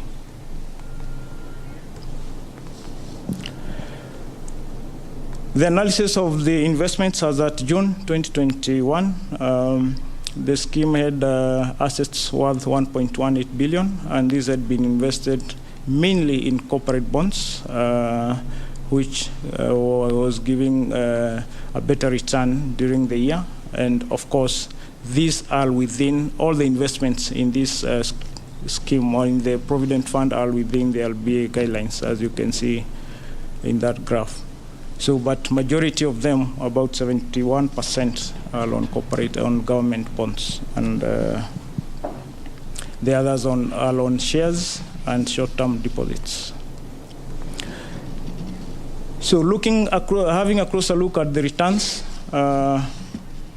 You'll see that this scheme has better returns in terms of the overall, for the fact that there is no any investment in property, and treasury bonds gave an 11.4% compared to 10.2%. Bills was 9 compared to 7. Equity was 26 compared to a negative in previous year. But now that's what I'm calling the consolidated return, which includes the fair value gains. So we'll find that in 2020, due to the better share prices, the equity seems to have given us a high return. But caution, that return is not realized. So when it comes to distribution, that return cannot be distributed because that cash is not in our bank. Until maybe those shares are sold off, then that's the time we'll be talking about those returns being realized, and they can be maybe distributed to members. So in a nutshell, I think I'll just give our opinion for both the schemes. I won't go into the full details of reading the full audit report, but I lead the opinion for the sake of members. So, in our opinion, the accompanying financial statements give a true and fair view of TPS and, of course, the TPF, net assets available for benefits as at 30th June 2021, and of the changes in net assets available for benefits and cash flows for the year then ended in accordance with international financial reporting standards and the requirements of the Retirement Benefits Act 1997. Thank you very much. Thank you so much, Bwana Patrick Kuria, partner PKF Kenya LLP, for presenting the financial statements 2020-2021. Ladies and gentlemen, bila shaka siwezi kukosa fursa hii kuzungumza na wale waliostaafu katika shirika la Telposta na wako katika Telposta Pension Scheme. Hivi sasa naungana na mamangu hapa, anafahamika kama Mariam Mohamed Jibril, ametokea Isiolo. Hebu tueleze, uliajiriwa lini na ukastaafu mwaka gani? Kwa jina naitwa Mariam Mohamed, natoka Isiolo. Mimi niliajiriwa mwaka wa 1981 na nimestaafu. Nimefanya kazi miaka 27 na pengine kwa wale ambao hawajui jinsi ulivyoanza, pengine kukatwa mapato yako ili kuwekezwa katika nafasi kama hii ya fursa ya kuweka fedha kama amana ama akiba katika pension scheme ambayo itakusaidia katika uzeni. Ulianza vipi? Ni kitu ulitamani kufanya ama uligutukia tu kwa kuwa umeajiriwa kwamba lazima ifanyike? Na je, umeona faida zake kivipi? Nilikuta tu imekatwa kwa mshahara yangu na nilifurahi sana, imenisaidia kwa sasa na inasaidia kwa mambo nyingi sana. Nashukuru. Unaposema inakusaidia katika wakati wa kustaafu, pengine ulipostaafu ulianza kupata mapato yako moja kwa moja ama ulisubiri muda, na hayo mapato yamekusaidia kufanya kitu gani kwa wale ambao wanakutazama kwa sasa hivi? Kwa hayo pesa ilikatwa tu, nililipa tu baada, tumekaa tu miaka kadhaa, alafu baadaye tukalipwa, na imenisaidia kulipia watoto wangu karo ya shule na wamemaliza wote, na nashukuru na nasema asante sana kwa KPTS. Asante. Those are the words of Madam Mariam Mohamed Jibril, all the way from Isiolo. Of course, some of the pensioners here celebrating this day, enjoying the events of this day, the annual general meeting. And to move us forward, I'd like to invite now one of the speakers, the Managing Director, Cope Trust Investment Services Limited, who are the fund managers, Mr. Nicholas Ithondeka, to come and give a report on the investments of Telposta Pension Scheme and, of course, Telposta Provident Fund as well. Okay. Asante sana Nimrod, Chair Lady of the Fund, Madam Rachel Mwendia, Board of Trustees, scheme members, our regulator, Retirement Benefits Authority. God is good, and all the time. Wow. So thank you so much indeed, members. It's a privilege to do this presentation once again. We were here last year just to go through the numbers, and we are now talking about a better year in 2021, given the recovery of COVID and, of course, the assets. And on behalf of the fund managers, as I explained earlier, my name is Nick Kithondeka, the Managing Director of Corp Trust Investment Services. I am here to make a presentation on behalf of the fund managers of the scheme. We have in the room Gen African asset managers, we have all mutual asset managers, and we also have Corp Trust investment managers who I represent. So members, I will take you through the numbers. They've been represented by the chair lady, the partner in PKF, Bonda Patrick. The numbers were better than the previous year. And again, I'll just highlight the company facts of our own company, which is Corp Trust. Again, the fund managers managing your scheme, the top 5 fund managers in the country, and we thank the board for the appointment as stipulated by the law. And we've been able to provide for them services, and we wish to continue providing for them services. So our role is just to provide investment advice, guide the trustees, help them in execution of the assets, and of course help them to comply as has been stipulated. And if you look at what we were talking about last year, I will start with the pension scheme, which is at 30th June 2021. As you can see there, we were holding about 16 billion in assets. A big bulk of that is a property assets, which has been discussed by the trustees and of course the chair lady and PKF, and we are streamlining to comply. And later on in 2022, as we go through the markets, you realize why sometimes it's important to have investments in illiquid assets like property.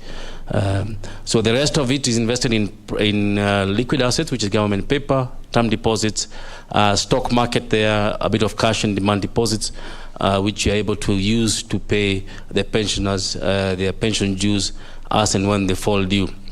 In terms of performance for last year, as you can see there, the fund income grew by 67.2%, all the way from 773 million last year, previous year, 2019 and 2020.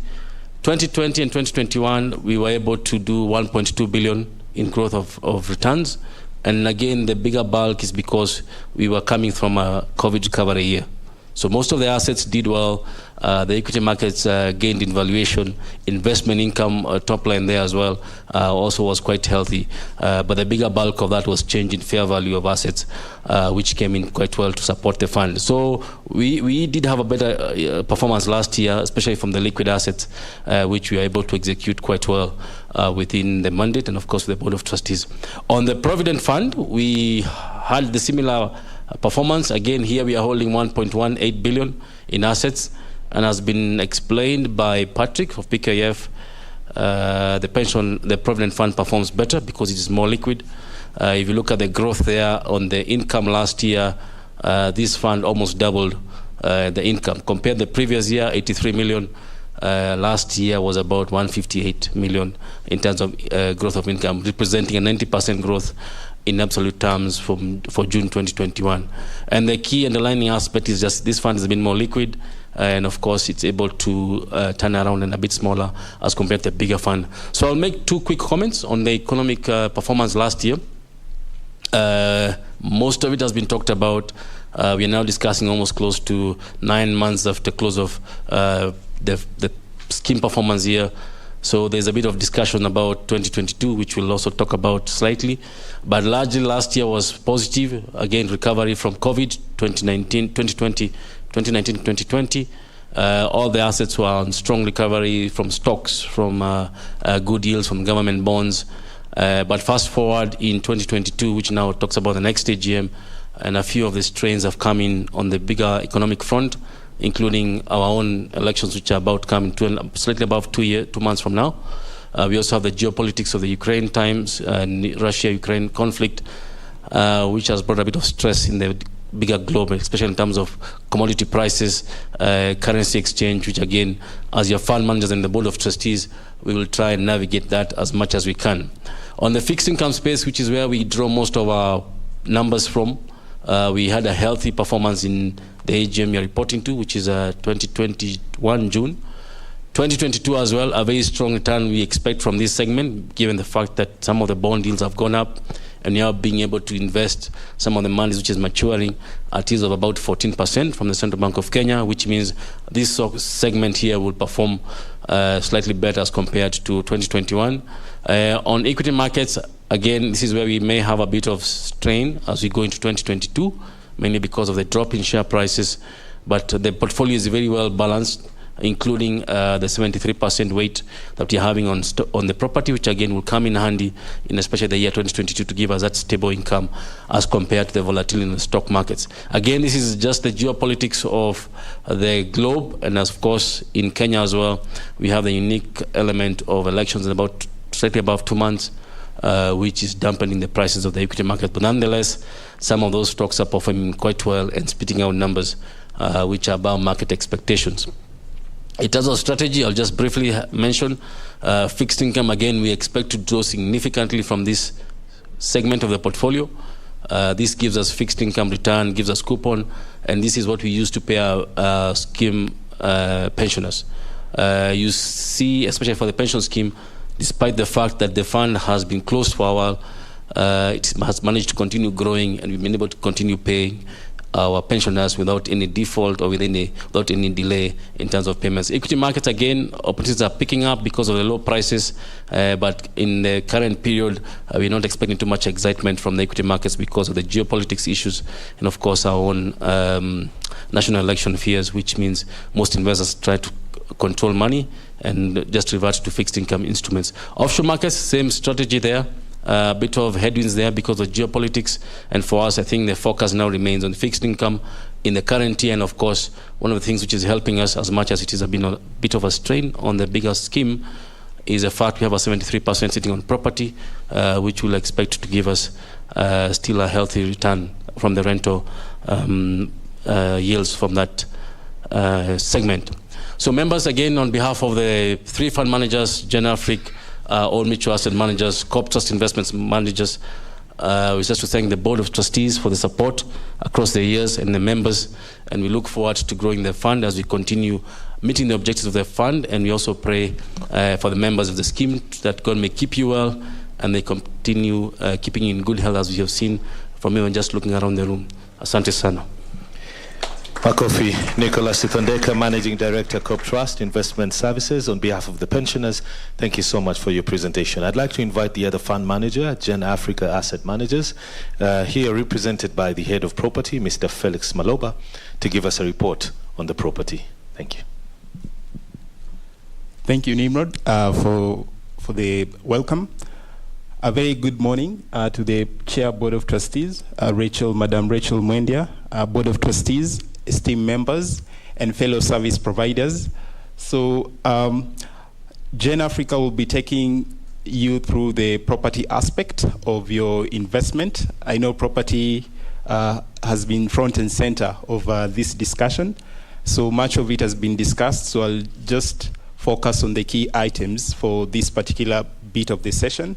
And just to start us off is to assure you that us as the fund managers, we are mandated by the RBA, who are currently in the room, to take care of your investments with regard to property as per Section 38 of the RBA Act. So we work together with your trustees with all matters property investments, from acquisition support, disposal support, and coming up with initiatives that ensure that we are able to extract value from your property portfolio. Now, moving forward, I just want us to have a look again at the property, at the asset split for Telposta pension scheme. And what you can see from that particular diagram is that the portfolio is heavily invested in property at 73%. And I think if I'm allowed to use Kiswahili, taswira mzuri ambayo tuweza kutumia kwenye hii sehemu ya hii kongamano ni, kwa mfano, kama wewe umezeeka, miaka imeenda, na hauna pesa, chenye uko nacho tu ni mashamba kubwa. Magonjwa tumeambiwa ndio yanakuja kama uzee unaingia na hauna pesa. So wewe una mali lakini mali iko kwa shamba na hospitali wanataka pesa. hawataki shamba. So that's why it's important that we come up with strategies to try and improve the liquidity position of Telposta and of Telposta pension scheme, and try and move that property allocation down. If you're to split through the property allocation for Telposta, what comprises this property portfolio? So what you can see there, we classify the portfolio into 3 key areas. So we have, the first one is the commercial aspect, where we have Telposta Pension Towers having the lion's share of the property portfolio at 55.42%. And then we have the residential properties coming in at 23%. And finally, we have a certain class of assets we call their trouble assets, so to speak. And these are residential assets that are either in litigation, they're either encumbered, they've been encroached, or some of them we have cases of grabbing. And what you see there is that Telposta Pension Tower, which has the biggest proportion, is giving us a very good return of 7.7%, a yield of 7.7%, which is very impressive, even by market standards. Us as players in the industry, we know how properties are performing, especially in the CBD. And if you walk around, you'll find that the best performing properties are around 5.5%, the very best 6%. But here we have a property that is giving us 7.7%, close to more than 400 million coming in a given year. But the discussion still remains. We have to reduce that exposure because we are having a lot of cash requirement coming in from our members. And all our strategies, as you will see, are focusing on Telposta Towers. Now, on the other properties, I'd like to just mention something, especially on the residential assets that are encumbered. Waswahili husema kikulacho kimguoni mwako. And for us, as the property investment managers, the irony of some of the problems that we are facing is that the troubles are coming in from some of our members. You find, like, if I'm to give an example, a property like Jogo Road, we have some of our esteemed members that are tenants, and we are having problems with them paying rent. They have taken the fund, the scheme to court, and by that very fact, we've done our numbers, and we have seen that those two aspects, the scheme is losing close to 364 million shillings per year because of that troubled child.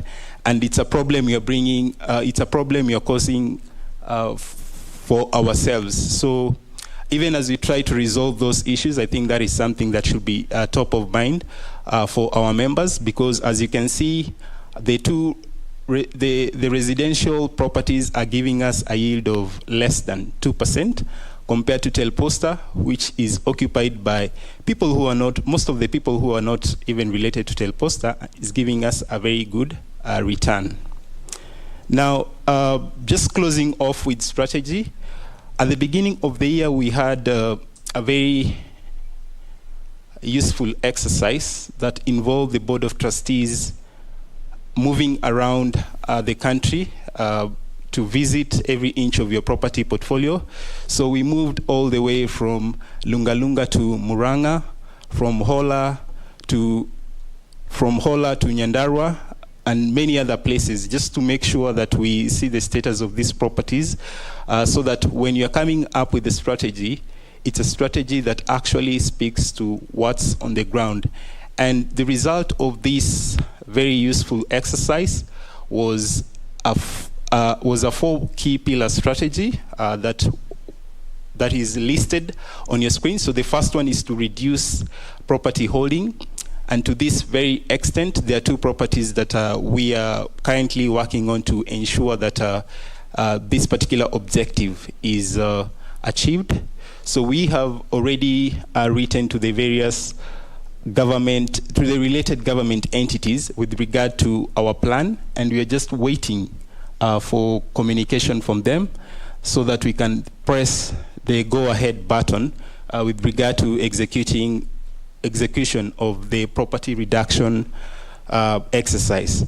But having said that, we know that, yes, we already have this portfolio. We can't just be waiting to expose it. We're trying to make the match that we can with what we are currently having. And you'd be happy to know that you have a very capable secretariat that is staffed with professionals from property space and other spaces that are working together with other service providers to ensure that not only are we optimizing the property portfolio, but the rental income that is coming in is actually the best that we can get in the market. And then finally, and most importantly, we have been working together with the trustees and the lawyers that have been put on board to resolve some of the legal issues that have bedeviled the property portfolio. As I mentioned, issues to do with encroachment and people not paying rent and taking the landlord to court.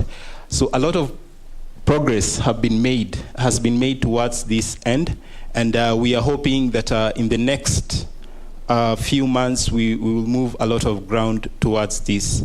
So with that, members, I just want to thank you for being attentive and listening to listening to the composition of what is really happening in your property portfolio. And for those who are retired, I just wish you a happy retirement. Thank you. Back to you, Nimrod. Asante. Thank you so much, Bwana Maloba. Bwana Maloba ameweka mambo paruanja kiasi. Asante sana. Amezungumzia pensioners ambao wako na kikulacho. ambao kidogo wana tatizo usimamizi wa fedha na ukusanyaji wa kodi na kadhalika. Kwa wastaafu na pensioners, msione vibaya. Kule kwetu tunasema ukweli saa nyingine ni tamu uchungu, sio?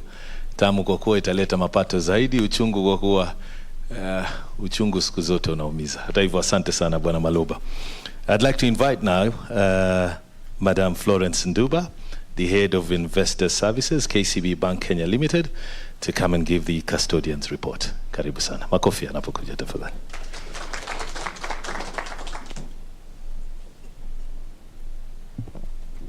Thank you, Nimrod. Madam Chair, Board of Trustees, members, representative of the Retirement Benefits Authority, invited guests, and fellow service providers, good morning.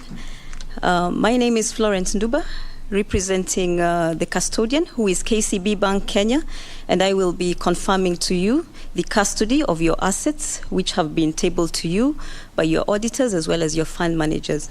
Before I do that, allow me to introduce KCB to you. I know KCB is not new. We have been providing financial services in this region for over 135 years. We are currently in 7 countries across the region, providing services to over 28 million customers across the region. We are also listed on the Nairobi Securities Exchange and cross-listed in the stock exchanges in Tanzania, Rwanda, Uganda, and this allows investors such as your pension scheme to benefit from the success story of KCB. As a custodian, we are a leading custodian in this region, and we are able to provide custody services to pension schemes such as yourselves as well as other investors. Our role as a custodian is to ensure that your assets are fully safeguarded at all times. And when I talk about the assets, I'm talking about the property, the equities, the government securities that you've had your fund managers and the auditors talk about. As a custodian, we ensure that these assets are taken care of and are fully accounted for at all times, as well as undertake any transactions pertaining to those assets. You have had your fund manager talk to their role as an investment advisor As a custodian, we do not provide investment advice. Our role is to ensure that once a decision has been made to undertake an investment, we execute that investment to buy or sell the investment, ensure we have proper documentation to show that these investments belong to the Telposta pension scheme or to the Telposta Provident Fund, and provide reports to your trustees and the regulators on a regular basis, confirming the holdings of your scheme. This segregation of responsibilities is a regulatory requirement, and in addition, it allows that each party to focus on their core area of expertise, therefore eliminating any risk to the scheme assets, as well as allowing for transparency in how your assets are being managed. Allow me, members, to just touch briefly on the services that we offer your scheme. In addition to safekeeping of the assets, we undertake the transaction settlement and processing.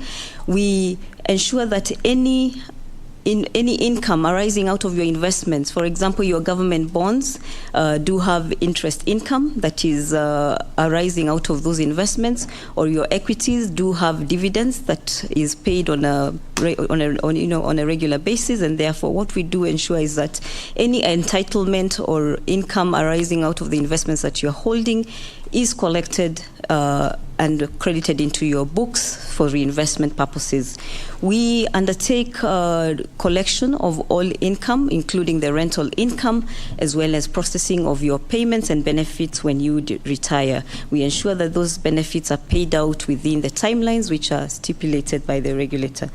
Again, a key action that we do take to support the board in managing our assets is to ensure that the investments which are being undertaken are in compliance with the regulatory guidelines which have been set out for management of the scheme assets, as well as the investment policy of the scheme. And therefore, members, just to confirm that during the year under review, we were able to undertake all these services for your scheme.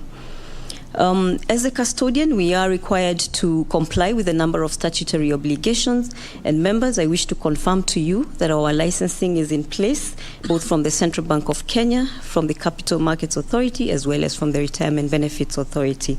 We are required to ensure we maintain the technical capacity, as well as proper operational systems, as well as segregate your assets from the assets of any other schemes that we are managing.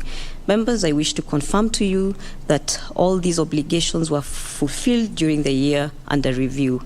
Ladies and gentlemen, as I come to the end of my report, I wish to confirm that the assets of your scheme are maintained in segregated accounts at KCB Bank. They are not commingled with the assets of any other scheme.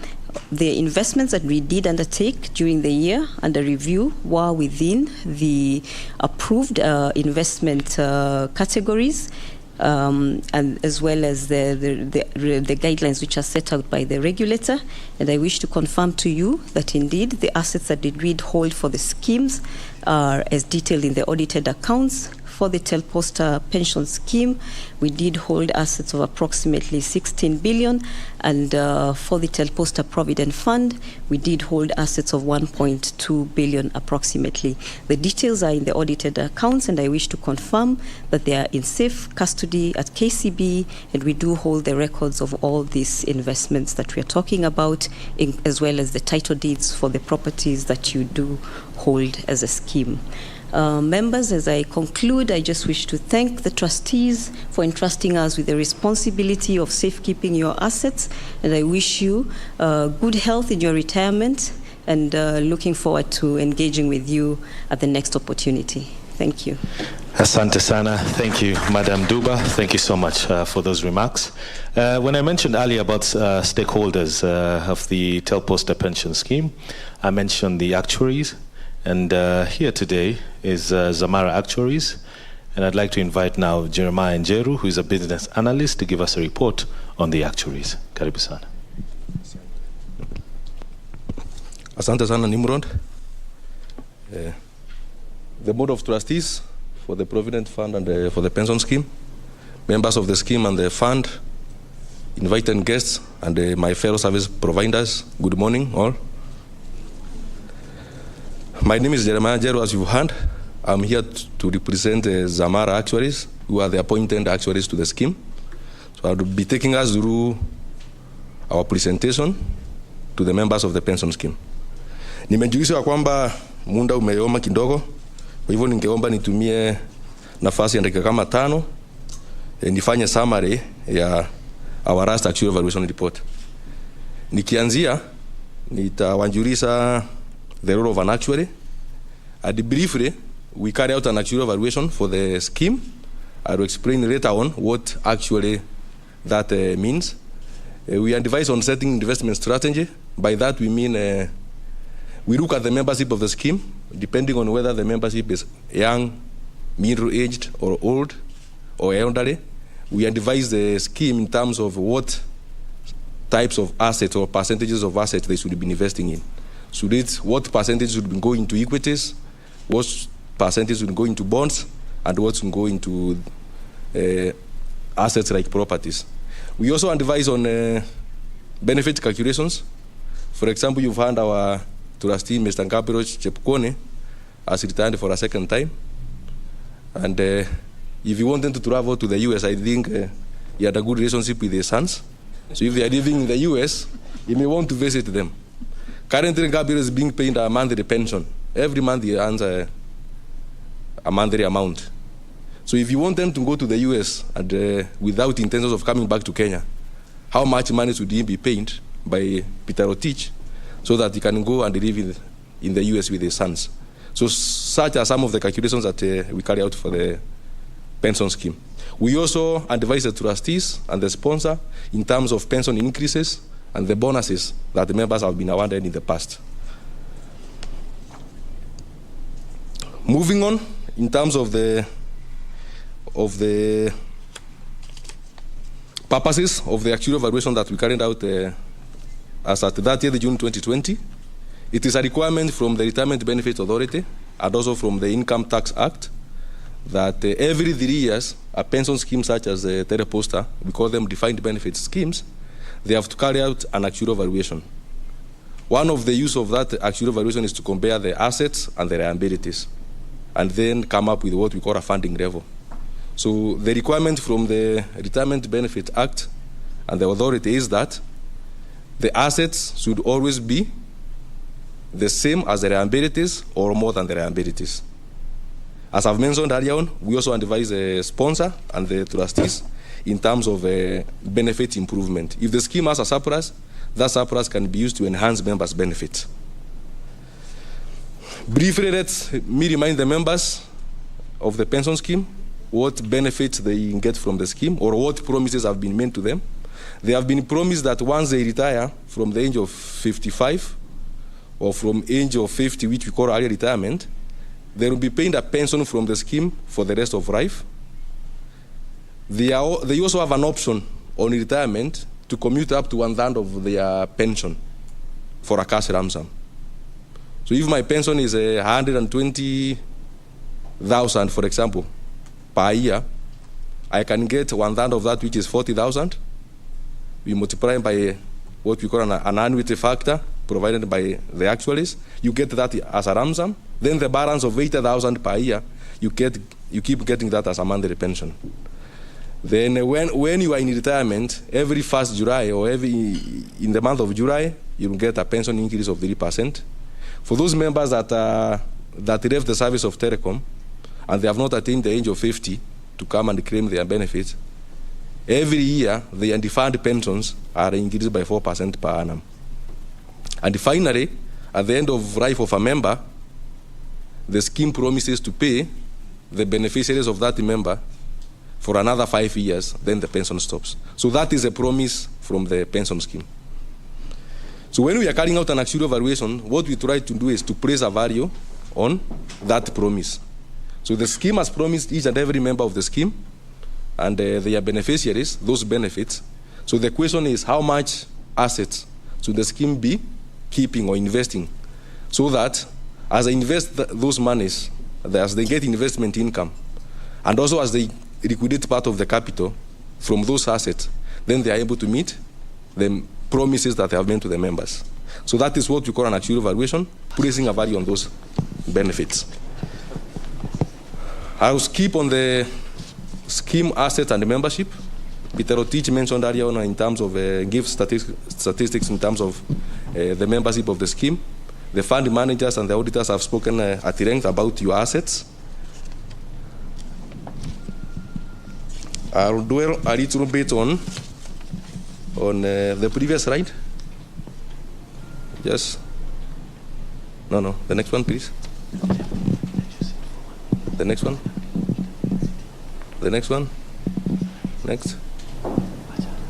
Next. Yes, on this one. So on this slide, what we are showing is some of the assumptions that we make as actuaries.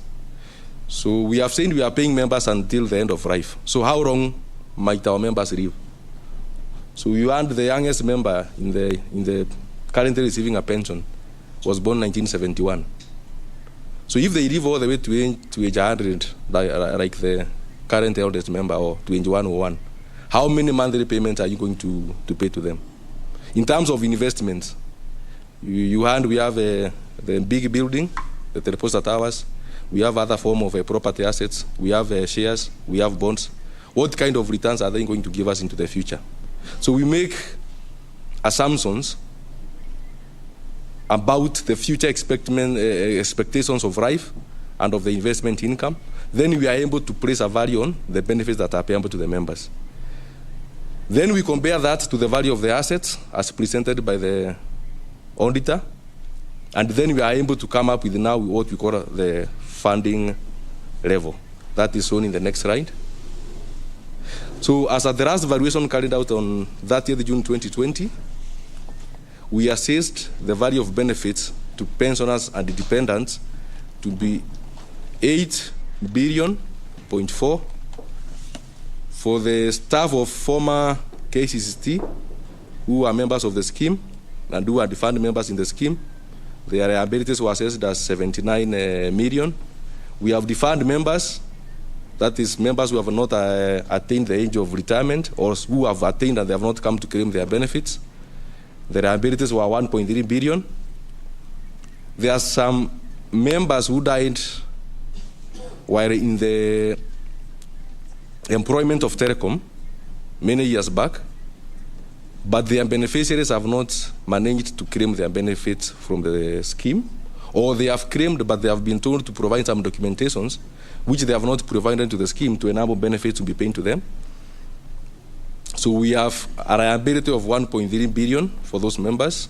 So the total assessed liabilities for the scheme as at 30th June 2020 were 11.2 billion.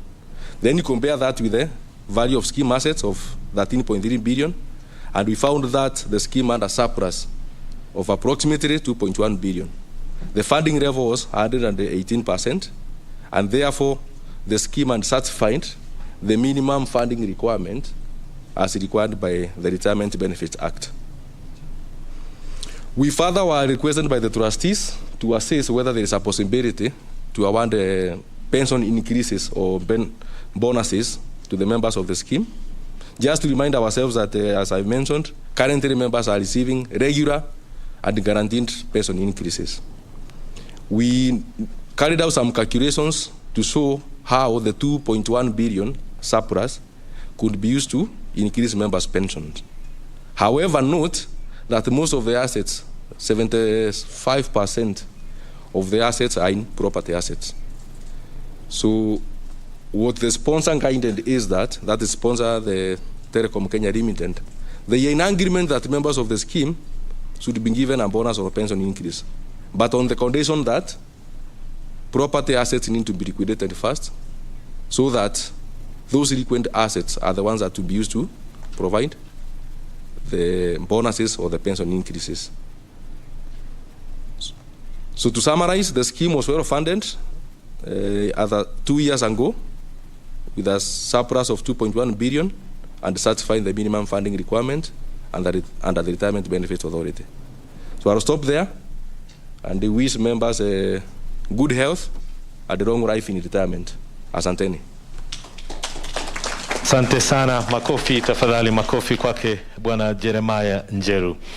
Ladies and gentlemen, I'm now joined by, earlier on I mentioned that the retired CEO of Postbank and former board member of RBA, Mr. JP Lusa, is here with us. And I'd like him to answer a few questions for us. Tafadhali kama unaweza kusimama kidogo tu. Na nianze na swali la kwanza, which is, and I think most of people struggle with this question. How and what you need to do in order to prepare for a good retirement? I think you need to save regularly in the earlier years. Invest in those years so that your investments grow as you grow old. Because as you grow old and the children leave you and the employment income disappears, you need to have saved. You cannot overemphasize that. But there's always a challenge with the young people today, people who get into employment. They don't want, or they don't feel the need or the importance to get into pension schemes or start saving early. Is that an attitude issue? I think it's an attitude issue, but more so influenced by Western culture. The African always thought of investing in children who would take care of him or her in old age. But the Western society, Western culture has now come into play here, and the younger people are no longer thinking of looking after their parents. I think it's not deliberate, it's forced on them by circumstances. But then, if we save as much pension as we can, as much as we can towards our pension, and as we move towards a social aspect of care of the elderly by our government, I think that will be alleviated. Asante sana. Thank you so much, Mr. Lusa. Thank you for your kind advice and kind words. Let me just add that as one of the oldest pensioners in receipt of pension at the moment, the average age being 67 and I'm 79, I'm concerned about the issue of funding and liquidity challenges that our good trustees are facing. But there must be a way of fast-tracking this change that they're working on, because as you saw in the chart earlier, pensioners are dying very, very quickly. And we have a closed scheme that will have no one to benefit from if all the pensioners die. At the average of 67, there will soon come a time, and I think it's in about 20 years, 30 years to come, when this 15 billion will actually be left to nobody. And I believe it's not the intention of the law, nor the intention of the sponsor to benefit from that money. So it is important to find a way, and a quick way, of improving pensions to those who are receiving pension, because at the average of 67, you can see that in another 10, 15 years, many of us will be dead and gone. Thank you. Thank you, Mr. Lusa. Of course, you raise very important and pertinent issues. Thank you once again. Mabibi na mabwana, hivi sasa nataka nimkaribishe Bi Annette Akama from Gikera and Vadgama Advocates. She's an associate, and she's going to be taking us through the estate planning of the Telposta pension scheme and, of course, Telposta Provident Fund. Asante sana na karibu, Bi Annette Akama. Thank you so much, everyone. Thank you for having us. My name is Annette Akama. I'm from Gikera and Vadgama Advocates. As mentioned, I'm an associate there. And as we were preparing for this presentation, we were asked to talk about estate planning, but specifically address ourselves to the issue of nominating beneficiaries and what happens to unclaimed benefits. So, what does the law provide? Usually when we get employed and we join a scheme, we enroll, and somewhere in the form we're asked to indicate who our beneficiaries will be. And when you're younger, I find that the first time I joined a scheme, I didn't have a family per se. So I would put one of my siblings and give them 100%. But you will then imagine as you grow older and the circumstances in your personal life change, there's need to consistently update who your beneficiaries are. And as morbid as it may be sometimes to think about death, we don't think about it actively for many reasons, but it's realistic and it's proper to ensure that your affairs are linear, and that in the event anything happens, the people that you love, that are so dear to you, are well taken care of. So what does the law provide? The occupational scheme regulations under the Retirement Benefits Act provide that the scheme rules will provide for the payment of a member's benefits to nominated beneficiaries upon the death of a member.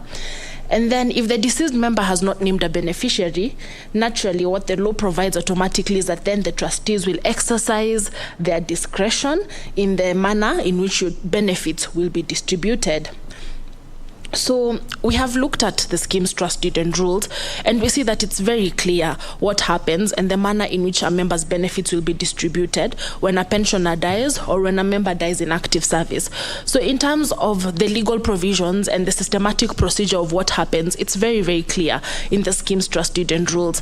The only problem is trustees cannot carry out their role under the trust deed and rules if they actually do not know who your beneficiaries are. And when they don't know who your beneficiaries are, they will have to exercise their discretion in the following manner. They will determine the amount of the benefits that will be payable to a nominated beneficiary. And this is, for example, where a member or a pensioner has not nominated the specific proportions and the apportionment of the accrued benefits to their different beneficiaries. So unfortunately, in such a situation, the trustees will have to now decide, because the member didn't indicate, they'll have to exercise their own discretion to determine the apportionment of benefits payable to nominated beneficiaries.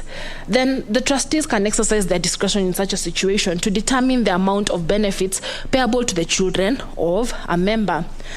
Then they can also determine the apportionment of a lump sum benefit amongst all dependents. And we have looked at the scheme's trust deed and rules, and we are guided. It provides very clearly what will happen when it comes to the payment of death benefits, how it's paid to your spouse for a period of 5 years from the date of the member's death. It's very clear. But then again, you know that it's not as clear cut. We have people who are in polygamous marriages. You can find that you got married. You probably, when you joined the scheme, you had one wife, and then perhaps later on down the road, if you're in a customary marriage, you procured 3 additional marriages, you got more children. It's important that you disclose this and update it in your update your member records, so that in the unfortunate event you die, all these beneficiaries are taken care of. So the trustees can also determine the apportionment among surviving spouses, and also the reinstatement of a surviving spouse's retirement benefits that had ceased upon remarriage, etc. So you can see that the leeway that trustees are given over here, where you don't give clear direction on what should happen to your benefits, all this is a lot of power that the trustees do have. But the unfortunate bit is that it can end up, as much as the trustees can exercise their best, their fiduciary duty in the best way that they can to distribute the benefits amongst your beneficiaries or amongst your dependents, the truth is it's only you as a member or as a pensioner who knows the dynamics of your family. You know what your family needs. You know the needs of your children. You're best placed to determine what goes to who. So I'm going to cover why it is important for a pensioner or a member to nominate beneficiaries and constantly update the records held by the trustees. So the trustees, when you nominate your beneficiaries, trustees will be clearly guided on the distribution of a member's benefits upon their death. So where it's clear that 20% goes to my wife, and then 30% goes to my son, 40% goes to my daughter, another one goes to my father, my mother, it's very clear. It makes it very linear, very simple, and it makes everyone's work easy. And you can imagine how trying to determine a person's benefits after death itself is a very emotive subject. Then when you haven't specified, or when you haven't been clear on who gets your benefits, you can imagine leaving disgruntled people behind. It becomes very complicated and complex. But to make sure that the process after your death is very clear, it's linear and simple, it's better to just specify apportion benefits and make sure that all your beneficiaries are listed. Then without a nominated beneficiary, as I have said, the trustees will be forced to make their own decision over who should receive the money, which may not be in line with a member's wishes. Then, members, it's important to note that a member's accrued benefits do not form part of their estate. The Retirement Benefits Act is very clear that matters pension do not fall under the law of succession. So you may think that I have a will, and in that will I have given directions on how my property and my estate should be run in my absence. But remember, the Act has said that matters pension will be run by the provisions of the Act and the scheme's trustee and rules. And most of the time where a dispute arises and parties rush to court, we have come to see that there are very few reported cases on retirement benefits and pension distribution disputes, because most of the time a preliminary objection will be raised, and it will be said that actually the courts cannot determine this matter under the law of succession. They will send it back to the scheme trustees to exercise their discretion under the Act and under the scheme's trustee and rules to then determine how these benefits are going to be distributed. So it's important to note that as much as you have a will, as much as you have already determined what is going to happen to your estate after you're gone, still make the requisite preparations and the requisite arrangements for your accrued benefits or for your benefits if you're a member of a scheme. And then there's also now the requirement for the reporting of unclaimed benefits or unclaimed assets. The Unclaimed Financial Assets Act specifically addresses itself to unclaimed pension benefits. And the Act provides that if these benefits remain unclaimed for a period of 2 years from the date of which they were meant to be paid, then the trustees will be required to follow the requisite procedure of reporting and forfeiting that's the said amount to the Unclaimed Financial Assets Authority. Now, the downside with this is that if the funds are within the scheme, you have not yet claimed them, they continue to accrue interest, they continue to grow. But that wouldn't be the situation under UFA. The thing is, you'll only benefit from what has been reported, but not there'll be no value over, there'll be no investment value over that said amount. So it's better that as soon as a person dies, and as soon as a member dies, that their benefits are either paid out or that the beneficiaries come and claim, and that it's clear who the beneficiaries are from the onset, making the process linear so that it doesn't have to then become complicated. After 2 years, the assets are taken to the Unclaimed Financial Assets Authority. Then there's this whole procedure also of claiming an asset from UFA, and also the cost and time implications, which it will just be easier from the onset if it's clear who the beneficiaries are so that it's distributed better that way. Then changes such as divorce, remarriage, marriage in a polygamous marriage, to procuring multiple marriages, the birth of children, the death of a beneficiary. This will require a member to update the list of beneficiaries. As I have said, things change, and failure to update such changes may lead to the inadvertent omission of dependents who are actually relying on you, and when you're gone, they will suffer. And then, of course, the social disputes that arise when you don't plan your affairs before you die. We have seen many, many times how a person dies and how money and affairs to do with resources and provision really affect family dynamics when someone dies. So it's always better to think about it and be clear who your beneficiaries are. So what is the procedure of making a nomination? The scheme has a prescribed form for listing who your nominated beneficiaries are. I would also like to add that under the Data Protection Act, there's now an additional requirement on the scheme trustees as data controllers to ensure that the information you're keeping about your members is accurate and up to date. And members now have a right under the Data Protection Act to always access, to consistently access their information and ask to see the information and see whether it is accurate, whether it reflects the true status of their circumstances. So what we propose now is that if you have not updated as a member who your beneficiaries are, approach the trustees, get the requisite forms, update, disclose what you need to disclose so that it makes the trustees' work easy in the unfortunate event that you pass on. Then The nomination should be in a way that is clear as possible. The apportionment should be clear as possible to make the process seamless. Then the scheme trustees will then keep a record of the members' beneficiaries, and members will also be, members are encouraged to update these lists where changes such as the death of a beneficiary or the death of a dependent, the birth of an additional dependent, or even where a divorce has occurred, always note to update so that it's clear who your money should go to once you're not there. So what is the strategy for compliance? Members, if you have not nominated someone, get the requisite forms, nominate your beneficiaries now. Number 2, specify the apportionment of the benefits that are going to go to your beneficiaries. And then number 3, if you've already nominated your beneficiaries, but it's been a long while and changes have happened in your personal life, review and update the current list of beneficiaries to accommodate any changes that might have occurred. So that's it on the issue of nomination of beneficiaries and updating your lists. And separately, I was asked to briefly cover the issue of estate planning in respect to wills and why it's important to also plan your matters outside of the scheme. We have an estate planning department, and we encourage our clients to actively think about what will happen when you're not there. So what is a will? It's basically a declaration of what will happen to your estate when you're not there, and I'm sure we all know that. The importance of having a will is that you give clear directions for what should happen to your property, to your estate once you're not there. A will is, it's not as complicated, and I think as Africans we have this sort of apprehension. If I draft a will, I'm drawing my death closer.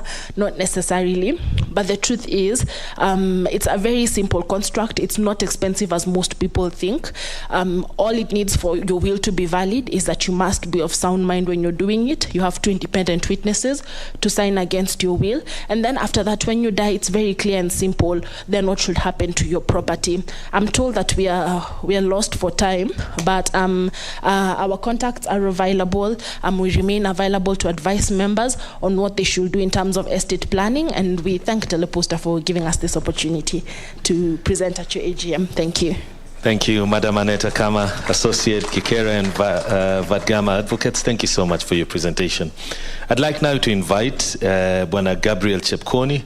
Sisi sote tumesikia kwamba anastaafu sasa hii mara yake ya pili. Itakuwa vyema tusikie sauti yake.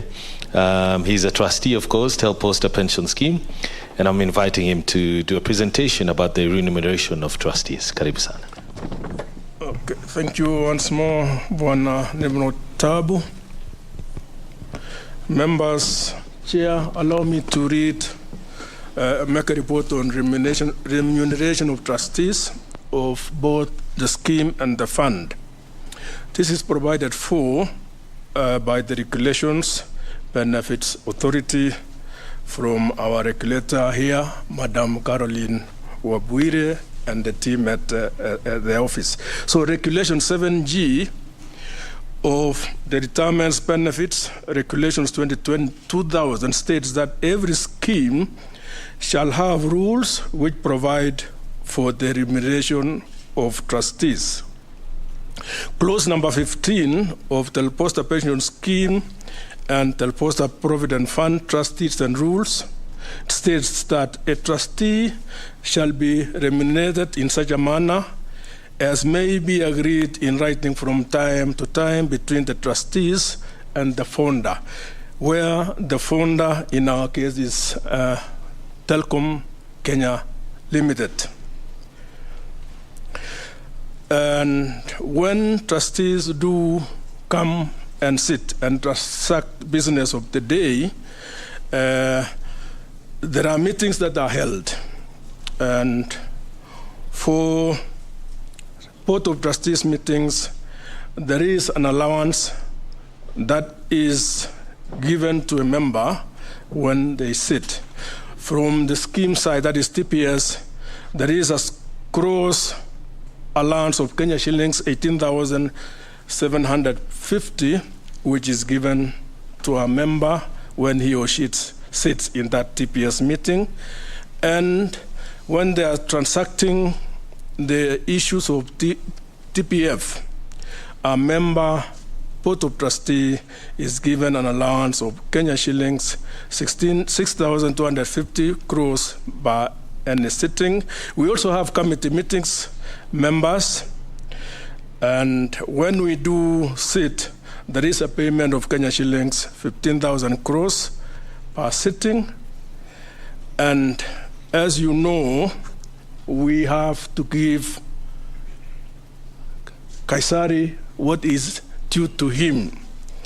So for a board meeting, main board, Madam Chair, there is a taxable fee of Kenya shillings 6,250. For committee meetings, there is a tax which is levied at Kenya shillings 5,000, and that has to be done. And at the end of every financial year, we do returns to KRA. That has to be done. This year, last financial year, Madam Chair, we had 9 board meetings and 17 committee meetings. And the regulation says we have to have a maximum of 6 meetings in a year and a maximum of 18 meetings in a year. So for that financial year 2021, as end of June, we had 9 board meetings, 17 committee meetings. And as of today, this financial year, we have had 7 board meetings and 15 meetings, committee meetings. And you will find, members, that committee meetings are the main drivers of our activities. They just sit, at the end of it all, they go and report to the main board under our chair here, Madam Rachel Wendia. Good governance practices guidelines, which came into being in the year 2018 via Legal Notice 193 of 25th October 2019, provides as follows. But number 3, section 22, sub 3, sub C, the sponsor is consulted during its development. But number 3, section 222, sub Article 3E, then the remuneration policy is approved by the members at the AGM of the scheme at least once in every 3 years. So when we go for AGMs like the one we're holding today, this issue of remuneration policy is discussed. The current remuneration policy, members, was approved by the sponsor, that is Telecom Kenya, in the year 2015. And over the last 7 years, members of the scheme and fund, these remunerations have not been reviewed. The Board of Trustees seated here are taking steps toward liquidity improvement. We have had presentations from Frederick Maloba here, our fund manager, and the chair also. We have that critical problem as regards our asset portfolio, where we stand at 74%. So we're having liquidity issues here. So board members here see that they are trying to regularize that. I know what they are doing. And once this liquidity problem, challenge that we are facing is realized, the board will make a presentation to the members during the next AGM to review these rates. So our prayer, members, wherever you seated, will soon be coming to you and request for these allowances to be reviewed upwards. I'm saying upwards. Please, when we come to you, listen to us and kindly approve our request. That is the end of that report under remuneration, and I thank you, members of the scheme and fund, for listening to me. Madam Chair, allow me to say one or two things here. As you know, I'm going for my second retirement, and I would like to thank you, members. I've had a journey of 6 years down the line, from the year 2016 when you elected me to represent you in the board. It has been a long journey. I thank you. Wale mlio nipigia kura na washukuru. Na wale ambao hamkunipigia kura pia, Mungu ni mwema na washukuru. I thank you. I thank you. We have done our best, and I thank you, Chair, and your team. Tumefanya kazi mzuri. You have been a very able leader. I thank you. You have a very strong team here, the board, and under the stewardship of our good friend here, Peter Rotich, and the secretariat, they have done a good job. Tumeshikana pamoja, and the scheme has moved to the level that it is. That is. Some schemes out there, members are struggling. But we, as TPS, we are getting our dues religiously. Every month, in fact, when we get our end of the year, we get the program as to when we are getting our monies from Peter and Sam Gadumbi here. They say for the month of January, we are getting our pension, say, 26th of January. But 2 days down to 26th, we get the money coming in. So we are grateful. I think our scheme is good, and we thank God for that. So, nawashukuru. Our sponsor, well done. You have held our hand. Mugo Kipati and your team, we are very grateful to you for a job well done. And our fund managers here, you have not let us down. Chen Afrik and All Mutual and COP. Thank you for making sure that our scheme is well advised and guided. We thank you, all the service providers that we have, RPA. We gave you RAB, our remedial action plan, Madam Wapire, usituchape sana. We are working on the liquidity issue. So as I sit down, I'm praying that, Chair, tunaomba minimum pension is ikuje less. I mean, adjust it when the liquidity problem is sorted out. I know you manage. Minimum tuwaomba iwe 5,000 for the least that is paid. And our annual increment through the actuary, our good friend Jeru here, iwe 8%. Tunaomba. And I know you'll manage. So I'm leaving in the next 2 weeks. And there'll be elections. We have been told by the chair. Kuna mungwana hapa anaitwa Manuel and Leko Mwatibo ameshika rada. So I'm requesting members, tukienda kwa uchaguzi tuchukue huyu mungwana. He sits as a member in our Audit, Risk and Management Committee and also in our Property Investment Committee. Ameshika rada vizuri, amechukua network. So ukitoka leo hapa ndugu yangu, ujue uko na kura yangu moja na yako sasa uko na mbili. Thank you and God bless you. Amekuwa kama mwanasiasa Bwana Chepkoni. Ameshamfanyia mwenzake campaign. Bwana Chepkoni, asante sana, umekuwa muungwana kwa kuwa umewashukuru wale waliokupigia kura na wale ambao hawakukupigia kura. Shukran. I'd like to recognize a few members, pensioners who are joining us via Zoom. Just briefly, Peter Kinduyo, Pius Ndetei, Charles Ratemo, George Njoroge, Milka Kihara, Mary Gitenu, George Kayesi, Nelson Rono, who I understand is a former board member of CCK, Philip, Doreen, Georgina, Salome, and many others who have joined us via Zoom to attend this AGM. Thank you so much, and please keep watching. Without further ado, right now I'd like to call the sponsor, who is Telkom Kenya Limited, represented here by the Chief Strategy and BD Officer from Telkom Kenya, Bwana Julius Cheptioni. Tafadhali, nafasi ni yako.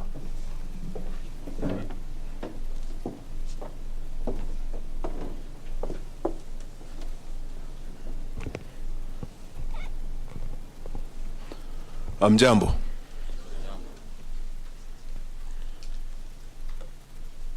My name is Julius Cheptiony. I'm the Chief of Strategy and Business Development at Telkom Kenya. And On this occasion, at this very moment, I stand on the steps of the founder and sponsor, Telkom Kenya, whose Chief Executive Officer, Mr. Mugo Kibati, would have wished to be with you, but couldn't due to unavoidable circumstances. But he did write to you a letter which I am about to read. And I read.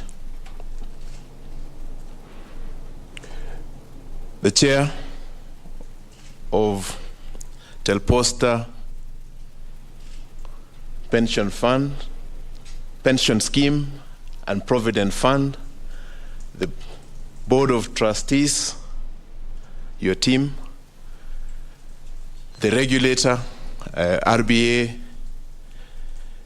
members, wherever you are, here and elsewhere, good afternoon. I wish to congratulate you on the occasion of your 18th AGM. You are holding this event like the previous one in 2021, actually in this room, at a time when human existence is challenged by the COVID-19 pandemic. Indeed, this pandemic has reset how we relate to and with each other, and in effect accelerated the use of digital media for social interactions. At Telkom Kenya, we continue to power this digital transformation for the benefit of our society. But at the onset, I will take the opportunity to thank each one of you for your years of service, whether at East Africa Post and Telecommunication, or at Kenya Post and Telecommunication Corporation, or at Telkom Kenya Limited before and after privatization. Telkom Kenya is today building on strong consumer-centric ethos and is committed to providing innovative, accessible, and refreshingly simple communication solutions that suit customers' everyday communication needs. Our services are primarily offered through our service delivery units, that's a digital business unit that offers data center services, cloud, managed services, connectivity, broadband, carrier-to-carrier traffic, and backbone infrastructure. And secondly, consumer that offers data, service, value-added services, and content. And thirdly, our new baby, the digital financial services through our platform, Tcash, which we recently integrated to other networks so that users of Tcash can now pay to the till, to the M-Pesa till, wherever they are. It is therefore my hope that each and every one of you is a consumer or a customer of this great brand you help build at different times of your lives. At this AGM, my attention is drawn to an ongoing dialogue regarding the payment of bonus during this period as had been done to members 3 years ago. I wish to clarify as follows, and as I think the presentations have made the point, but I wish to clarify as a sponsor and founder that occupational retirement benefit schemes exist with an employer who sponsors the pension scheme arrangements of the employees. Your scheme and fund is a defined benefit scheme that is guaranteed by Telkom Kenya Limited, who acts as the sponsor for the life of the scheme. And as a sponsor, we are aware that certain movable and immovable assets were vested to the scheme under vesting order legal notice number 154 in 1999. The bulk of these assets were in the form of real estate properties. The scheme has been successful in the sale of some of these properties. However, some efforts have not been without challenges. Their efforts have not been without challenges, especially on properties that were vested to the scheme without title deeds or had been illegally acquired by third parties. Telkom Kenya is supporting the scheme to aggressively pursue the grab properties belonging to the scheme. At the same time, as your sponsor, we're working with the scheme to realign the scheme's asset portfolio through the sale of properties that are not encumbered. Given this unique history of the scheme, Retirement Benefits Authority has been understanding and supportive of the scheme as it tries to conform to the regulatory guidelines touching on assets. On this note, as a sponsor and on behalf of Telkom Kenya Limited, I would like to appreciate the patience and support of the regulator. So, Madam Caroline Wabwire, please thank them when you go back. We appreciate the journey we've traveled together since 1999. The 2020 actuarial valuation that was just presented to you revealed a drop in the scheme's funding level to 118.8% from 124.8% in 2017. This drop in funding level would affect the timely remittance of your monthly pension if not watched. In the unlikely event that the proposed measures to sell real estate properties for operating cash and recover the illegally alienated assets do not yield the intended outcome, the sponsor, being the founder, together with other relevant arms of government of Kenya, may be called upon to inject funds to cover for the funding shortfall. This is necessary to ensure that the right of members is fully protected and secured. It's in that same spirit that the Board of Trustees also could not get a review of their allowances. So in this regard, I rejected the payment of a bonus to conserve a healthy funding level until such a time when substantial real estate properties are sold in the period under consideration. Furthermore, I wish to assure all the members of this scheme of my support for a bonus payment when funding level circumstances do improve. Secondly, I wish to assure you of my support for an increment of the minimum pension in payment when prudent asset realignment is achieved and meets regulatory guidelines. So members, Bwana Lusa in the room here has made that case for you. Bwana Chipkwony, who's retiring, has made that case for you. And I fully support it, subject to all the realignments going on. So in conclusion, I wish to encourage members to engage on issues affecting them during AGMs and through the Secretariat offices so that the performance of the Board of Trustees, the Secretariat, and the sponsor is brought to the fore. In turn, together, we have to continue to improve the channels of communication to provide for the efficient resolution of issues that arise as the scheme endeavors to serve you better. So today, I wish you all and your families a good and fulfilling day. Thank you. Mugo Kibati, CEO, Telkom Kenya Limited. Thank you so much Julius. Thank you so much. Tafadhali wasilisha salamu zetu. Tumeshukuru sana on behalf of all the pensioners who are here with us today and some who are watching via Zoom and also television. You've all had the elections that are coming up for the member nominated trustees, which will be in June 13th, if I'm not wrong. And I'd like to call now the Chairman Election Board, George Mlakui, to give us just more details before we come to the conclusion of today's event.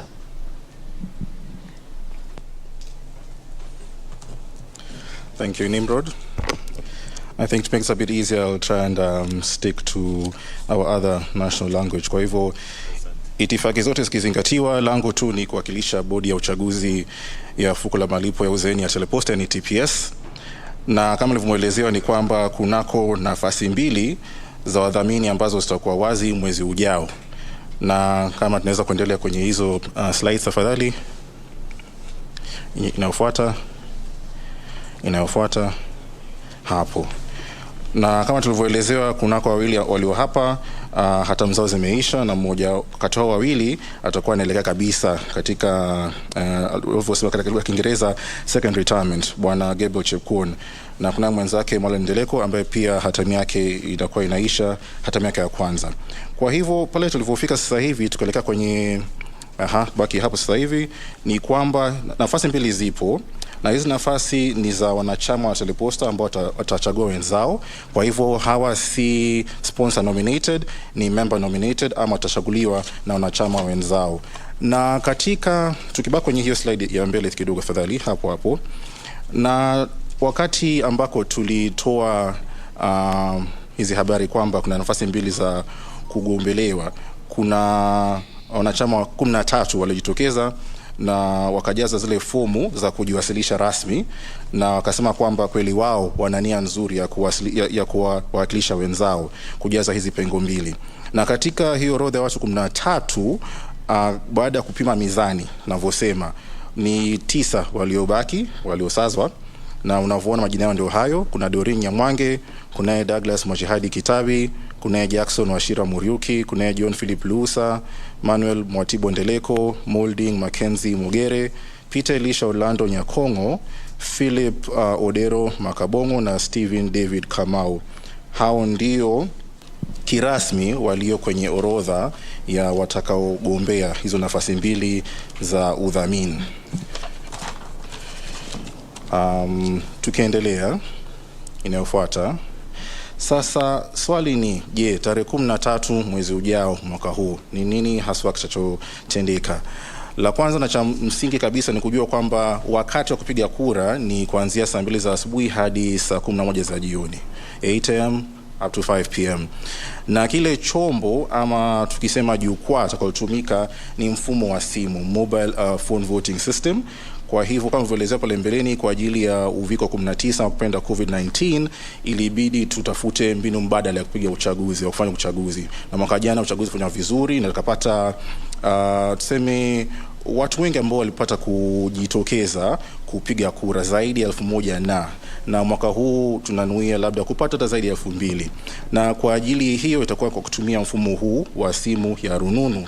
Kwa hivyo hilo jukwaa ni muhimu sana, lakini sana sana tukiendelea, asante, ni kwamba kutumia mbinu mbadala lazima kutoka na changamoto kiasi saa zingine, na ni muhimu kuelezea wanachama wa Telposta ule utaratibu wa uchaguzi. Na utaratibu ni kama unavyoona hapa, ni kwamba tayari maelekezo ya uchaguzi yashatumiwa wanachama wote, na mweza kuelezea kwamba maelekezo yatakuwa vipi, wamepewa zile hoja za kutumia ili wajue kwamba ni saa ngapi wanafaa waweze kujishughulisha na mambo ya uchaguzi, na pia ni vipi haswa wanafaa wafanye uchaguzi.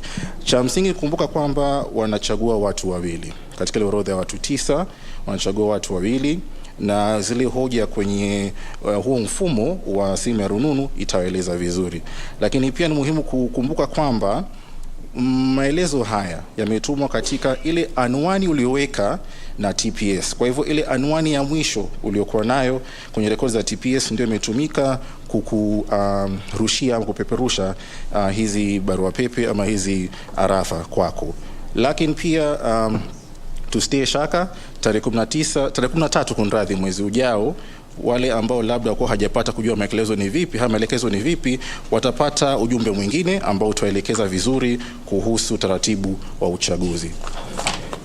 Kwa hivyo muhimu kukumbuka ni kwamba kama mwanachama unafaa uchague wadhamini wawili, hilo la kwanza. Kwa hivyo hizo hoja kwenye hizo SMS takuelezea vizuri. La pili ni kwamba kama mwanachama wa fuko hili la malipo uzeeni, unaweza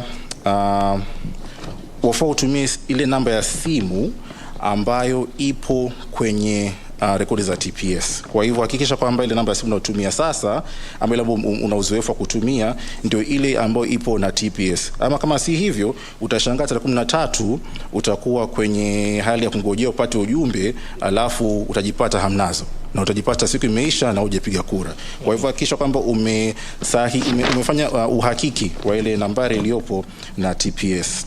Na tukisongea Afrika ya mwisho ni kwamba changamoto zipo kawaida. Zipo sana sana.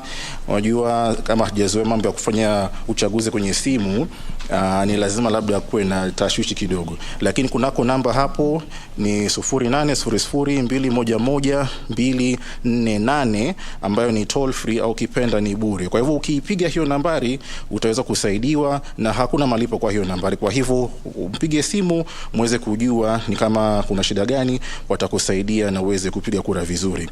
Yote 9 na la mwisho ni kimnukuu mwakilishi wa mamlaka mafao ya ustaafu yani RBA alivyosema, lazima mchague wadhamini ambao wana nia nzuri, wadhamini ambao kweli wapo na zile azma zenu moyoni. Kwa hivyo ni watu ambao kweli watawawakilisha vyema, na ni lazima basi nitoe rai, na rai hii ni kwa wanachama waweze kutenga muda hiyo tarehe 13 mwezi ujao ili kuchagua mdhamini ama wadhamini, maana ni wawili, watakao wafaa vyema kwa yote, na kwamba wale ambao watakavyosema hiyo siku ya uchaguzi ama katika huu muda wa kampeni, kisema muda wa kampeni sasa ni mwingi sasa hivi, lakini muktadha wa TPS katika muda wa kampeni uweze pia kuatilia mkazo kwa mbele siku wakishaapishwa kweli waliosema watayafanya atatenda kweli.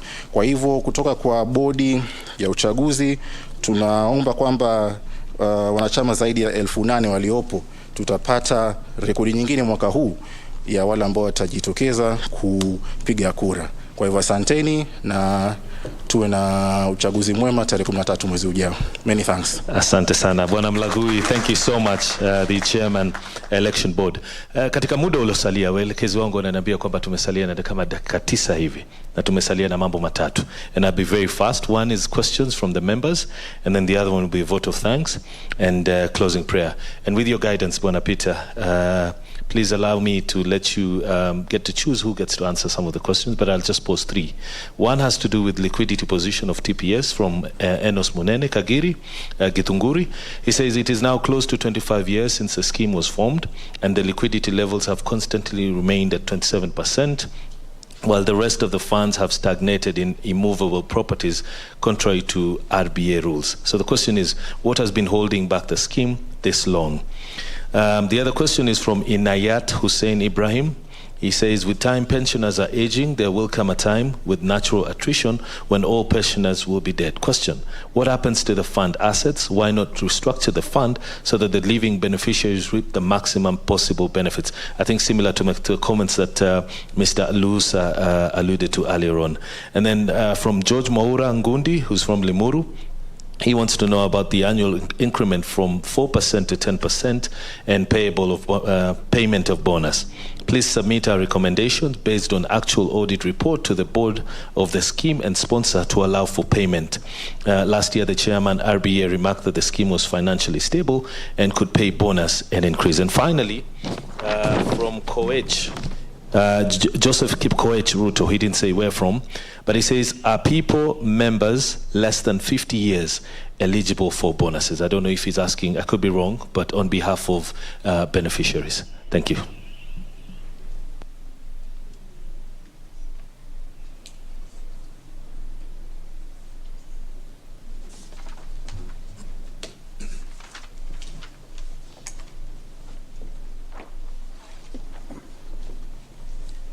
Thank you, members, for the questions that you have asked. We continue requesting that you send the questions. We shall compile the answers and we will respond to you when we shall be sending you the minutes of this year's annual general meeting. We will ensure that you all get the responses.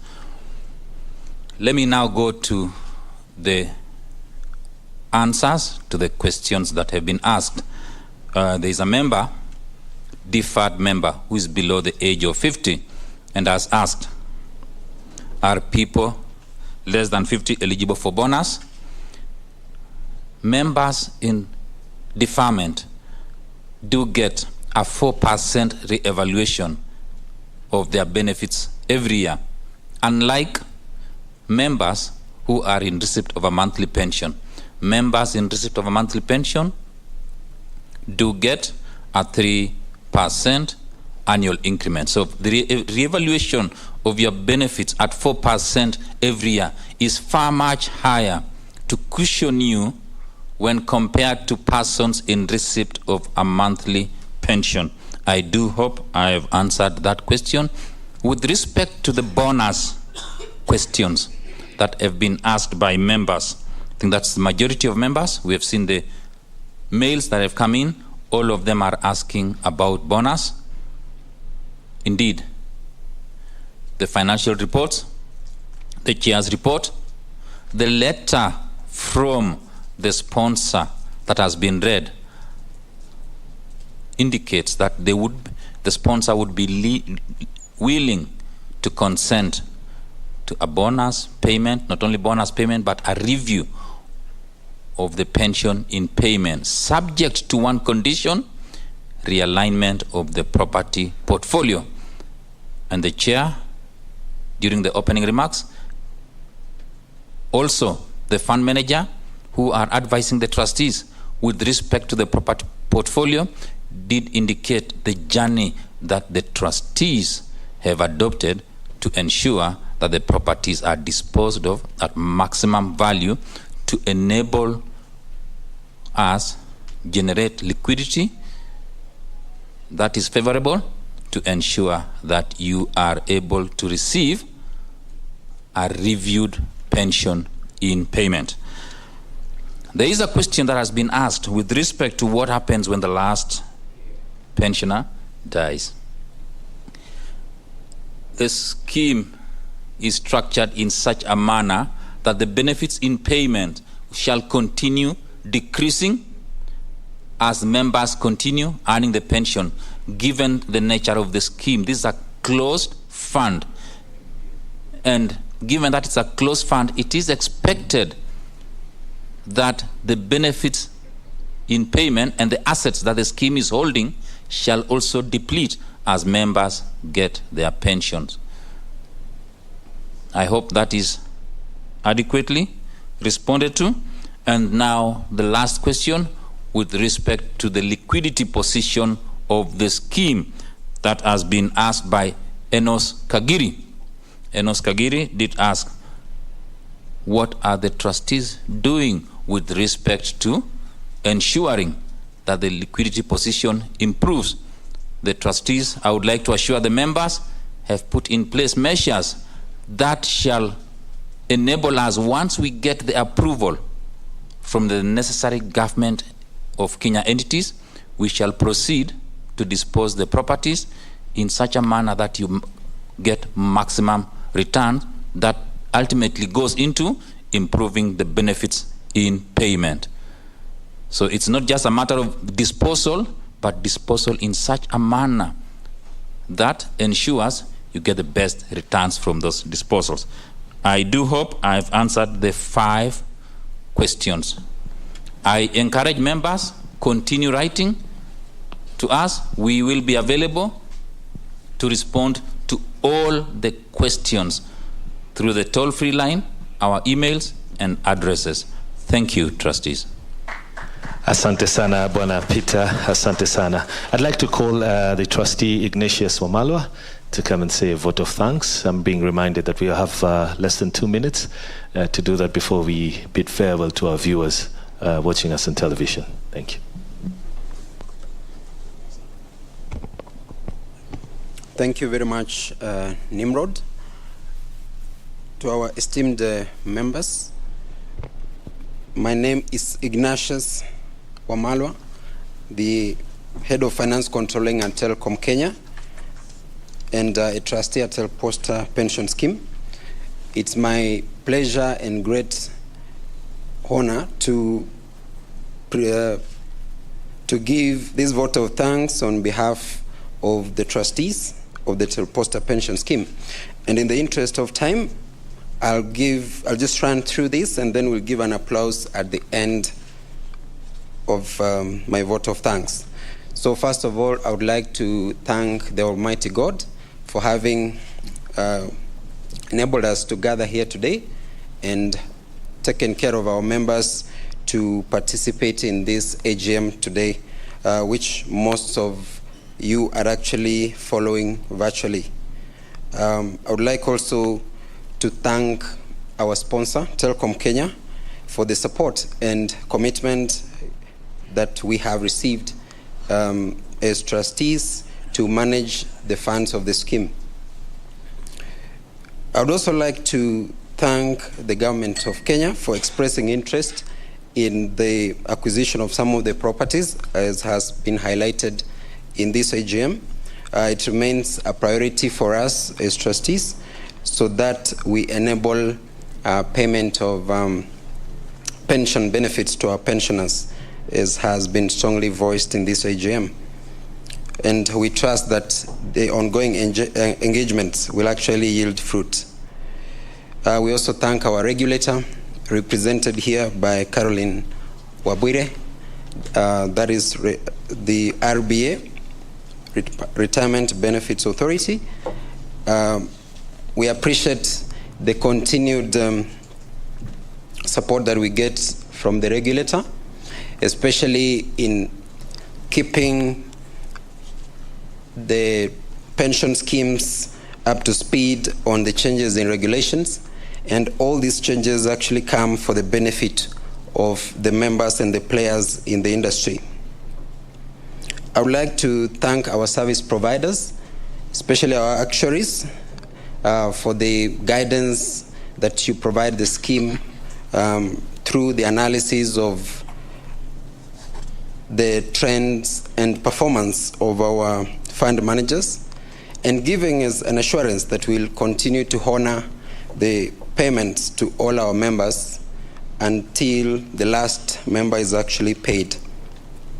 We also thank our fund managers, Old Mutual Investment Managers, Gen Africa Asset Managers, Corp Trust Investment Services, for working hand in hand with the trustees to ensure that the funds that are at our disposal and members have entrusted us with, they actually grow year on year, and that we are able to give a better return to our members.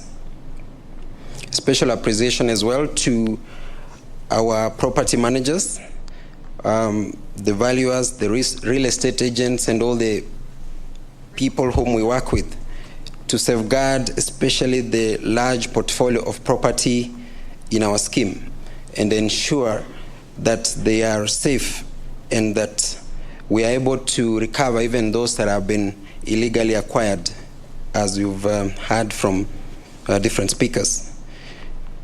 To our custodians, KCB Bank, for assuring our members that their funds are safe, and to our auditors, PKF, again for going through our numbers and giving that assurance that they actually do reflect a true and fair position of member assets. To our scheme lawyers, whom we work hand in hand to handle the various matters relating to the different court cases that are still ongoing, that we are pursuing to ensure we bring them to a close.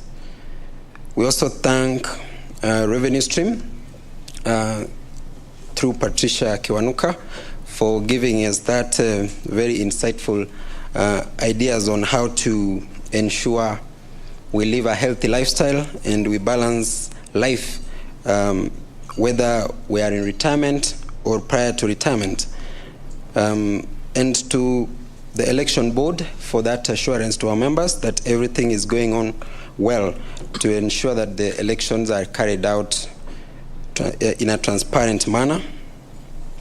We wish to thank our secretariat under the leadership of Peter Rotich for the commitment and good work that they continue to do, serving our members and ensuring that any queries that are raised are addressed on time, and also ensuring that payments are made on time. I wish to thank in a special way our Board of Trustees through the chair for the leadership that we continue to have and work together as a team to address all the issues that are affecting our scheme. And above all, to ensure that our member interests are number one priority for us. Today we are having this AGM, and because members are not able to attend in person, I must appreciate our media houses, Royal Media Services and Kenya Broadcasting Corporation, for making it possible for actually transmit this annual general meeting live to our members. And those who are also able to follow through our social media platforms, we really appreciate for leveraging technology to make this possible. We also thank our hosts, Hilton Limited, for hosting this physical session of the AGM, and everyone working behind the scenes to ensure that this event has gone on successfully. So I request that each one of you, and even those who are following this virtually, we give a round of applause to all the participants of this event that I've mentioned, and even those whom I've not mentioned, kindly. So mwisho kabisa, ningependa kuwashukuru wanachama wetu popote mlipo. Langu ni kuwaombea Mungu awalinde na awajalie afya njema ili muweze kuishi maisha marefu. Asanteni. Asante Nimrod. Asante sana Bwana Wamalwa. And as we conclude, I'll now want to call upon Trustee Rosabel Mbai to close with a word of prayer.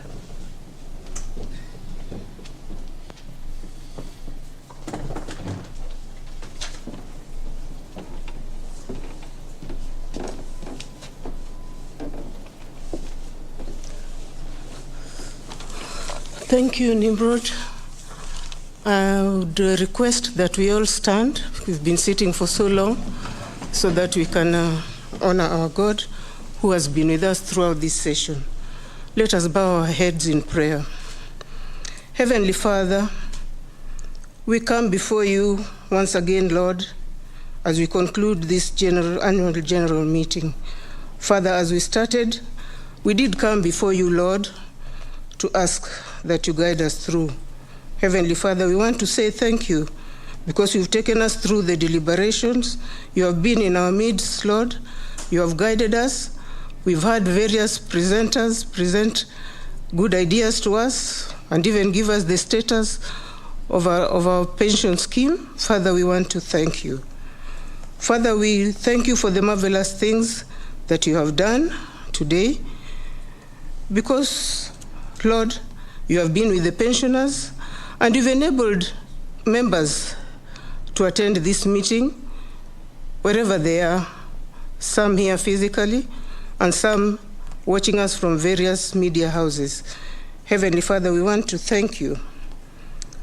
Father, we pray that as we live here, Father, may you cover each and every one of us with the blood of Jesus. Some will be traveling outside Nairobi using various means. Oh Lord, may you be with them. Father, we thank you for everybody who's participated here, and we pray that you bless them abundantly. Even those who have watched us in various media houses, Father, we pray that you give them good health now and beyond. We thank you, Lord, because you have favored our scheme. And we pray that, Lord, you'll continue to be with us because we put you first. We pray for knowledge that you've given us and given the Board of Trustees, Lord, and they've been working together as a team. We want to thank you for this. We pray, Lord, that you be with us and you be with our families wherever they are. Heavenly Father, we want to thank you for answering our prayers whenever we call. It is in the name of Jesus that we have prayed and we trust. Amen. Thank you. Thank you, Madam Rosabel Mbai. To all the viewers who've been watching us on television, I'd like to say thank you so much on behalf of the Board of Trustees. The end of the Telposta Pension Scheme Annual General Meeting, the 18th of its kind, and it has been happening here at the Hilton Hotel. A number of issues have come to the fore at this AGM, including the low liquidity of the scheme at 27%, which is lower than the required just percentage by the Retirement Benefits Authority. And the members have agreed that there is a need to liquidate some of the property that they have to make sure that that liquidity is raised. Also, the members have also been just told how to lead healthy lives in retirement, and the RBA has said that it is important for the young people to save early for retirement to ensure that when they go into retirement they are not suffering or they are not able to sustain the standard of living they had when they were still employed. All that has been happening at the AGM, the annual general meeting, the 18th of its kind of the Telposta Scheme Fund here at the Hilton Hotel. And on June 13th, the elections are to be held for 2 positions of the trustee positions that are opening up as some of the board members are retiring. So those elections are set to be on 13th of June. Quite a number of things have come out, especially, as I've said, the liquidity issue, the healthy living agenda, and just being told that you need to save early for retirement. Well, this has been a live broadcast from the Hilton Hotel on the Telposta Pension Scheme AGM, and we now hand you back for normal broadcasting in the broadcasting house. My name is Betty Kiptum, and on behalf of everyone who has been just responsible for this particular broadcast, we thank you for watching. Do enjoy the rest of your viewing. Back to you in broadcasting house. Bye-bye.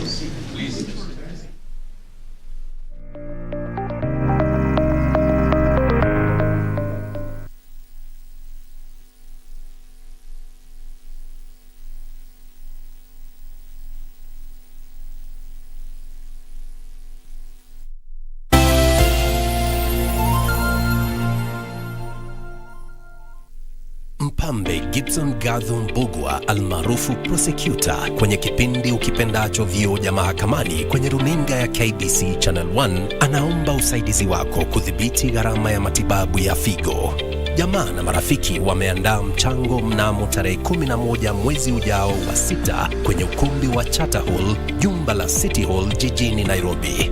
Waweza kutuma mchango wako kwa paybill number 247247, nambari ya akaunti 777626. Gibson amekuwa mwanani wako na wangu kwa muda usiopungua miaka 40 sasa. Ni zamu yetu nasi tuwe wandani wake wakati huu mgumu. Na kama hiyo ni njama ambayo mmepanga nyinyi wawili, wewe kama umwonea imani sana, basi mtafutie sehemu nyingine ya kuishi. Huyo msichana wako atakunyonyora wewe pa kubaki supu. Chezi wasichana college wewe. Siwezi kuwa na dada mwenye roho mbaya kama yako. Una nia nzuri wewe. Unajua mimi nimechoka kabisa kukuhurumia. It's none of your business. Achana na mimi. Tunataka nini kwangu? Mimi kuja kumwona mwanangu. Toa hivyo vitu.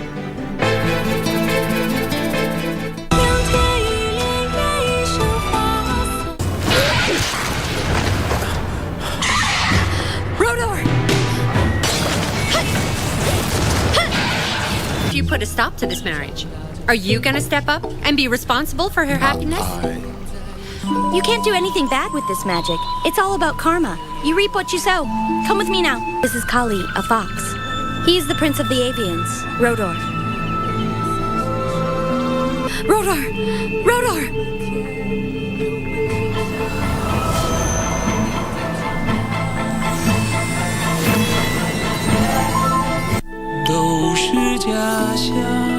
Jamaica, Jamaica.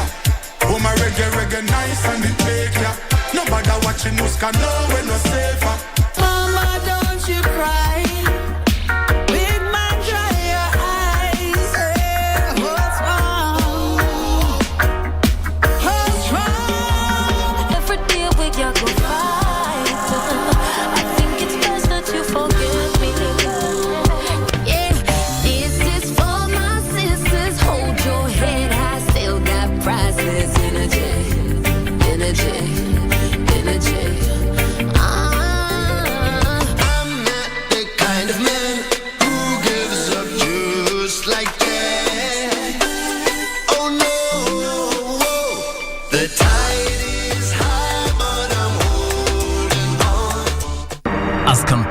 specified for the upcoming general election.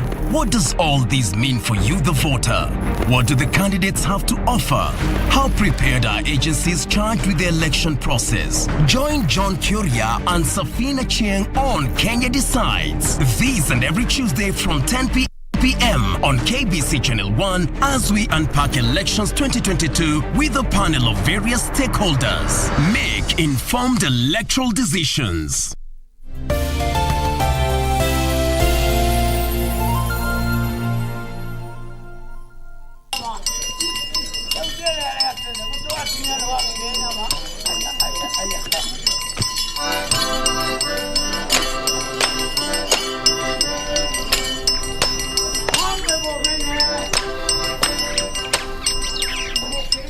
Lying on the western side of Mount Kenya is a magnificent landscape at Badea Ranges, believed to be the second home of God Ngai by the Kikuyu community.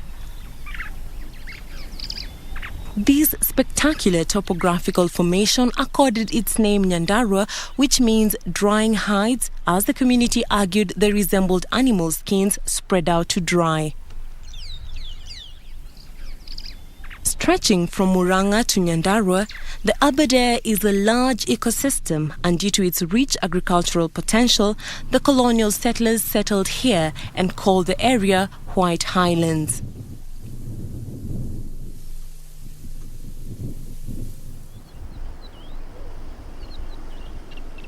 The Aberdare hosts one of Kenya's enduring true forests, not only rich in plant and animal life, but also an important water catchment area. It is a source of water for the farmlands of almost the entire Nyandarua, parts of Nyeri, Laikipia and Nairobi.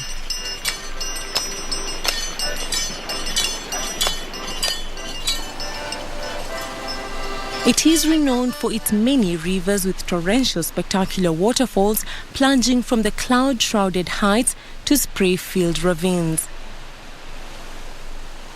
They include the magnificent Karuru Falls, comprising of 3 stairs, the impressive Gura Falls, the Chania Falls, and the enchanting Magura Falls, which cascades across the yawning mouth of the Queen's Cave.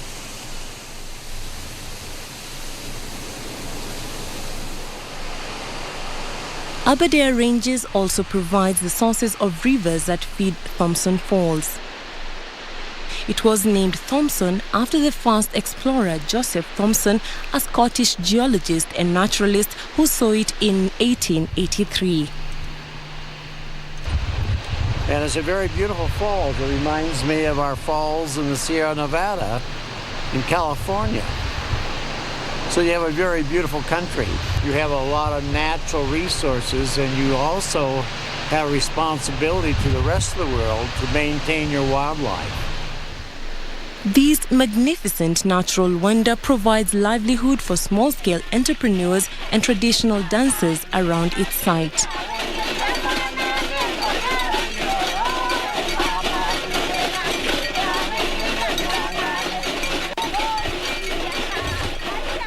Wasungu wanakujaga juu wa kuona hii Thompson Falls.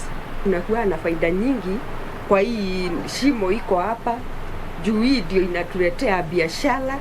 Kila wasungu wakiingia Nairobi ama Mombasa, booking zao zinakuwaga lazima waingie kwa Thompson Falls waone hii kitu.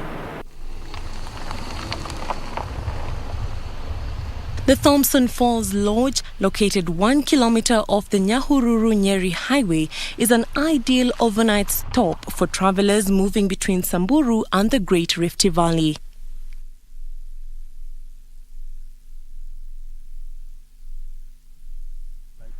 Local tourism, which in the past received minimum attention, is currently providing great impact to the tourism sector. Local tourists have seen the necessity to promote and appreciate their natural heritage. It is also the source of the rivers that feed the only natural lake in central Kenya, Lake Olbolosat. The lake is nested at the edge of Central Province and the Aberdares. Despite its unique location, the lake has received minimum exposure. However, cultivation along its shores, human settlement and irrigation has greatly influenced extinction of this lake.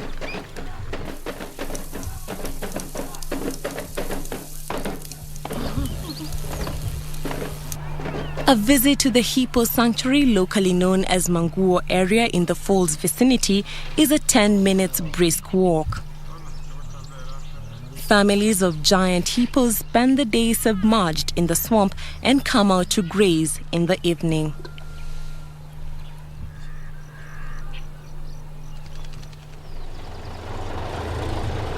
Another wonderful resource in the Aberdare Ranges is the Aberdare National Park. The park is located in Central Highlands west of Mount Kenya, 180 kilometers from Nairobi. Currently, it covers an estimated area of 767 square kilometers and was gazetted in May 1950 by an Act of Parliament.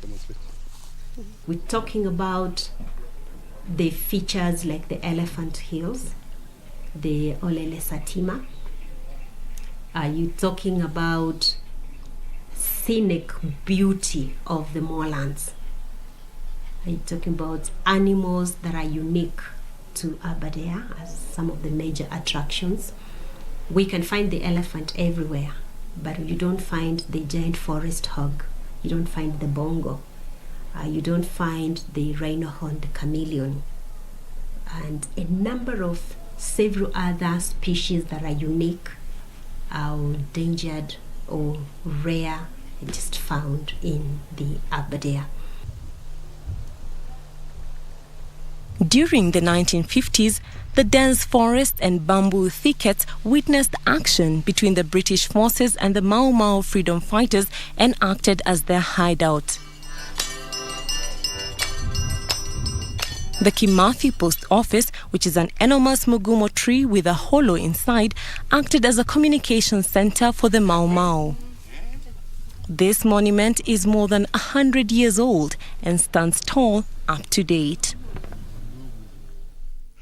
Hapa ndipo alikuwa analetewa mabarua, anakuja kuchukua zile zingine zinazo zile anataka kupea watu information zake, anaweka hapa. Wale wakileta zile zingine wanachukua hizo zingine, wanajua anataka namna gani.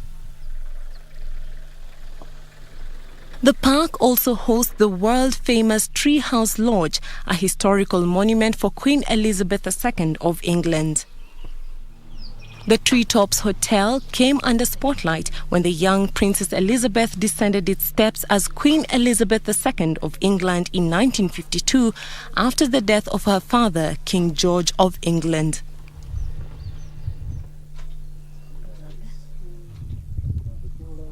Another lodge, the Ark, a unique day and night game viewing lodge modeled in the form of the biblical Noah's Ark.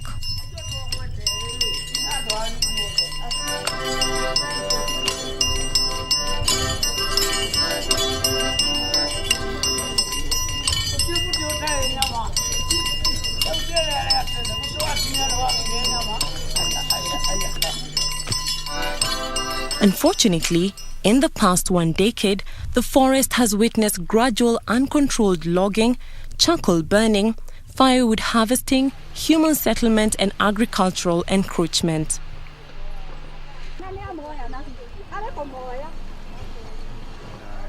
Kuma 1964, mutitu uyu wari mutitu utangiotonyire kuo ni gwitigira nyamu na gwitigira onaguo ni utumanite gutunamana piu.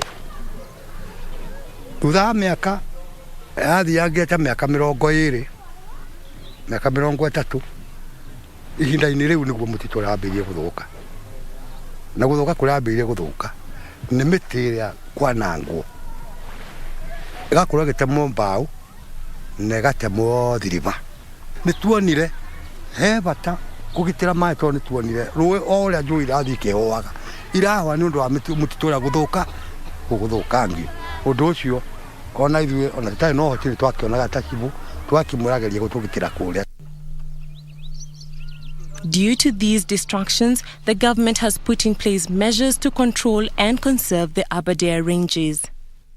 This is in line with Vision 2030, where the government is set to increase current tree cover from less than 3% to 4% by 2012. It will provide a base for growth of the forestry sector that has been diminishing at a very high rate due to human encroachment and desertification. Therefore, the government, together with concerned institutions, has come up with strategies to educate and inform local residents on conservation. These measures are as follows: rehabilitation of degraded water catchment areas while promoting on-farm forestry, secure wildlife migratory routes, seek alternative fuel energy sources. These will go a long way in not only conserving Aberdares as a national heritage, but also continue to be a source of life for many generations.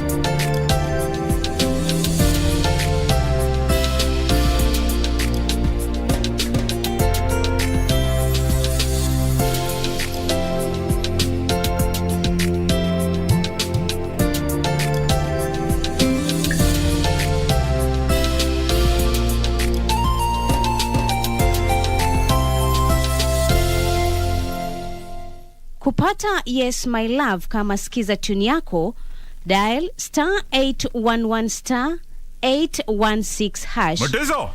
Mutiso, wewe nafanya nini hiyo? Wacha nieleza, panataka hiyo kitu. Panataka Mutiso. Ai mbo sasa hiyo tu unakuja unaanza kunizuzia kwa nini hata sijafanya kitu? Wewe nieleza Mutiso, hapana leta hiyo kitu. Taka. Wacha nachukua simu. Hello? Yes my lovely. Yes, I did the dishes. Kupata Yes My Love, bonyeza *811 *816#. *811 *816#.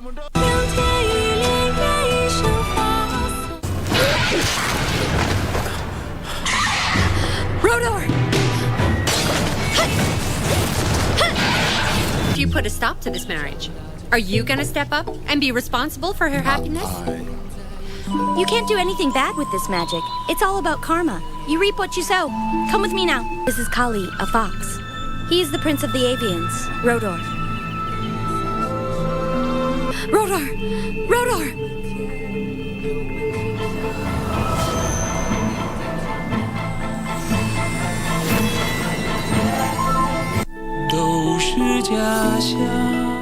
As campaign intensified for the upcoming general election, what does all this mean for you, the voter? What do the candidates have to offer? How prepared are agencies charged with the election process? Join John Kuria and Safina Chieng on Kenya Decides. This and every Tuesday from 10 p.m. on KBC Channel 1 as we unpack elections 2022 with a panel of various stakeholders. Make informed electoral decisions. Na kama hiyo ni njama ambayo mmepanga nyinyi wawili, wewe kama wamwonea imani sana, basi mtafutie sehemu nyingine ya kuishi. Huyo msichana wako atakunyonyora wewe pa kubaki supu. Chezea msichana college wewe. Siwezi kuwa na dada mwenye roho mbaya kama yako. Una nia nzuri wewe. Ngoja mimi nimechoka kabisa kukuhurumia. It's none of your business. Achana na mimi. Tunataka nini kwangu? Nimekuja kumwona mwanangu. Toa hivyo vitu.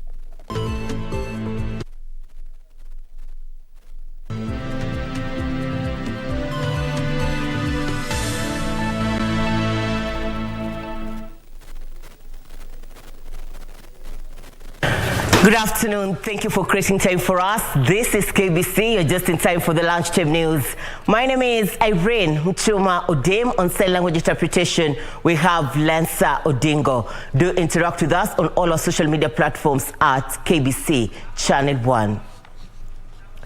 President Uhuru Kenyatta will not actively participate in Azimio la Umoja One Kenya Coalition flag bearer Raila Odinga's campaigns.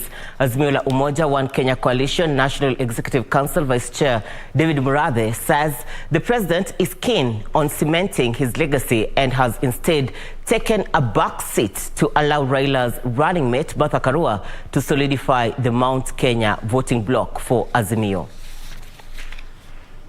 It has remained a matter of speculation on whether President Uhuru Kenyatta will finally hit the campaign trail to support his preferred successor, Raila Odinga. The revelation by Azimio la Umoja One Kenya Coalition Party National Executive Council Vice Chair David Murathe is the biggest confirmation yet that the president will be taking a back seat. It is not that he's going to openly go campaign. He's not in the race. The campaign is for the candidates. The candidate is Raila Amolo Odinga and Martha Karua. We, the handlers and the supporters of the president, will be there. We'll be on the ground. When they roll out the program for Mount Kenya, for Martha and Raila, sisi ndio mtaona, sio Rais Uhuru Kenyatta. Murathe, who is also Jubilee Party's vice chair, says the unveiling of Martha Karua as Odinga's running mate has changed the fortunes of Azimio in Mount Kenya region, gains they plan to build on in the coming days. People are taking the mountain for granted. The mountain, you watch them the last week of the election. Na sio ati wanafanyaga mikutano, but they tend to move in the same direction at the last minute. There is a consciousness of Mount Kenya, which drives the narrative and which informs the decision. On Wiper leader Kalonzo Musyoka's expected return to Azimio, Murathe, while welcoming the move, has advised the former vice president to negotiate and take up the position of National Assembly Speaker, as it would give him more political clout than the chief minister slot. The Speaker of the National Assembly is the third most powerful person in the land. In the absence of the president and the deputy president, he becomes the president. If I was his advisor, I'd have asked him to go for Speaker of the National Assembly. After all, he has been the deputy speaker in those days of Moi. John Jacob Curia, The Lunchtime News. KANU National Chairman Gideon Moi was among those cleared to defend his Baringo Senate seat. The move now ends speculation that the Baringo senator would not be defending his seat due to the perceived United Democratic Alliance UDA wave in Rift Valley. Jubilee Secretary General Jeremiah Kioni has also been cleared by the IEBC to defend his Ndaragwa constituency seat.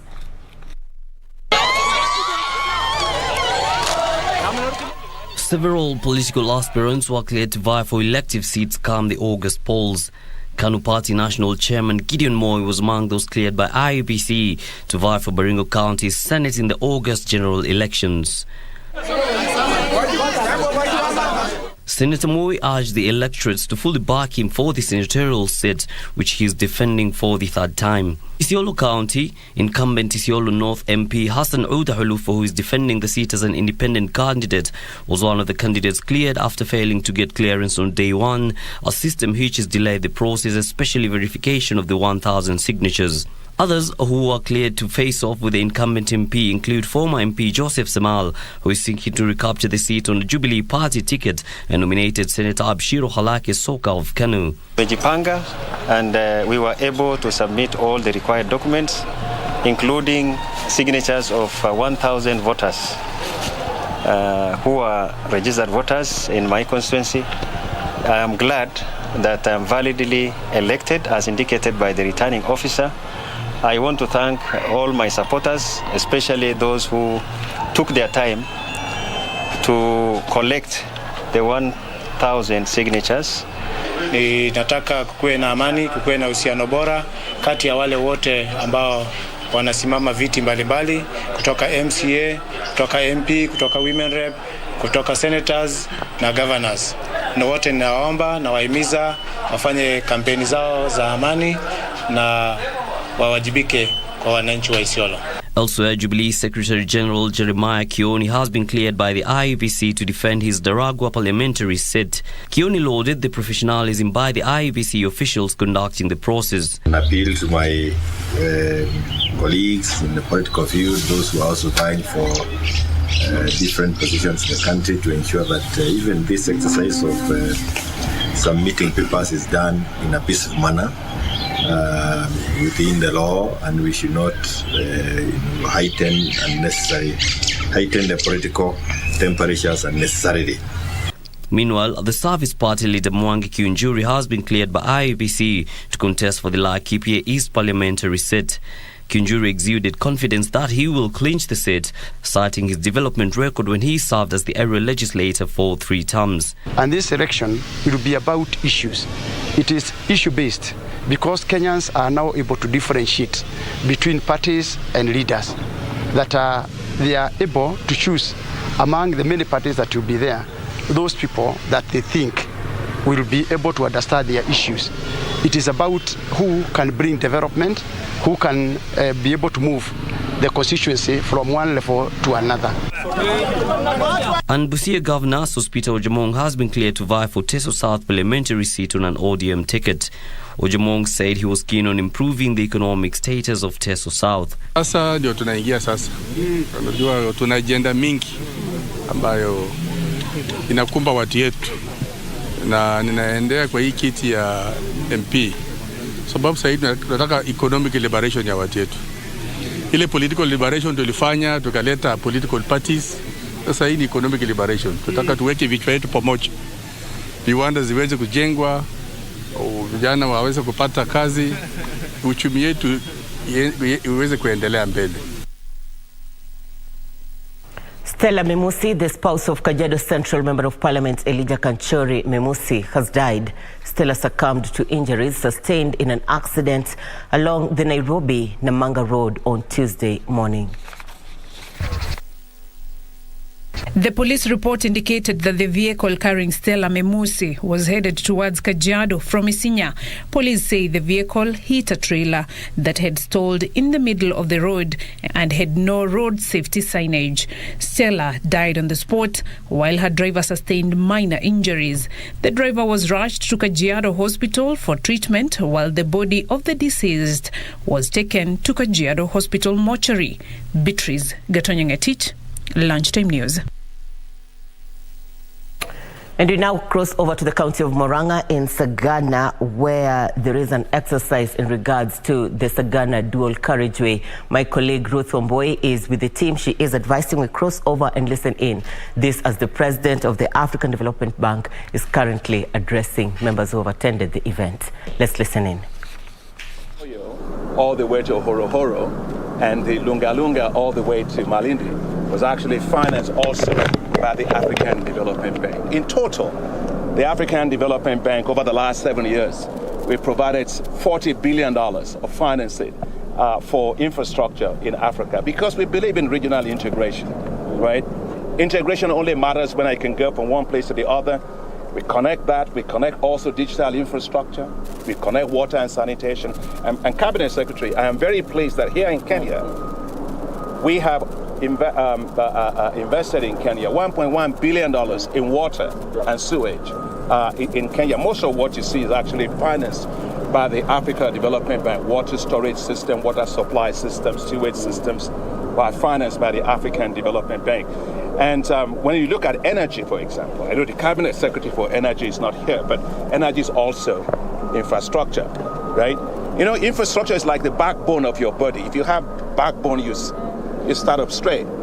If you don't, you can't. And that is what infrastructure does for the economy. That's why I'm very proud of what Kenya is doing with infrastructure. And energy, for example, you know, we financed the Lake Turkana project, which is 310 megawatts, which is the largest wind power station in Africa.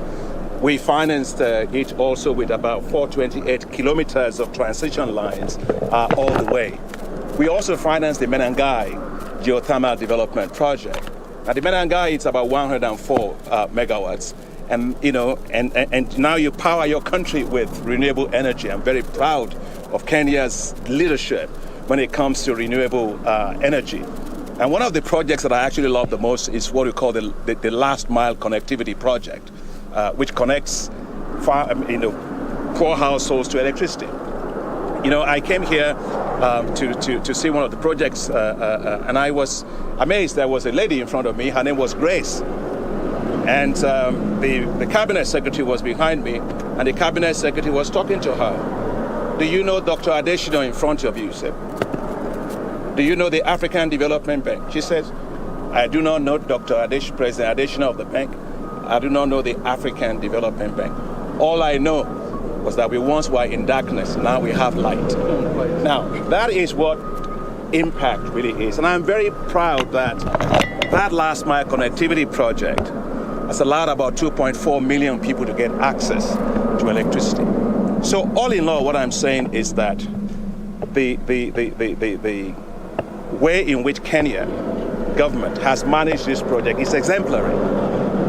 This project is supposed to conclude in December of 2024. This project, as you see it now, it will be delivered by December of 2022. That's 2 years ahead of time. I thought you would clap for Kenya. Yes. Even though you are journalists, you should clap for yourselves too. I am very, very proud of that. And, as I say, I lived here for about 10 years, so I'm literally almost a Kenyan. So, Cabinet Secretary, congratulations to you. Congratulations to the Director General, to the Executive Director, your Executive Director here. Thank you, Edie Cheptu. And thank you for coming out to see this. And it's great for the people of Kenya, and I'm proud of Kenya. So I think the Madaraka Day for me is going to be a fun one. Thank you. Thank you very much, Mr. President. As you can see, a section of national leaders are in Moranga in Sagana area, this as they foster on development concerns in the region. Ruth Wamboi will be bringing us a detailed news item in the subsequent bulletins at 7 and 9 p.m.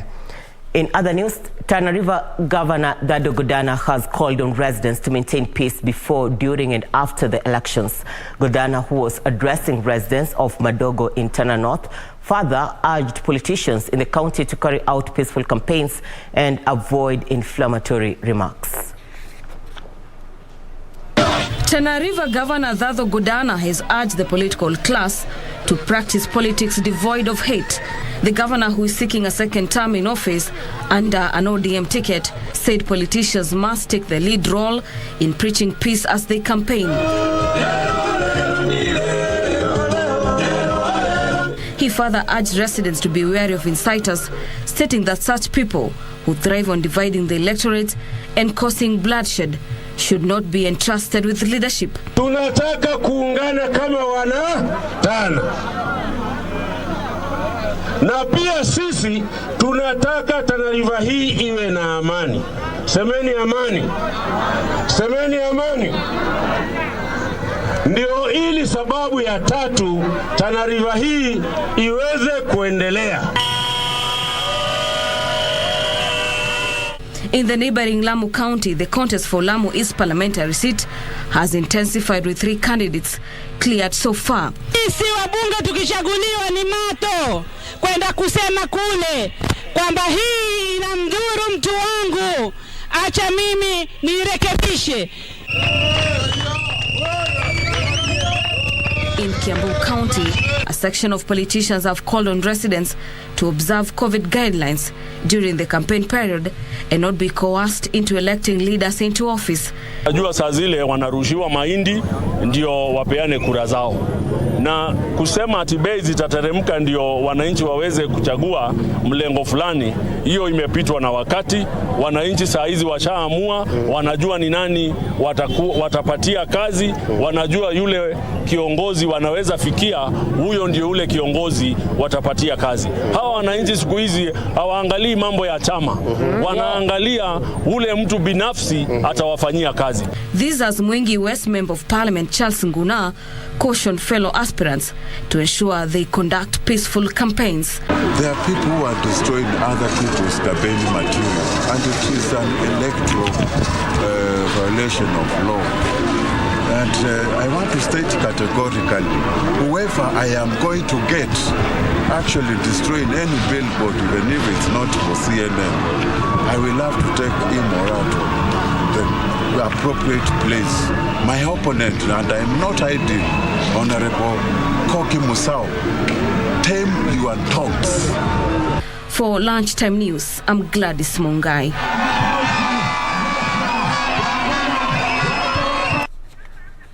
A section of leaders in Kerio Valley wants the government to bring to a permanent end the devastating spate of violence in the region.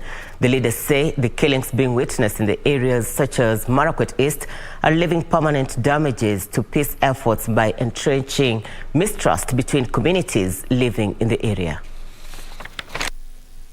Pokot South MP David Kosin has taken issue with what he terms as systematic incitement by some leaders in the region. The lawmaker says the region has been denied the right to peace and tranquility. And Pokot to ignore those incitements from some few leaders, cheap leaders, who cannot even go and look for projects for their own people. They just go and look for stomachs and kelele all over the place. So that is my appeal. And that is very critical as we go to election, because most leaders now look for bongo points. I hope that bongo points will not be to sacrifice somebody's life. Kosin said border conflicts between Elgeyo Marakwet and West Pokot have derailed development in the region. I'll be very peaceful. I also want to ask my colleagues who are campaigning to campaign peacefully, and they should feel peaceful in Pokot South. His sentiments were echoed by a section of leaders in Elgeyo Marakwet. Kerio Valley is bleeding. The nation is bleeding. There is no part of the country that should suffer on their own. When Kerio Valley is in pain, the whole nation should feel the pain of the people of Kerio Valley. Nataka niwasihi watu wangu wa Marakwet East. Ijapo tunapitia machungu, tusiende tukalipishe kisasi. Tusiende tukalipishe kisasi. Tutaendelea kuuliza na kuomba serikali. Na ni serikali ambayo sisi wenyewe kama watu wa Marakwet East tunalipa kodi na tulipigia kura.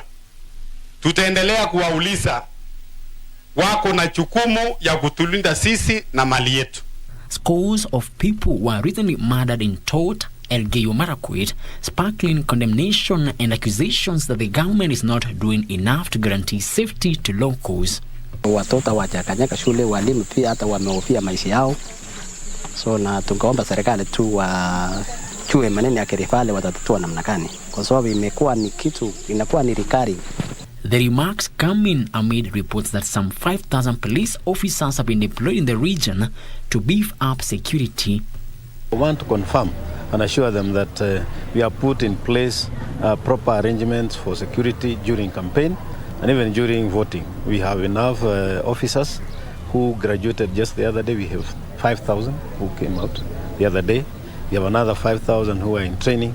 And we have, of course, the ones who are in service, who are already enhanced in terms of training so that they are able to take care of security during this campaign period. Kerio Valley has seen some of the bloodiest conflicts in recent years, with the latest attacks targeting children. Some 50 schools remain closed in parts of Elgeyo Marakwet due to fears of further attacks. Frederick Mwoki for Lunchtime News. And the National Cohesion and Integration Commission has just concluded a press briefing. My colleague Zainab Said has been with the team here at a Nairobi hotel. She says the cohesion has been able to mention areas that are likely to experience violence during the forthcoming general election. And she says she'll be joining us live later on in this bulletin. But before we go to that, let's get to other news from the county of Makueni. 5 former members of Makueni County Assembly, 1 sitting MCA and former county clerk were arrested Monday by the Ethics and Anti-Corruption Commission who are later arraigned in court. The 7 are accused of deceitfully claiming and receiving 175,018 shillings and 50 cents each as full per diem for a trip of 6 days to Dubai, which had been privately sponsored by the then Member of Parliament Patrick Musimba. Magistrate James Mwaniki ruled that each of the accused should pay a cash bail of 150,000 shillings or a bond of 300,000 shillings. The hearing will be held on the 27th of June 2022. Of 150,000, the prosecution to supply the defense with the copies of the charge sheet, the witness statements, and any documentary evidence the prosecution may wish to rely on.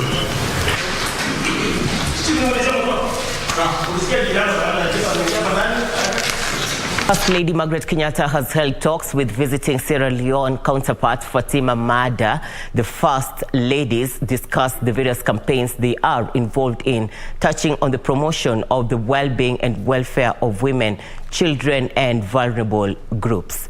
First Lady Margaret Kenyatta highlighted how her Beyond Zero campaign has been at the forefront in advocating for the welfare of women and children in Kenya. Fatima Mada, on her part, leads a campaign against gender-based violence in Sierra Leone dubbed Hands Off Our Girls, which seeks to create awareness, influence policy, and support women and girls to access reproductive health care and treatment for diseases such as fistula and cancer, as well as eliminate early childhood marriages, gender-based violence, and rape.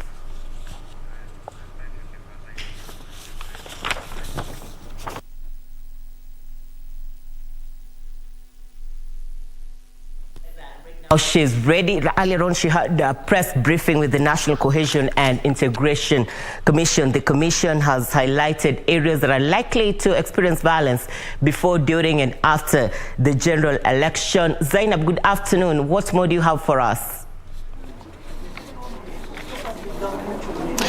Good afternoon, Muchuma. As you mentioned, the Commission today has released a report that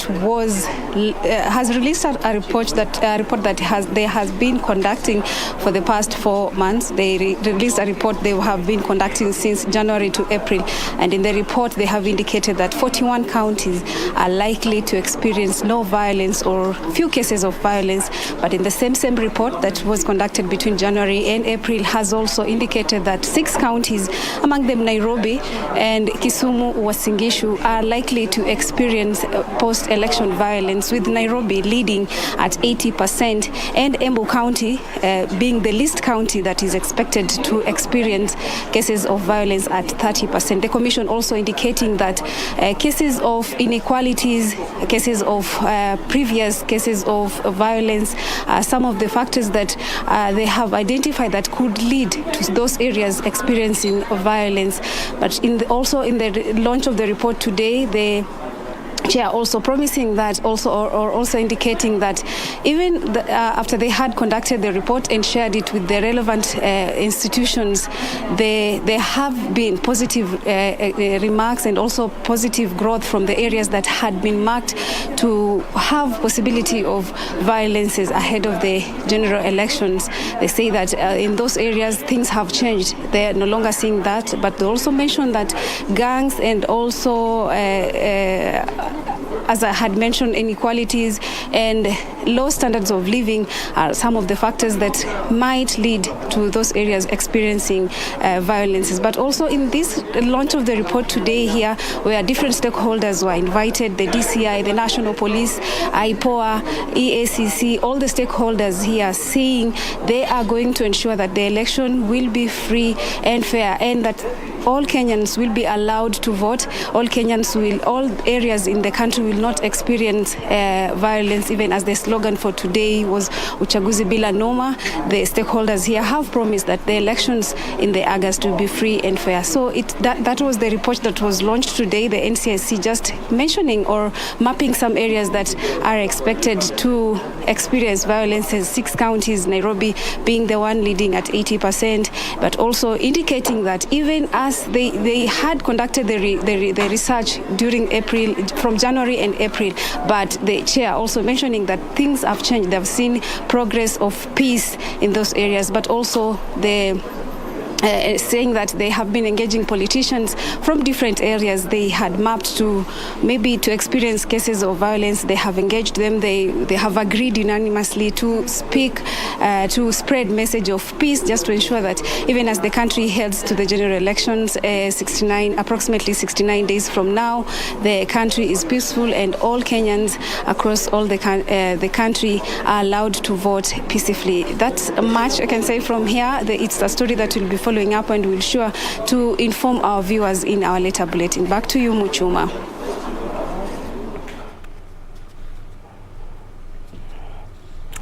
Thank you, Zainab. Good to have you. The NCIC reports coming 70 days to the next general election.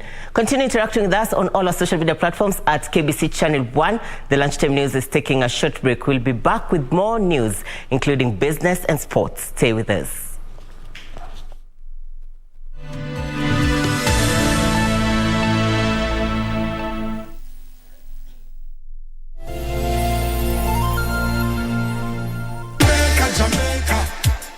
Reggae nice and it make ya. Nobody watching us can know we're no safer. Mama, don't you cry. Big man, dry your eyes. Hey, what's wrong? What's wrong? Every day we go fight. I think it's best that you forgive me. Yeah, this is for my sisters. Hold your head high, still got priceless energy. I'm not the kind of man who gives up just like that. Oh no, the tide is high, but I'm holding on. Do you have a news story to share with KBC? Get in touch swiftly on email news@kbc.co.ke or call 0723-892-654 or 0734-780-124.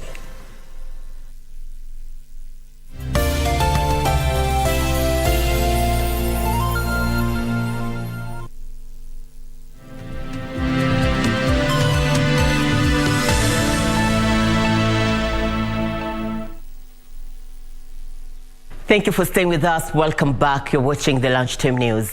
European Union Ambassador to Kenya, Henriette Geiger, has underscored the need for a policy framework, funding and empowerment of communities in the fight against terrorism and extremism. Henriette reiterated EU's support on Kenya's effort in the fight against terrorism, citing the Counter-Terrorism Center in Kenya that has helped in a big way in prosecuting cases of extremism.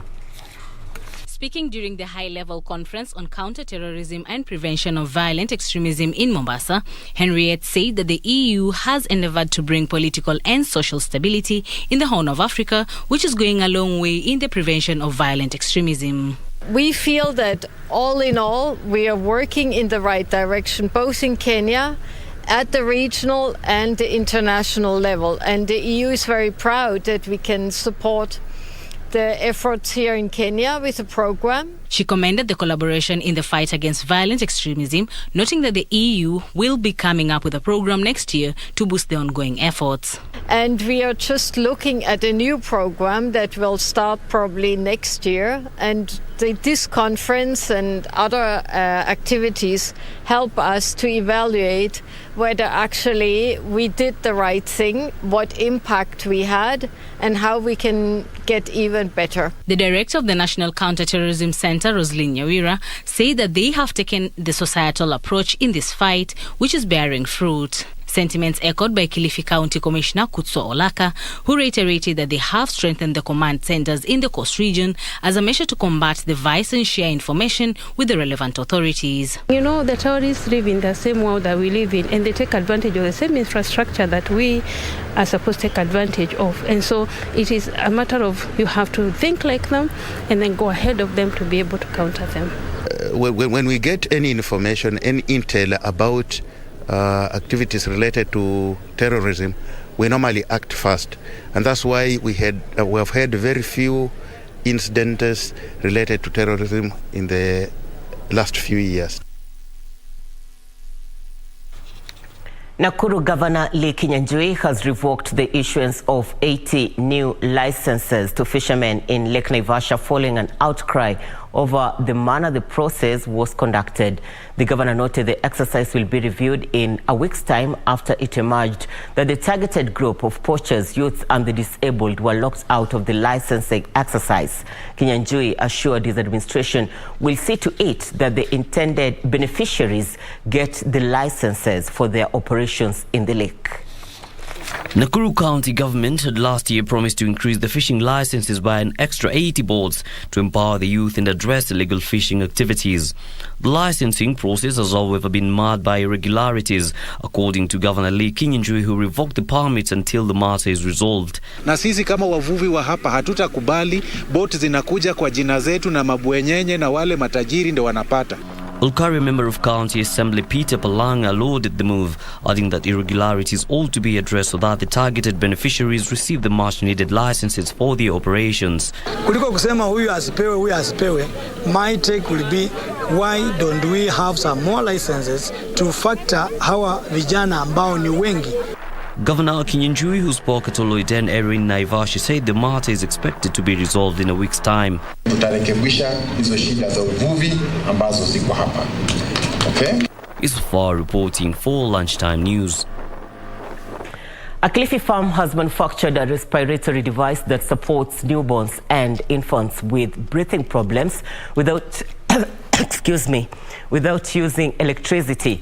The Value Bubble Continuous Positive Airway Pressure System, manufactured by Revital Healthcare Limited, provides blended oxygen and has been hailed as a game changer in the neonatal care.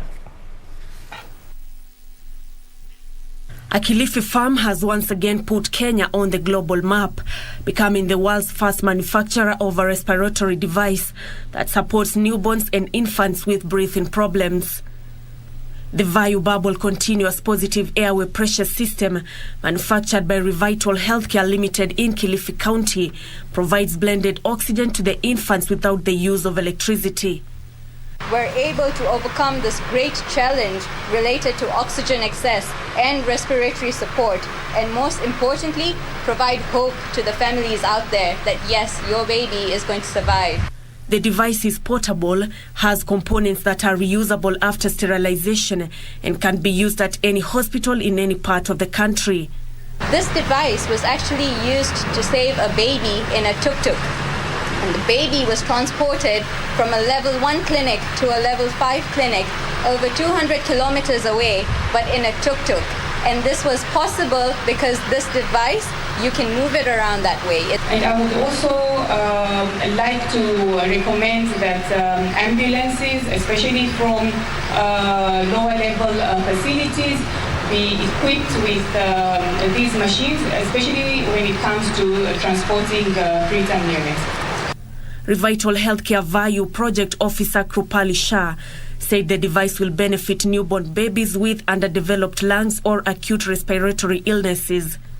Our newborn units that admit babies who are born with very low scores, they admit over 1,000 cases annually. And unfortunately, sometimes we lose up to 40% of those babies. I believe that there's a huge opportunity to increase the number of these machines, especially using locally made, cost-effective technology to improve the outcomes of newborns who are admitted so that they can have a chance to survive. Already, the firm has shipped 120 units to Ukraine as a donation. Nancy Okware, Lunchtime News.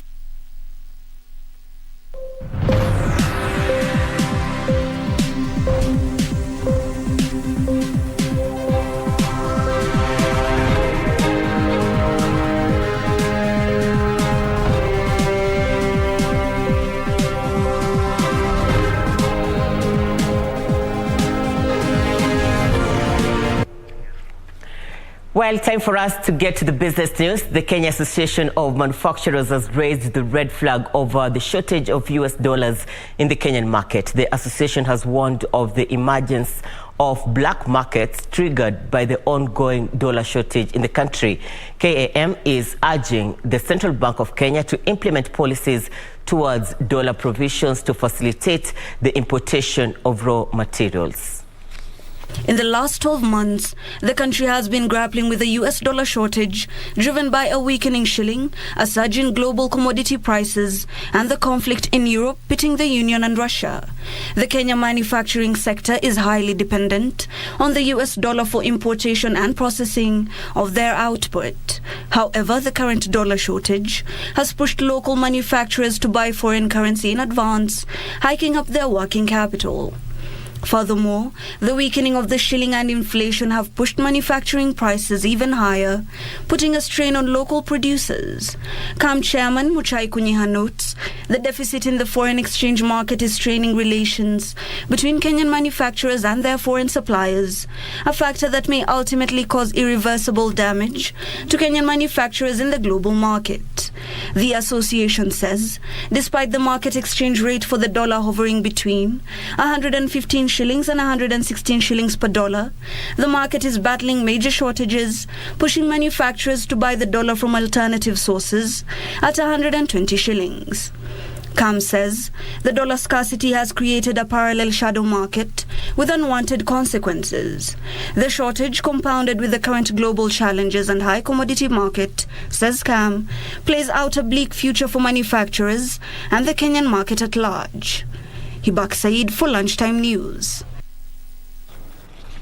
Password stealing malware cases among small and medium-sized businesses increased 16% to 12,639 during the first 4 months of this year. A cybersecurity report by cybersecurity service provider Kaspersky Lab attributes the increase in malware cases to shift towards remote working among SMEs despite a decrease in actual attacks through online desktop protocols. The Kenya National Bureau of Statistics indicates that in 2020, companies recorded the highest number of new website applications at 35,611, followed by government entities at 243, institutions of higher learning at 236, not-for-profit organizations at 70, blogs at 12, and lower and middle institutions of learning with only 5. These statistics show that among these companies, most were SMEs adopting an online presence to improve workflow and streamline operations, especially during the COVID-19 pandemic. In Kenya, small business owners rarely invest in internet security due to cost implications, but add that the disregard for IT security is being exploited by cyber criminals.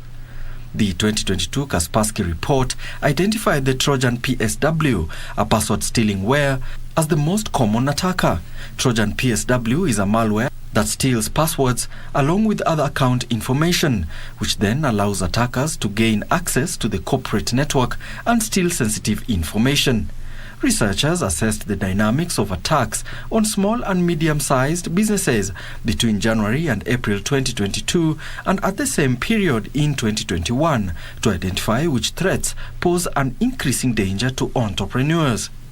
Cybersecurity experts now recommend that to protect your business, entrepreneurs should provide staff with basic cybersecurity hygiene training, use a protection solution for endpoints and small servers with an anti-phishing capability, safeguard corporate data and devices, and keep work devices physically safe while keeping them locked with strong passwords and encryption software.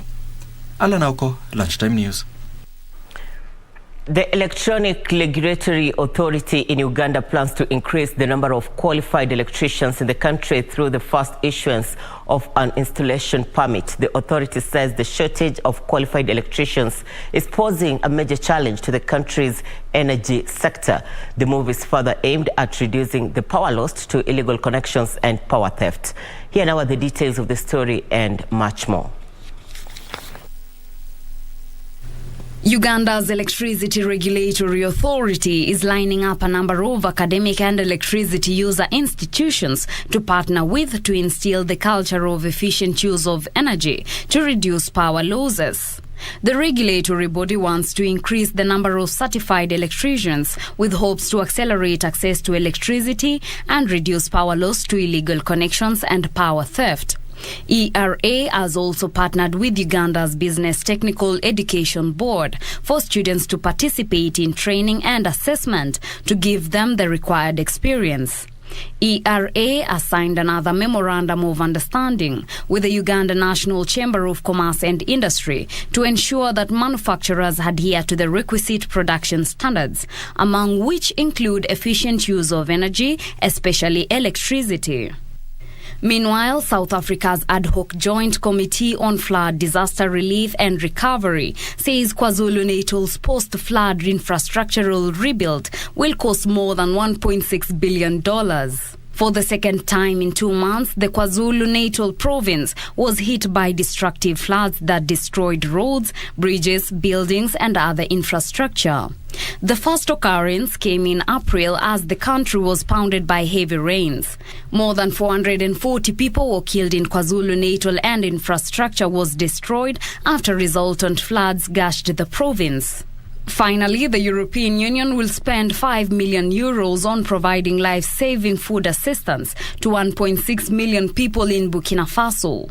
The funds will assist people who are unable to meet their basic food needs due to the conflict, the impact of climate change, and socio-economic fallout caused by COVID-19. The agency noted that the contribution allows critical assistance to the affected people in the country beleaguered by a conflict that forced many people to flee their homes. The World Food Programme noted that 2.4 million people are currently in need of a form of assistance in Burkina Faso. Germany's annual inflation rates climbed to a new record of 7.9% in May, up from 7.4% in April. Consumer prices increased to 8.7% from 7.8% a month earlier.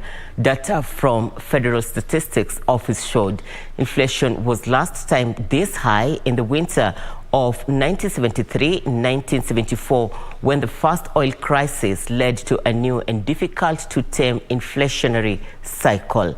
More details next in our international business news.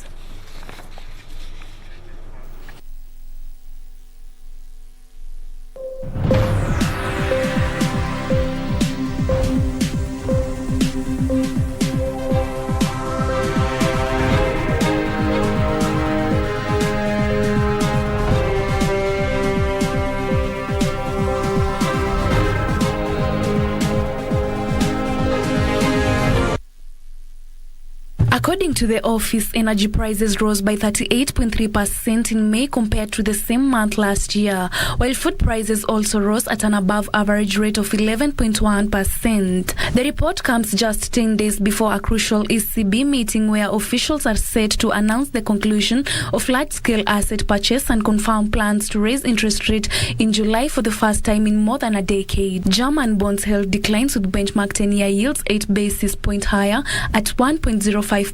The inflation figures increased pressure on the government as households are further squeezed. Finance Minister Christian Lindner earlier Monday called the fight against surging prices while advocating an end to expansive fiscal policy. Elsewhere, China's factory activity fell at a slower pace in May as COVID-19 curbs in major manufacturing hubs eased, but movement controls continue to weigh on demand and production, raising concerns about economic growth in the second quarter. The official manufacturing purchase Purchasing Managers Index rose to 49.6 in May from 47.4 in April. While the PMI hit a 3-month high, it remained below the 50-point mark that separates contraction from growth for the third straight month.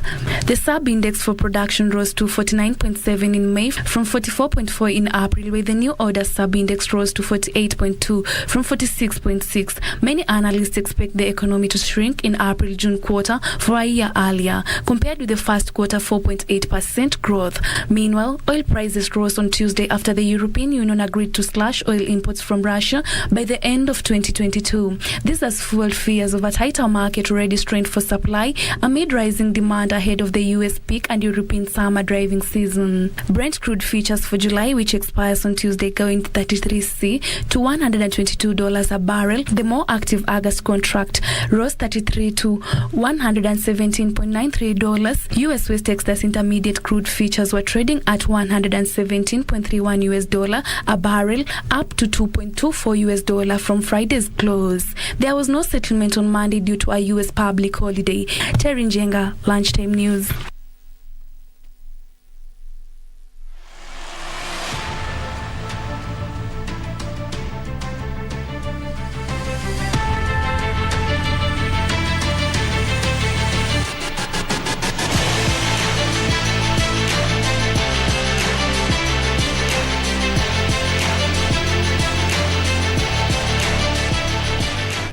Thank you for staying with us. Time for Channel 1 Business News. With a scintillating racing career spanning over 4 decades, 66-year-old Italian navigator Fabrizio Pons is ready for the Safari Rally adventure one more time.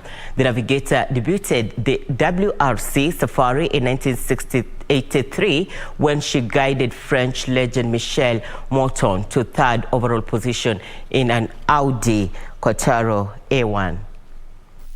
Pons will be back for her 4th WRC Safari Rally and is among the 34 co-drivers listed for the WRC event slated for June 23rd to 26th in Naivasha. The veteran Italian will co-drive Cliffy-based KNRC driver Piero Honobio, who is entered for WRC2 in Hyundai NGI20 Rally 2 car. Kenyan WRC2 drivers on the entry list include National Rally Series leader Karan Patel, Akif Virani and Rasid Sain Barij. Foreigners form the bulk of the 10-car WRC2 field headed by Czech Republic ace Martin Prohop, who crashed out of the 2021 event. The Kenya Commercial Bank women's volleyball team will take on powerhouse Al Ahly tonight in the final of the ongoing Africa Volleyball Club Championship in Kelibia, Tunisia.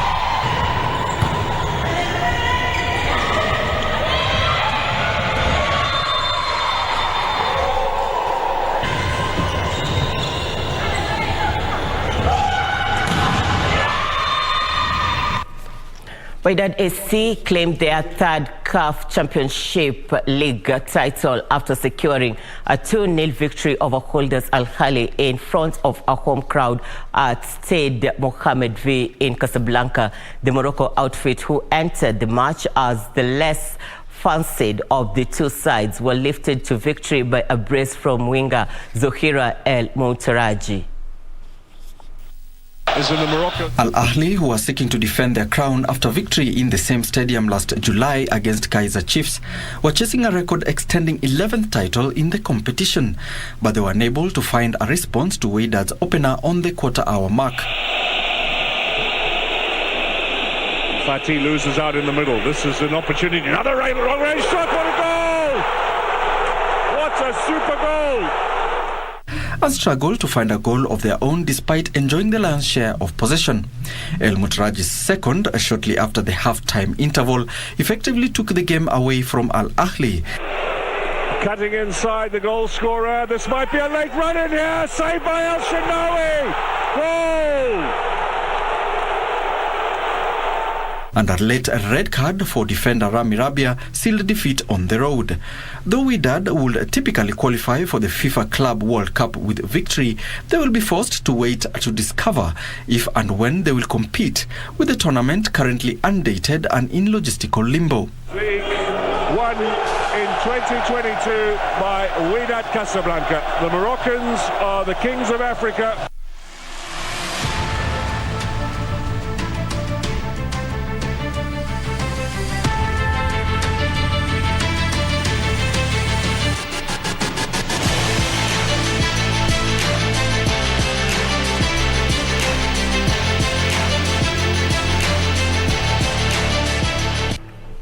Before we come to the wrap up the lunchtime news, let's get back to the business news. The property market is struggling lately as supply chain woes a weak shilling have created sky-high prices for construction and building materials. Property developers say they have been forced to revise their budget and at times absorb the costs themselves.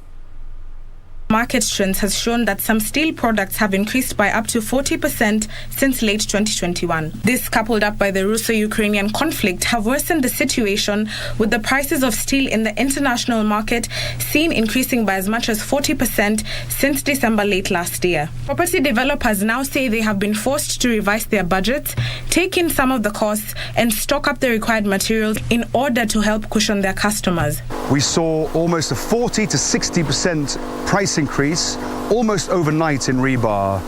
The same sort of price increase with cement, and in fact it went even further with cement. We actually had a shortage of cement at one point where we just couldn't find any cement in the market.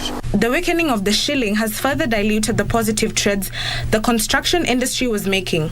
Additionally, the price of global oil has significantly increased, further pushing the freight costs higher, leading to undue shortages by suppliers. We are looking at freight costs. The prices of global oil prices has been on an uptrend, and that has percolated even into the freight costs that the cement and steel companies are getting.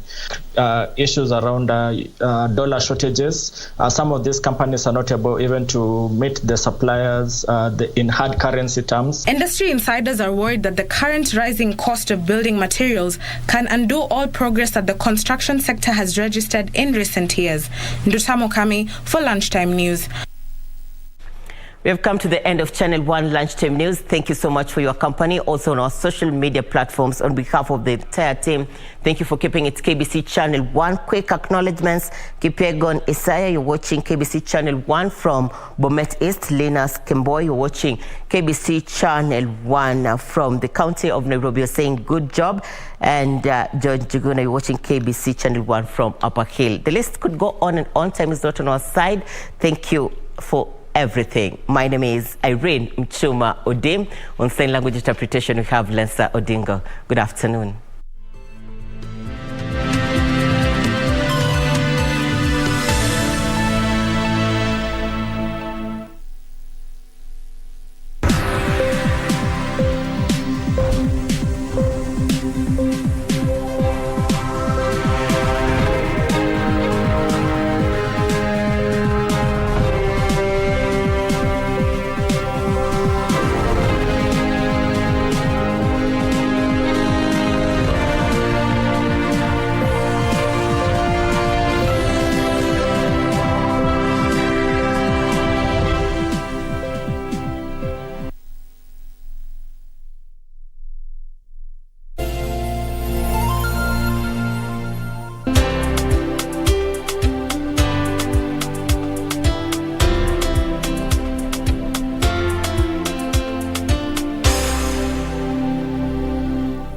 As campaign intensified for the upcoming general election, what does all this mean for you, the voter? What do the candidates have to offer? How prepared are agencies charged with the election process? Join John Kuria and Safina Chieng on Kenya Decides. This and every Tuesday from 10 p.m. on KBC Channel 1 as we unpack elections 2022 with a panel of various stakeholders. Make informed electoral decisions. Na kama hiyo ni njama